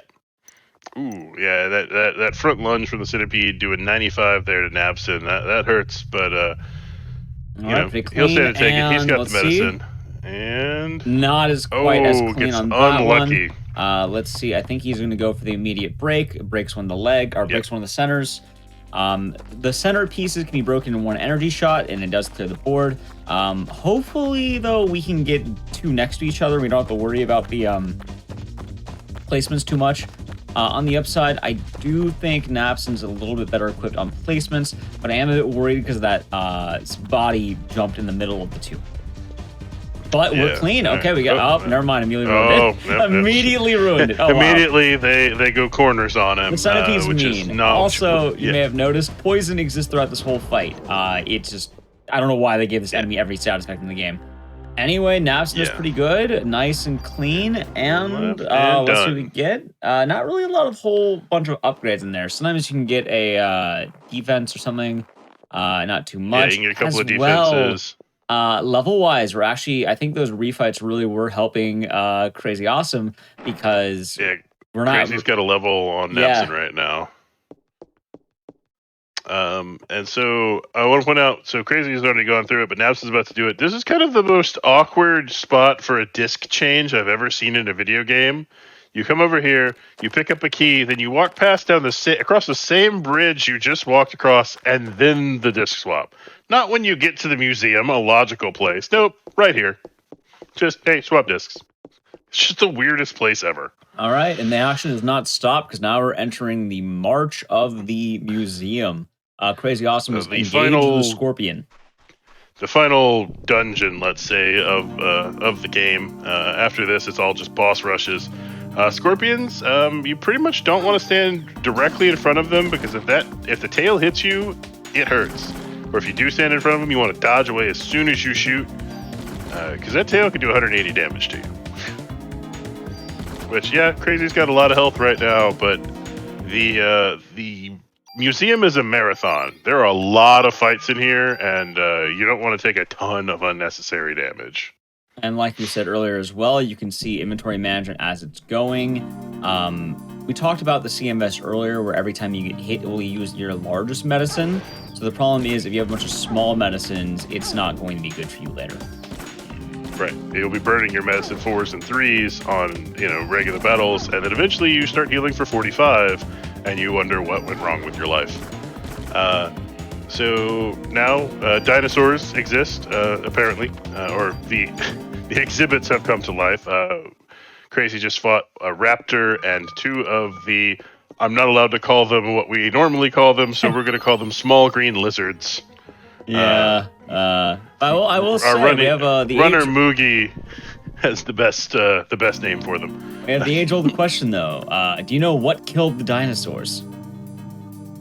The Ice Age. Well, no, actually, it's Iabrea. Oh yeah, fair enough. Yeah. I was going for the Mr. Freeze line. But we didn't get the Microzy.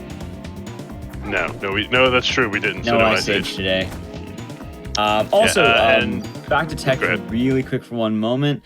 We talked about this earlier. It's actually coming into play now. Earlier, Cheese Reaper actually mentioned that the birds drop junk and you never want to take those items. We're now at the point of the game where the green dinosaurs, funny enough, while they drop junk, they also drop medicine 2s. But medicine 2s are also junk, so we don't want those anymore. So if you see a green dinosaur like that, we never want to actually take those items. Right. And really, we want to see as few of those as we can. A lot of the fights here in the museum have 2 different fights you can get in any given room. And pretty much we want to see as many raptors as possible and as few green dinosaurs as possible. See, like the fight that Nabson's in now, when Crazy did this fight, he got 1 raptor and 2 greens. Nabson here got 2 raptors, which is really what you want. Fights are generally a little faster, better experience, just overall better experience, and they drop useful things, not junk and med 2s. And then Crazy just finished off her first fight with the armadillos. We're gonna see, or pill bugs, or I don't know, I've heard them called lots of things over time. We hate them and we like to kill them, but they're pretty easy to dodge. Museum, if you're playing through casually, is kind of a big maze. Obviously, in a speedrun situation, we have it routed to the point where we know what turns to take and everything. But casually, this place can really confuse you.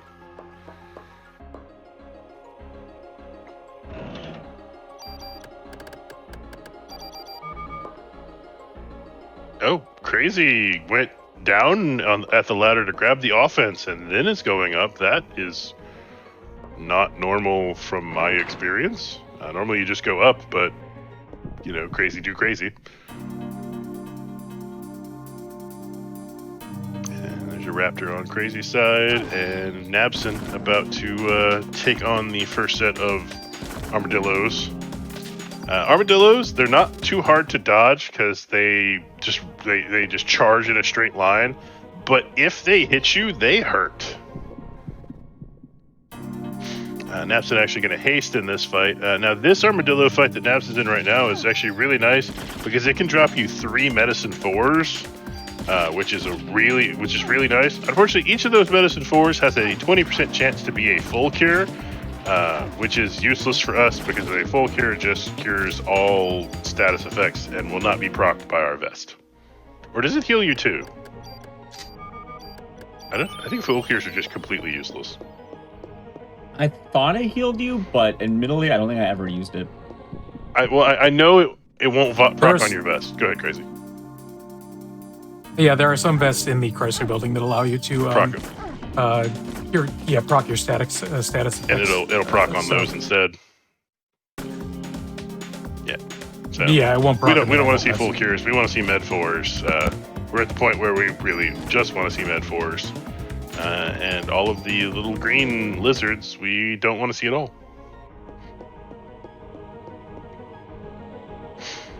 If you'll note in the background, there is a large model of a mitochondria, the powerhouse of the cell. I don't think we've said that enough in this. In case anybody was wondering, the mitochondria is in fact the powerhouse of the cell. And I believe this is our first pterodactyl fight. Pterodactyls aren't too bad, though they do have an ability that can blind you, which, as we saw in the sewers with the bats, blind is terrible, and we do not want.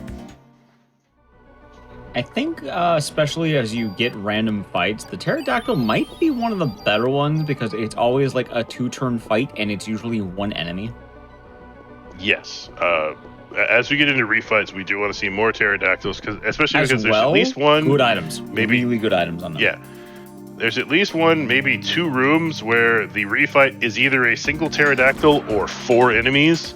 Obviously, in that case, we really want the single pterodactyl, both because of the better items, better experience, and it's only 1 person, which you kill faster.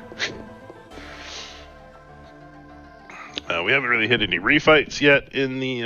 We're not in refight territory in the museum yet. We're still, walking through rooms the first time.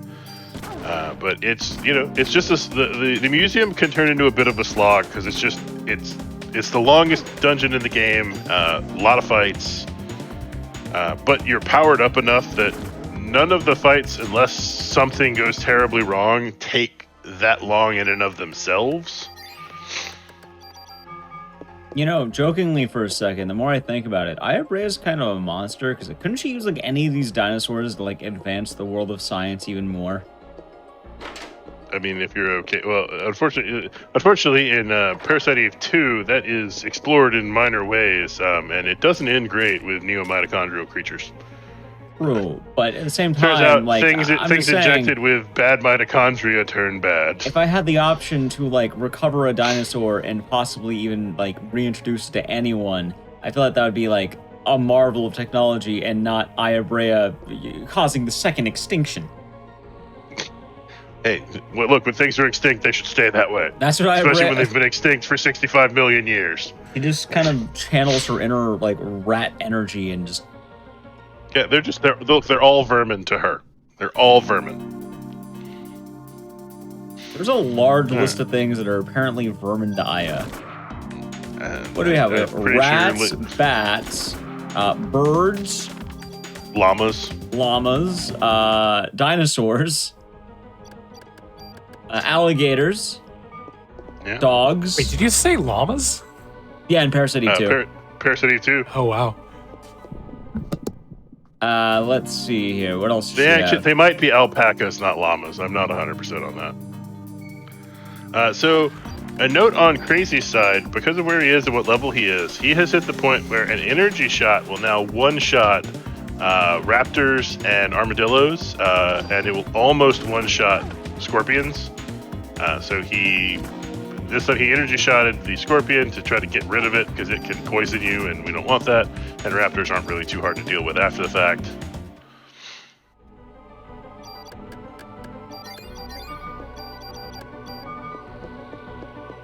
My ammo's been low this entire way. I'm kind of worried. Did you not pick up the extra in the load zone? I did. I'm just losing a lot.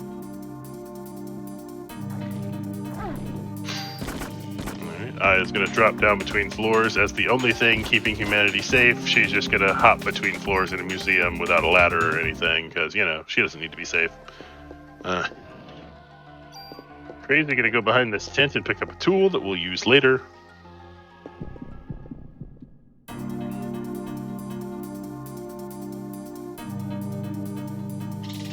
Napson was just one bullet away from one crit away from being a 2-round on that pterodactyl. And this is one of the fights with the armadillos that can kind of get out of hand that Crazy's on because of how long the arena is. If they roll out of the way, they can very easily roll right out of your range.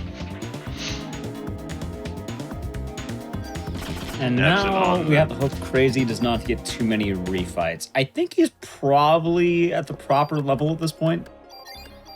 I don't think Crazy needs any refights to hit 33. But refights could still, like, Crazy's got a decent lead here, but refights will still truly tell the tale here. We haven't hit any refights yet, but that's the rest of the museum is pretty much all refights. Yeah, once we start getting to the Triceratops, it's going to be a lot harder to make the comeback. So if we're going to be seeing the gap get closed, it's going to be happening in the next few fights. Although there are a few refights that could happen after the T-Rex, I think the moment we're going to Liberty Island, I guess, will probably be the point. Yeah. Also, I have never known that you can go on the upper side of that tent to get that item. Yeah, I always went from the bottom until I watched finally at some point I saw, I think, Crazy do it. I'm like, oh my god, that's a thing. Is it like, huh? I guess it's gotta be faster. Tent makes sense, yeah. Also, right now, you can see Crazy Awesome grabbing a gun. Funny enough, this is one of the only guns in the game that we are grabbing that isn't going to be just recycled, but also won't be a primary weapon. It's really it will be used interesting. Once. Yeah, it has one usage. It'll be a weapon swap you do in the middle of a fight, and it's kind of fun that we have a weapon that is only used for one skip. Like, it's only a skip, I guess. We use it for a single. We shoot it once or twice in the final fight of the game, and it does 1 damage a shot. But it's really good for that 1 damage. But it's really good for what we need at the time. It's weird. So Crazy just went to a hidden elevator and grabbed a shotgun and a tool. We're going to use those later. We're gonna have some good stuff. But for anybody watching who hasn't seen it before, you are about to see the coolest cutscene of 1998. It's just the best.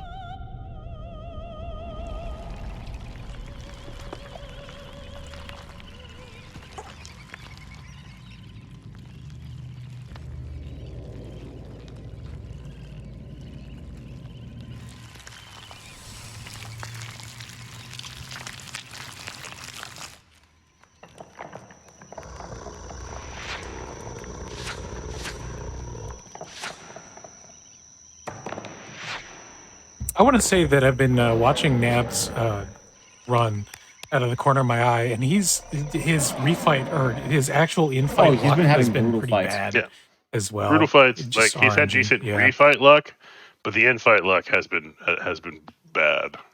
Yeah, like. And that's another. Yeah, that RNG is not. Yeah, talked that about. last we talk fight that about refight happened, luck for a lot. instance, kind of going into it, like you could actually even see Napson was starting to move towards the door because the fight should be done, but right on the last shot, barely gets out of range and drops a shot. So yeah. All right, so we've got a refight here for Crazy here in the hallway. This is the better of the two, the pterodactyl and single armadillo. See, right now I'm kind of worried though, because on the one hand, Nabson could get lack of refights that might net him a way to catch up. But at some point, is he there's an under-leveled? experience question. Yeah, like he's been under leveled, so does he need the refights? He may need some, but I'm not sure because the day 3 and day 4 refights, while they can get you an extra level at the time, in the grand scheme of experience within the game, don't actually get you that much. I do know one nice refight is the one going like right to the end of the game, and it's like 2 armadillos and a pterodactyl, where it's good experience. You get a lot off that, and it's not a bad fight at all. Yeah, no troubling enemies, no. Yep. Good drops, all nice stuff. So Maida is going to hand you a gun here on Crazy's side. This is Clamp's office. That gun is terrible. It is an awful gun. But we're required to use it a bit later. The stats on it are just awful, though. And here's Clamp.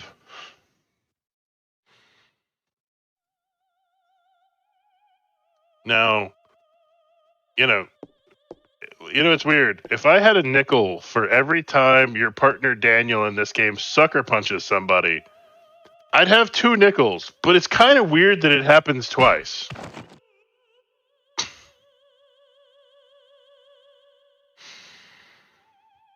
Yeah, your partner has sucker punched another person.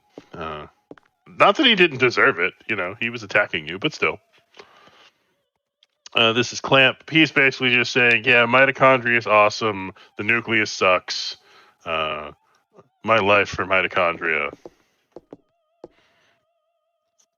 That's pretty much all. Oh, and I guess he's telling you how Eve took the mitochondria-less sperm and is trying to make the ultimate being.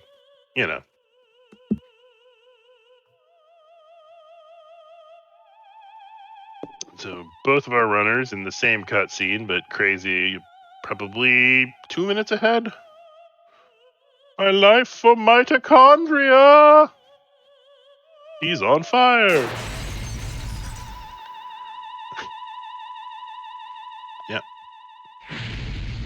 He's on fire. Yeah, it turns out burning, being ignited by your own mitochondria really hurts. And so Clamp repents just a little bit here at the end and gives you a key.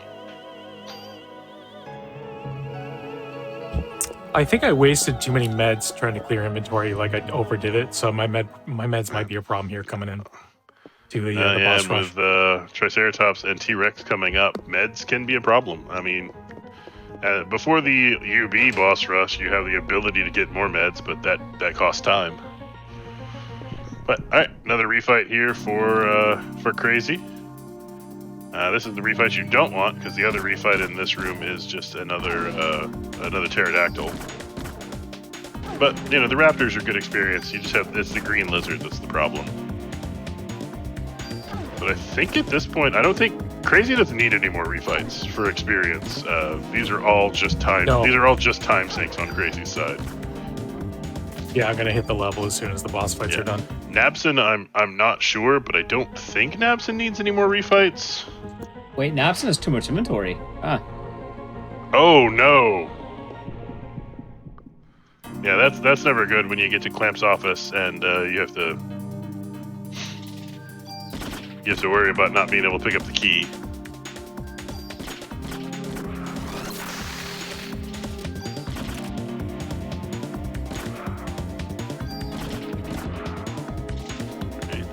Nabson skipping the refight here.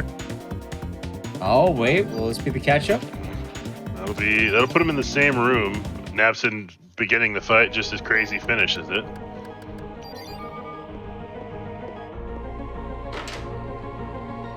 Yeah, I'm a little worried about Nabson's experience. Oh no, Nabson just got blinded. Curity, oh, but he kept zero cure. Oh, or he got a full cure, so he's just going to throw the full cure out. Okay. There you go. Well, now we know. Now we know, just aspects. But yeah, that getting blinded. The pterodactyls don't use that move very often, but when they do, it can be very difficult to dodge. And then, of course, blind is just the worst aspect in the game. Also, really quick, we have Crazy Awesome entering the Triceratops fight, opening with haste. Now, haste is really, you know, a lot of damage, but the problem is, we talked about that defense, yes. And this is one of the hardest hitting enemies in the entire game. I think this, like, there's like very few that hit harder than this enemy because the ram attack is wild. 200. And not only can it charge you for 200, if it... Oh, you did. Got the strat. So, Crazy got the strat where his energy shot actually took the face off. When you take the face off of it, its rams do a lot less damage, but it moves a whole lot faster. But while the skull is still on, it can do 200 damage 3 times in a row to you with ram attacks. And that's not good. That will put a hurt on you. Alright, so Crazy taking the time to make sure his ammo is good here, but doesn't need to heal because he gets a free heal here between boss fights. The game is shockingly nice here. It is. Ooh, that was really lucky on Nabson's behalf. Does not get the crit hit that could have taken one of his revives. Skull is off. The rest of the fight should be clean. Yeah, he's at 410, which means he had 10 health at the end of that hit. Because that burned him mid-4. Crazy going to pick up a couple items out of these chests, and then he's going to take on the T-Rex. T-Rex can be dangerous. Normally the fight goes pretty well, and if you know how to handle the fire, it's not that bad. But T-Rex is one of the enemies we talked about over-critting earlier, that if your health is in the wrong place and it bites you and crits you, it will just kill you. Okay, so right now, Nabson's level 31. I'm a bit worried on that experience over there, but we'll see how it goes. Right now, depends on where he's at in 31. 31 he'll get 32 and about 3,100 left, I think. Yeah, he'll get 32 from the T-Rex. He's gonna need a refight or two, hopefully. He may need a refight. He can always grab there's an easy scorpion refight you can grab if he's close enough. Hopefully I hope he doesn't hit the point where he needs 2. Yeah. If he skips those, though, there's always the scorpion at the bottom of the stairs. Also, this fight's pretty simple. You kind of stick near the right foot. What's going to happen is then he'll start attacking towards the right first. He'll pretty much ignore it while you get these shots off. Very clean fight, so very crazy awesome. This isn't too worrying of a fight. It's kind of weird because you think the T-Rex would be the harder of the fights, but oddly enough... No, the Triceratops is way more dangerous. Yeah, but I mean, the way it looks, though, it's like daunting. It's huge, spitting fire, but it's manageable. And if you don't know how to handle the fire can do 400 damage to you in less than a second.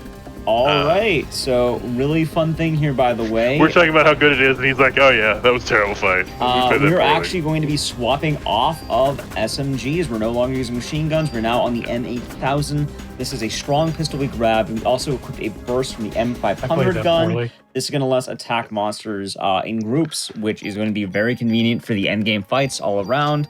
We also have Napson finishing up the fight. We might have some refights coming up. Ideally, we don't want to see any on Crazy Awesomes. Napson might actually need some. However, this race might be difficult with the result of the refights. It's kind of all up to RNG right now based on how this race might go, but the endgame is very consistent. This is kind of be the major few areas. No refight for round 1 for Crazy Awesome. Napson still taking down the T-Rex here, dodging the fire.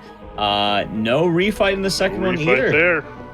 Yeah. Crazy Awesome will be hitting the dialogue after one more fight. I don't think he needs the experience from the Scorpion. No, he won't need the refight. He just, this last fight will get it for him. Napson takes down 9,400. If he does, he might need a refight. Yeah, I think he needs to get them, or else he's going to be in really bad shape for the upcoming fights. 9,000? 9,000, he'll need a refight. He needs both the reffights, and does he need the Scorpion? Not if he gets both refights. Well, hopefully he'll get those refights. If he gets one refight, the Scorpion might do it. Yeah. I mean, you can do it without it, but it is hard. It is absolute hell not being 33. Another note about the M8000, as X said, we equipped the burst from a shotgun on it, so now it fires like a shotgun, and it's a very powerful gun. It also has the double command ability.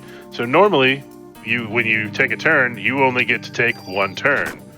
Well, with this gun, you get to take 2 turns every turn, which means you can fire twice, you can shoot once and cast a spell, shoot once, use an item, cast a spell. Like, you have 2 actions per turn now. Also, we get refight number 1. Via refight number 2, this might avoid the Scorpion entirely, potentially. Yeah. Whereas Crazy just hit 33, got the final ability in the game called Liberate.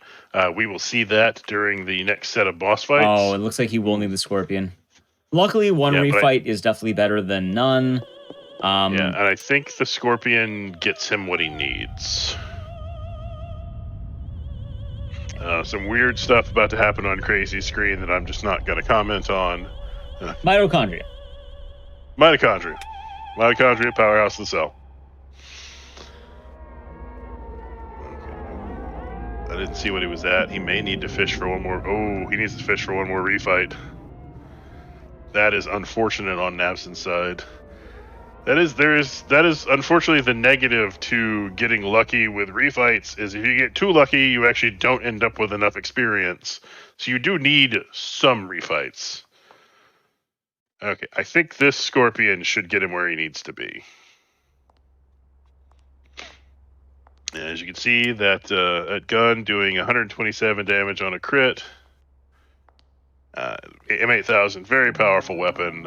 We'll use it for the rest of the game, except for one very specific situation where we picked up that SMG. Yeah, a bunch of weird stuff happening on Crazy's side. All that goo, it's back. Guess who's back? Back again.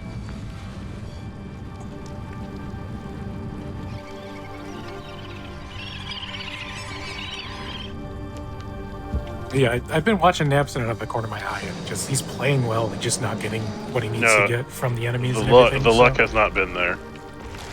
Yeah. He got very marathon luck. He got very good early refight luck, but very bad luck, both with refights in the museum and with, like you said, in battle luck.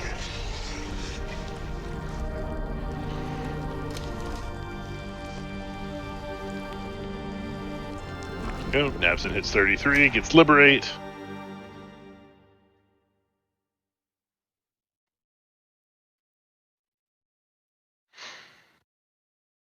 Liberate, like I said, is the final ability you get in the game, and we'll see it during the boss gauntlet that's coming up. It is extremely powerful. Holy! So he got the worst possible fight for that last fight, and he just murdered them. That was really good gameplay. Oh yeah, he murked him. Like you said, the gameplay on Napson's side has been top tier, as we would expect. from one of our top runners in the game. Just, RNG is RNG. We live by the sword, we trip and fall on our swords, and we die by the sword. And now the weird stuff is happening on Nabson's screen. Yeah.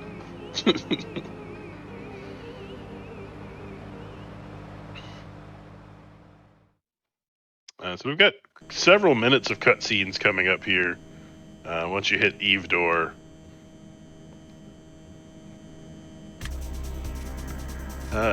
Anyone that is decides they're interested in running this game,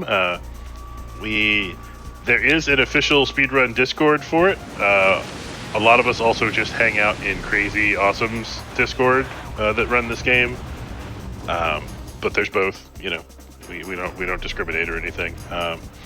But also there's a very, very good guide for it made by Primus that's on speedrun.com. It's probably the best in speedrunning that I've seen so far. It is the most detailed, best step-by-step way to learn how to run this game that I've seen in any game I've ever tried to run. It is top-notch. It has basically all of the newest strategies in it. I think it's missing barrier strats, and that might be about it. Yeah, some of the micro strats aren't in there, but it's geared and it's top tier. Stuff, it will get you in under 3 hour time pretty quickly. Yeah, I did it. I learned the game back when 12-hour challenges were a thing. I don't know if they still are, but one Saturday I just learned it. I wasn't good at it, but I was able to complete runs in one day. Yeah, no, it's it is a top tier game. The people in the community, it's not a huge community. There aren't a ton of us, but it's good people. It's a fun game. It's a fun run up until you get to the very top, in which case you're just hating yourself because of RNG mostly. Oh wait, I probably shouldn't tell people that if I'm trying to convince them they should run the game. No, it's great. It's always awesome. The RNG is always on your side. Painful. Don't ever worry about any of it. Yes. I mean, it's really fun until you get to a point where the RNG really matters, and that's. But you don't hit that point until you break probably a 245, where RNG really starts to matter. Maybe even a 240. Yeah, but it's a great community. We have a lot of fun. I say. Yeah, we just had you want to talk about the race we had on Sunday? I wasn't there. Sorry, I had to work. Know what happened? I had to work. We had a community race. I think it was 7 runners on Saturday. And that is a thing that happens every couple months. We'll have a big community race. 7 runners. Nabson got the worst luck, but won anyway. Yeah. But no, it's a lot of fun. Just 7 runners just sitting in Discord with each other, running the game together. And just doing a friendly community race. I think Nabson's the only player who's beaten me more than anyone else. Yeah, I think Nabson's still 2 games up on me. Well, we've raced him so many times. You'll probably get to take one back tonight. Yeah, he's still up though. Yeah. Great runner, great resident speedrunner. The T-Rex, I'm notorious in these community races for being ahead at T-Rex and then getting overcrit and murdered. That has happened 3 separate times.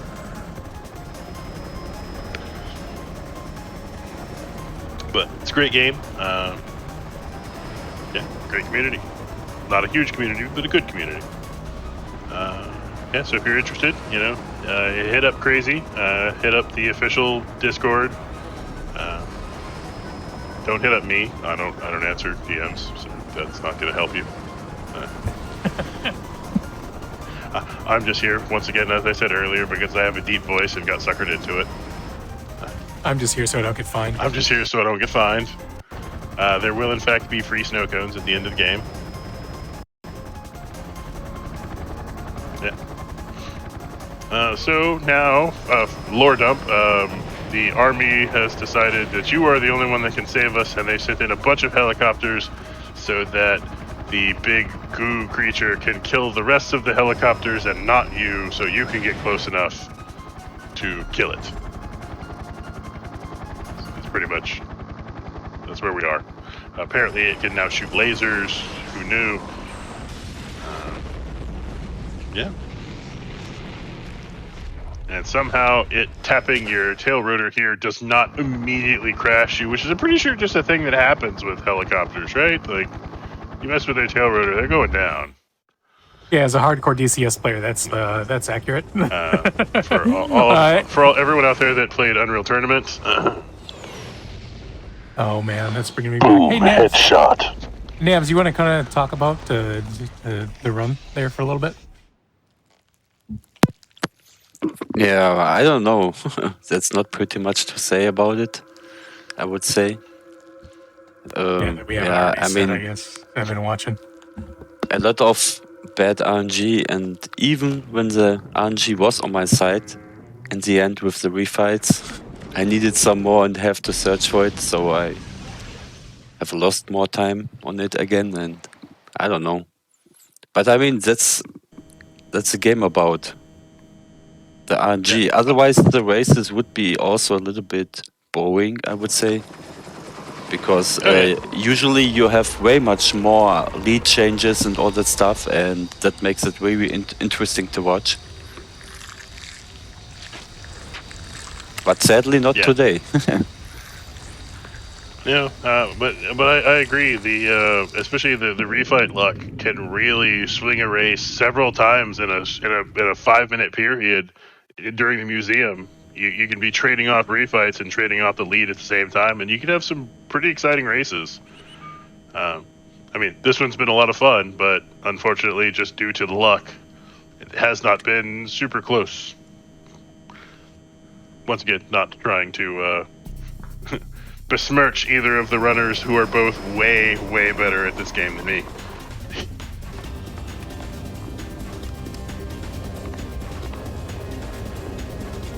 Double M10 too. Ugh.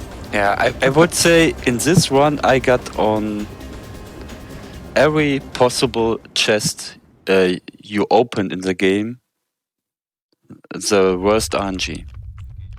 Did you get minimum damage? No, I got on this. Got from the Triceratops offense +2. Yeah. Oh really? That's a really rare drop. I want to say that's like 10% or something like that. I don't know the actual I think you number, got one offense too in the hospital. See that one. Right before M10. Yeah, I got 1 +2. I also went down to the catwalk and grabbed. I saw and commented on that because I don't think I'd ever seen you do that in a run. So lore dump. Eve's trying to have the ultimate being baby. Aya says no, you can't do that. Eve says shut up. Aya says no, you shut up. That's pretty much. That's where we are. And then we do have a few fights left, and while they are pretty straightforward, they can go wrong. So hopefully we'll be all good going into these. Eve 4 here coming up is kind of the one with the highest propensity to go wrong. Eve in this one, there are three targets, but since we have the shotgun ability on our pistol, it's not a big deal. But she can grab you and then hit you and inflict you with statuses. She can get you with Confuse, Poison, I don't know, there's a few. Confuse is terrible because Confuse reverses your controls. This would be the only time in the run that we would even possibly see it. I think outside of the Chrysler building, she may be the only enemy that can confuse you.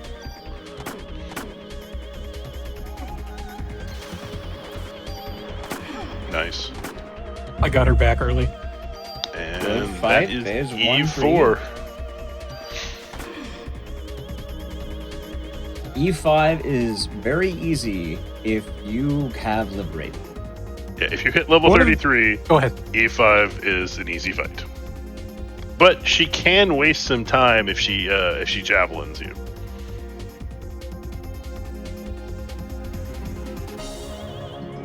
So I wanted to say one of the newer strats for E4 was getting her back, because all she'll do is fire those lasers and you can just face tank it.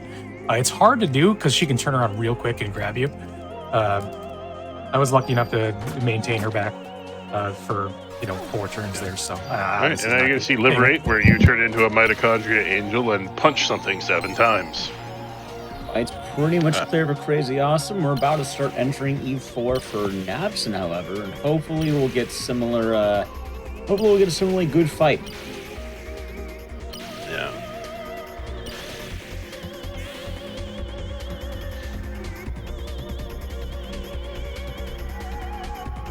One note about Liberate, it hits 7 times for about 250 damage. If there are multiple enemies on screen, you will trade back and forth between which ones you hit. And Liberate RNG can mess you up in a slightly later fight.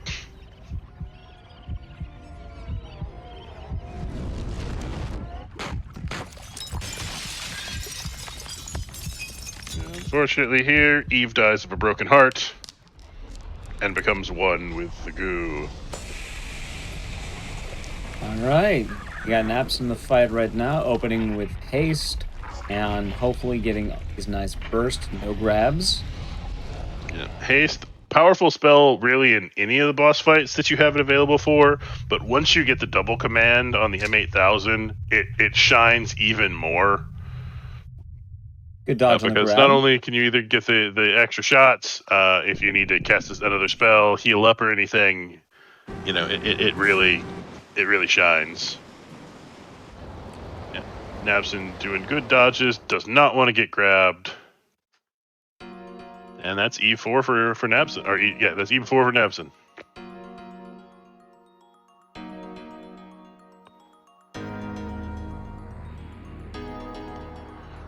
One thing I want to ask either commentator, did you learn any new strats today?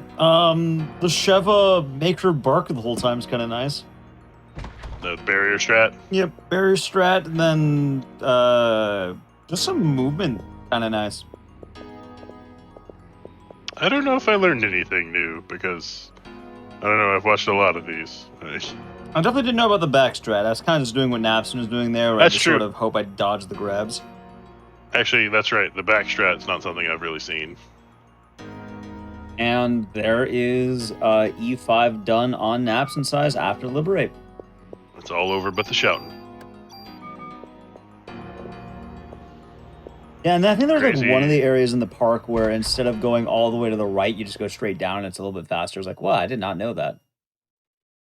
Although I did want to ask Crazy Awesome why he goes down for the T-Rex fight and not just like to the right, because isn't like going to the right faster? Yeah, because like the chest is right there. If you're just going for the ammo, going down seems like it's more steps than going to the right, because I think you just approach the entry a little bit quicker. That's the one thing I can help with.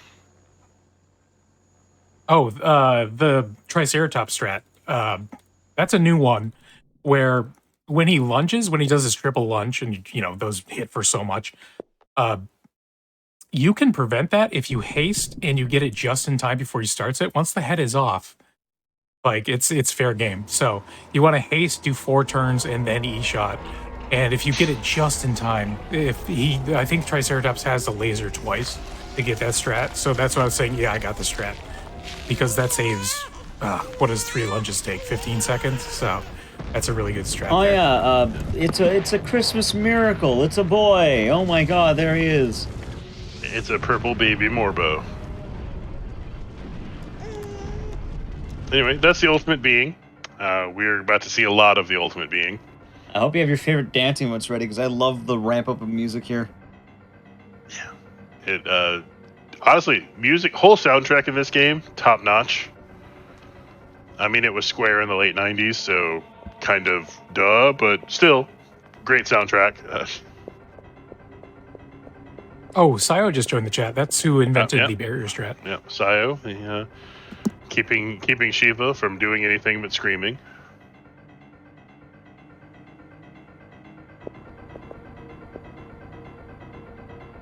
Oh, and so the whole game, Maeda's been handing you garbage items the whole time, and he's trying to hand you something here, and Daniel doesn't let him. That's going to remember that for later.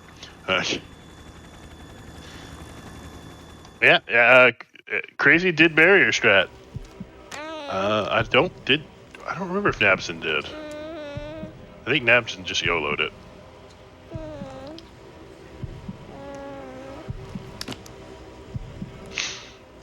Windmills do not work that way. Good night. Anyway, this is Ultimate Being. We're about to hit we're about to do a boss gauntlet of several versions of the Ultimate Being. And this one, it's pretty straightforward. You just haste and fire. The one thing, the baby will occasionally drop to the floor, and then will do an ability that hits the whole screen and does all of your health and damage except 1 point, unless you take contact damage at the same time, which Crazy pulled off, and you'll notice Crazy took very little damage. Now we'll be entering phase 2. UB2. Phase 2 is pretty nice. You just kind of want to hit the body until they spread. Once they spread, what you can do is actually we're getting a pretty early liberate. Yeah, you do really. I'm doing it. All right. So, as Ek was saying, normally you would wait until the split and then liberate, but when that happens, you can get bad liberate luck, and too many of your liberate hits will hit the wings instead of the body, and the body will not die. Crazy, on the other hand, is just liberating early. Yeah, RJ did it last year, so I got to keep the trend going. Oh, nice! Oh, did I get it? Oh! that is luck right there. And so that's UB2. All right, UB3 is probably the most straightforward of them. You just keep shooting until you can liberate. Keep shooting, walk behind him, try to stay behind him, and keep shooting. UB3 will jump to the corner and fire out a bunch of lasers. If you can get behind him before they fire, none of them will hit you. Other than that, he pretty much just walks up and punches you. He also has an ability where he'll go into the center and do like an outward AoE that you can't really dodge. But if he goes to the corner, you want to try to get behind him as soon as possible so that none of those purple balls hit you. Crazy having a pretty good UB3 here. He hasn't been jumping around between corner to corner too much. That is a thing he can do, and it can kind of screw over your range. You know, it's Crazy Awesome is going for haste primarily. Is he going to liberate? Probably not. He likely won't actually get up a full PE bar before the end of the fight. Right. But what he's doing can be faster as long as you don't get trolled too hard by Ultimate Being jumping between corners, and that is Ultimate Being 3. Alright, Ultimate Being 1 down over on Nabson. Going into this, I think more action will be happening on Nabson's side. Crazy Awesome, we will have Ultimate Being 4, but this is kind of your home free here. I mean, you can still die, but Ultimate Being 3 is really the final boss, I'd say. Pretty much. This is where, though, UB4, where Crazy is where we're going to use that submachine gun we picked up what feels like 45 minutes ago. As you'll notice, all the shots are either doing 1 or 2 damage. Ultimate Being 4, you need to do 20 damage to it, 1 to 2 damage at a time, before this cutscene will happen. And also, Nabson playing it much safer. This is the ideal strat that you'd normally be doing if you're not YOLOing it. You let the body split, and then you liberate. Right, and basically you want more hits on the body. Ooh, he's not getting good liberate luck. Oh! He only got 1 hit on... Did he get any hits on the body, or was that all wings? I think it was all wings. Those were all wings. That is really awful luck. Oh. You only want 2 hits on the wings and the rest of them on the body, ideally. To get no body hits is both super rare and just awful. So, final Ultimate Being done on number 2, done on Nabson's side. For Crazy Awesome, it's just 8 hits, and we will be entering the finale. This is Meta's gun. He made you special bullets with your cells, and they do max damage. Alright, there's UB4. Nice and done. UB3 coming up on Nabs and Sides. Crazy Awesome is not done yet, though. Technically, the run... are you going to go for a nice safety save over there, just in case? For those who do not know, there's going to be a save in that room. It is a full save. Don't use it. You will die. It tells you, phone out of order, and then if you get caught by the monster, it does not matter how you played. It's a one-shot kill, and it will send you back to UB1.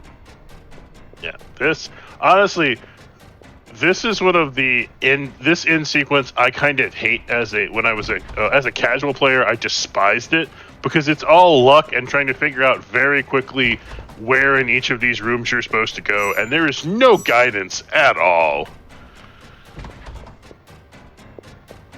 Music's gonna be really frantic over on screen number 1. Right now, Nabson is taking out the UB3. I think he is gonna go for the Liberate. He's at full PE, so we will probably. I think he's going for the shot strap, maybe. Yeah, he just shooting it away. A little surprised. Figured with the full PE bar, we'd probably see a Liberate, but I figure he's close enough. He'd probably worth going for. Yeah, if he dives across, we may see a Liberate to finish it. Nope, there's UB3 done on Nabson's side. All right, UB4 will be nice and easy. Just have to do the gun swap over on Crazy Awesome side, just making his way to the end, turning on the boiler to blow up the whole ship. But I like that Aya Breo waits like the longest time so she can get her one-liner. It's the, you know where we are? And then a giant Hell's pause. Kitchen. Well, I just like it's like a 20-minute pause, and then just Hell's Kitchen, and then she just runs. Also, I will freely admit, when I first played this game in 1998, I didn't know Hell's Kitchen was a neighborhood in New York, so I did not understand her one-liner. I was not a Daredevil fan growing up. I just so like I that she know. has to say it. Like she has to make sure that the Ultimate Being can hear the one-liner. Yeah, so on Crazy's scene, we've got a couple more. Crazy said we got a couple more screens to finish. Basically, this is just run away from the Ultimate Being. If it touches you, like X said, you die. That's it. Game over. Time is coming up over for Crazy Awesome, by the way. We are right at the end of this game. We actually have a really good run, and let's see right here. That is time for Crazy Awesome. That's a pretty good section right there. Let's switch the audio over to Nabson as we finish up over here. We still have UB4 He's and on we have fire. the escape. He's on fire.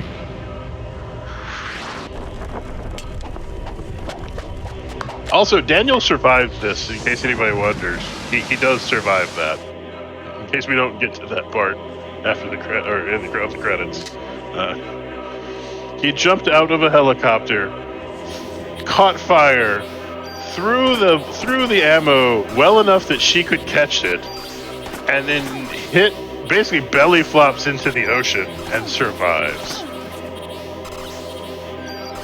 Kind of impressive, really. GG too crazy for the finish with a 2:36.43. Not bad. Nabson still finishing up over here, right at the end with these super bullets, and right, we're done. We're all, right, nice clean. Nabson's about to enter the escape sequence.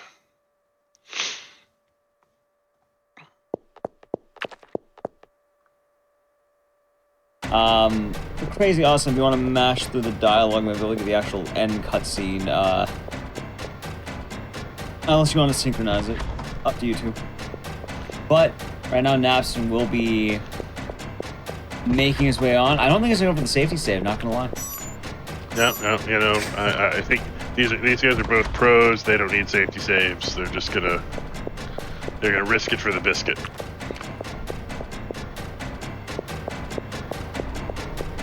One really important thing, though, we didn't really talk about with the finale sequence here, as we can see Nabson doing, is just knowing what room you're going to. Something we didn't talk about at all throughout this run that I probably should have mentioned is, I guess, preloading a little bit. You can move before you load in, and you can start getting a little distance, and this requires a lot of room knowledge, so the runner must know where they're going. It really comes in handy here. Yeah, you gotta know what room you're entering and what direction to be holding the button before you actually finish entering the room. Very important here, but just for minor time saves throughout basically every room in the run, you should already be holding the direction you're going to be moving in that screen before you get there.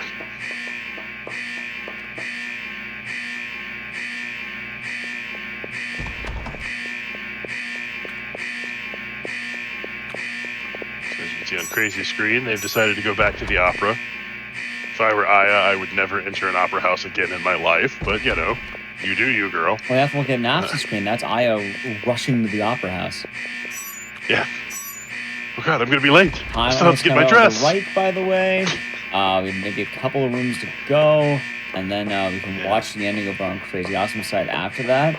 But give it up for Napson right now, because we are just about time. GG. GG to both far runners.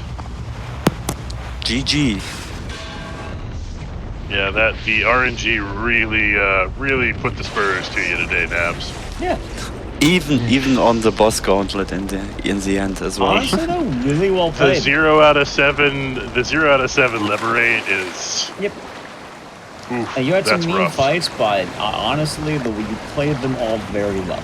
Yeah, for those who don't know, Napson is we're on almost the exact same skill level. So he just... Between the two runners, there is a 14-second time difference. And Napson's... And 14 seconds over 2.5 hours is nothing. Yeah. Yeah, we can put the audio back on Crazy Awesome side really quick. We can enjoy our ending here. But yeah, that was the Christmas Parasite Eve. I hope you all enjoyed it. Really quick, Crazy Awesome. If anyone wanted to find you on Twitch, where can they find you? Right on Twitch. Well, not here, but you know what I mean. All right. Yep, that works. You can find him Crazy Awesome. And then Napson as well. Where can they find you? Yeah, here on Twitch as well. I know your name is in the shout out right now, so that works quite well. Yeah. And really, just before we close out here, we're going to watch the ending. But also, how did you both feel about the race? The difference is I got really good fight RNG, and Napson didn't. That's a major difference. And the refights, I got a lot of them, and I got way more than I even needed. But I played them extremely well. But I also got amazing in-fight RNG, so that's going to explain the gap for that. Napson got dunked on early with the Central Park non-tooling, so is what it is. And it just kept going from there. Kind of snowballed. Yeah, but I mean, still 2 solid runs. No of us died or something. Yeah. So we picked up 2 safety revives, but no one of us needed it. Oh. And you still both beat my PB, even, you know. Oh yeah, we were talking about what our estimate should be, and we were both thinking 240. We didn't realize that was just set for us.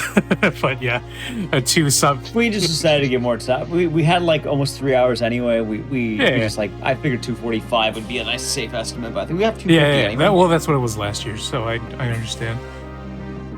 But yeah, me and Napson, 99% of our runs are going to be sub 240.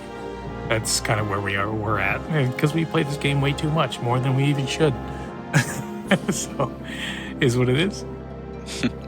Which is any. I mean, everyone should play Parasite Eve. No, it really is. It's a fun run.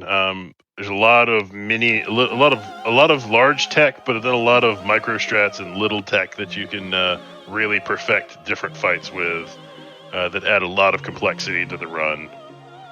But then there's also Big Daddy RNG that, you know, can just end your run because it sucks to be you today.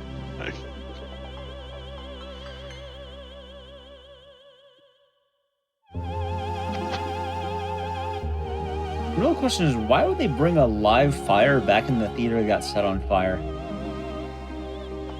Some people can't read the room. Maybe they're really dedicated to the play. Yeah. But the original play didn't have fire. They wanted to amp it up. They thought, hey, you know, that actually looked pretty good before we all died. It was going really well until everyone died. Other than that, Miss Brea, how did you enjoy the play? Oh yeah, also mitochondria is activating. Bad ending. Aya gets an army of mitochondria people. Also, this is completely ignored in the sequel. Well, she just really lights up a room.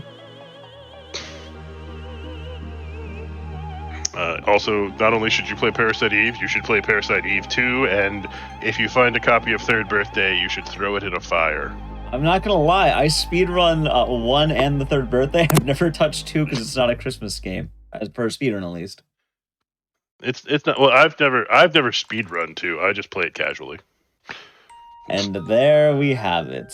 That was Parasite Eve. Really quick before we go, if all our runners would just like to say something in general, feel free to go for it. Speedrun this game, the guide is great. Also, speedrun Max Payne on the Game Boy Advance. That game is also great.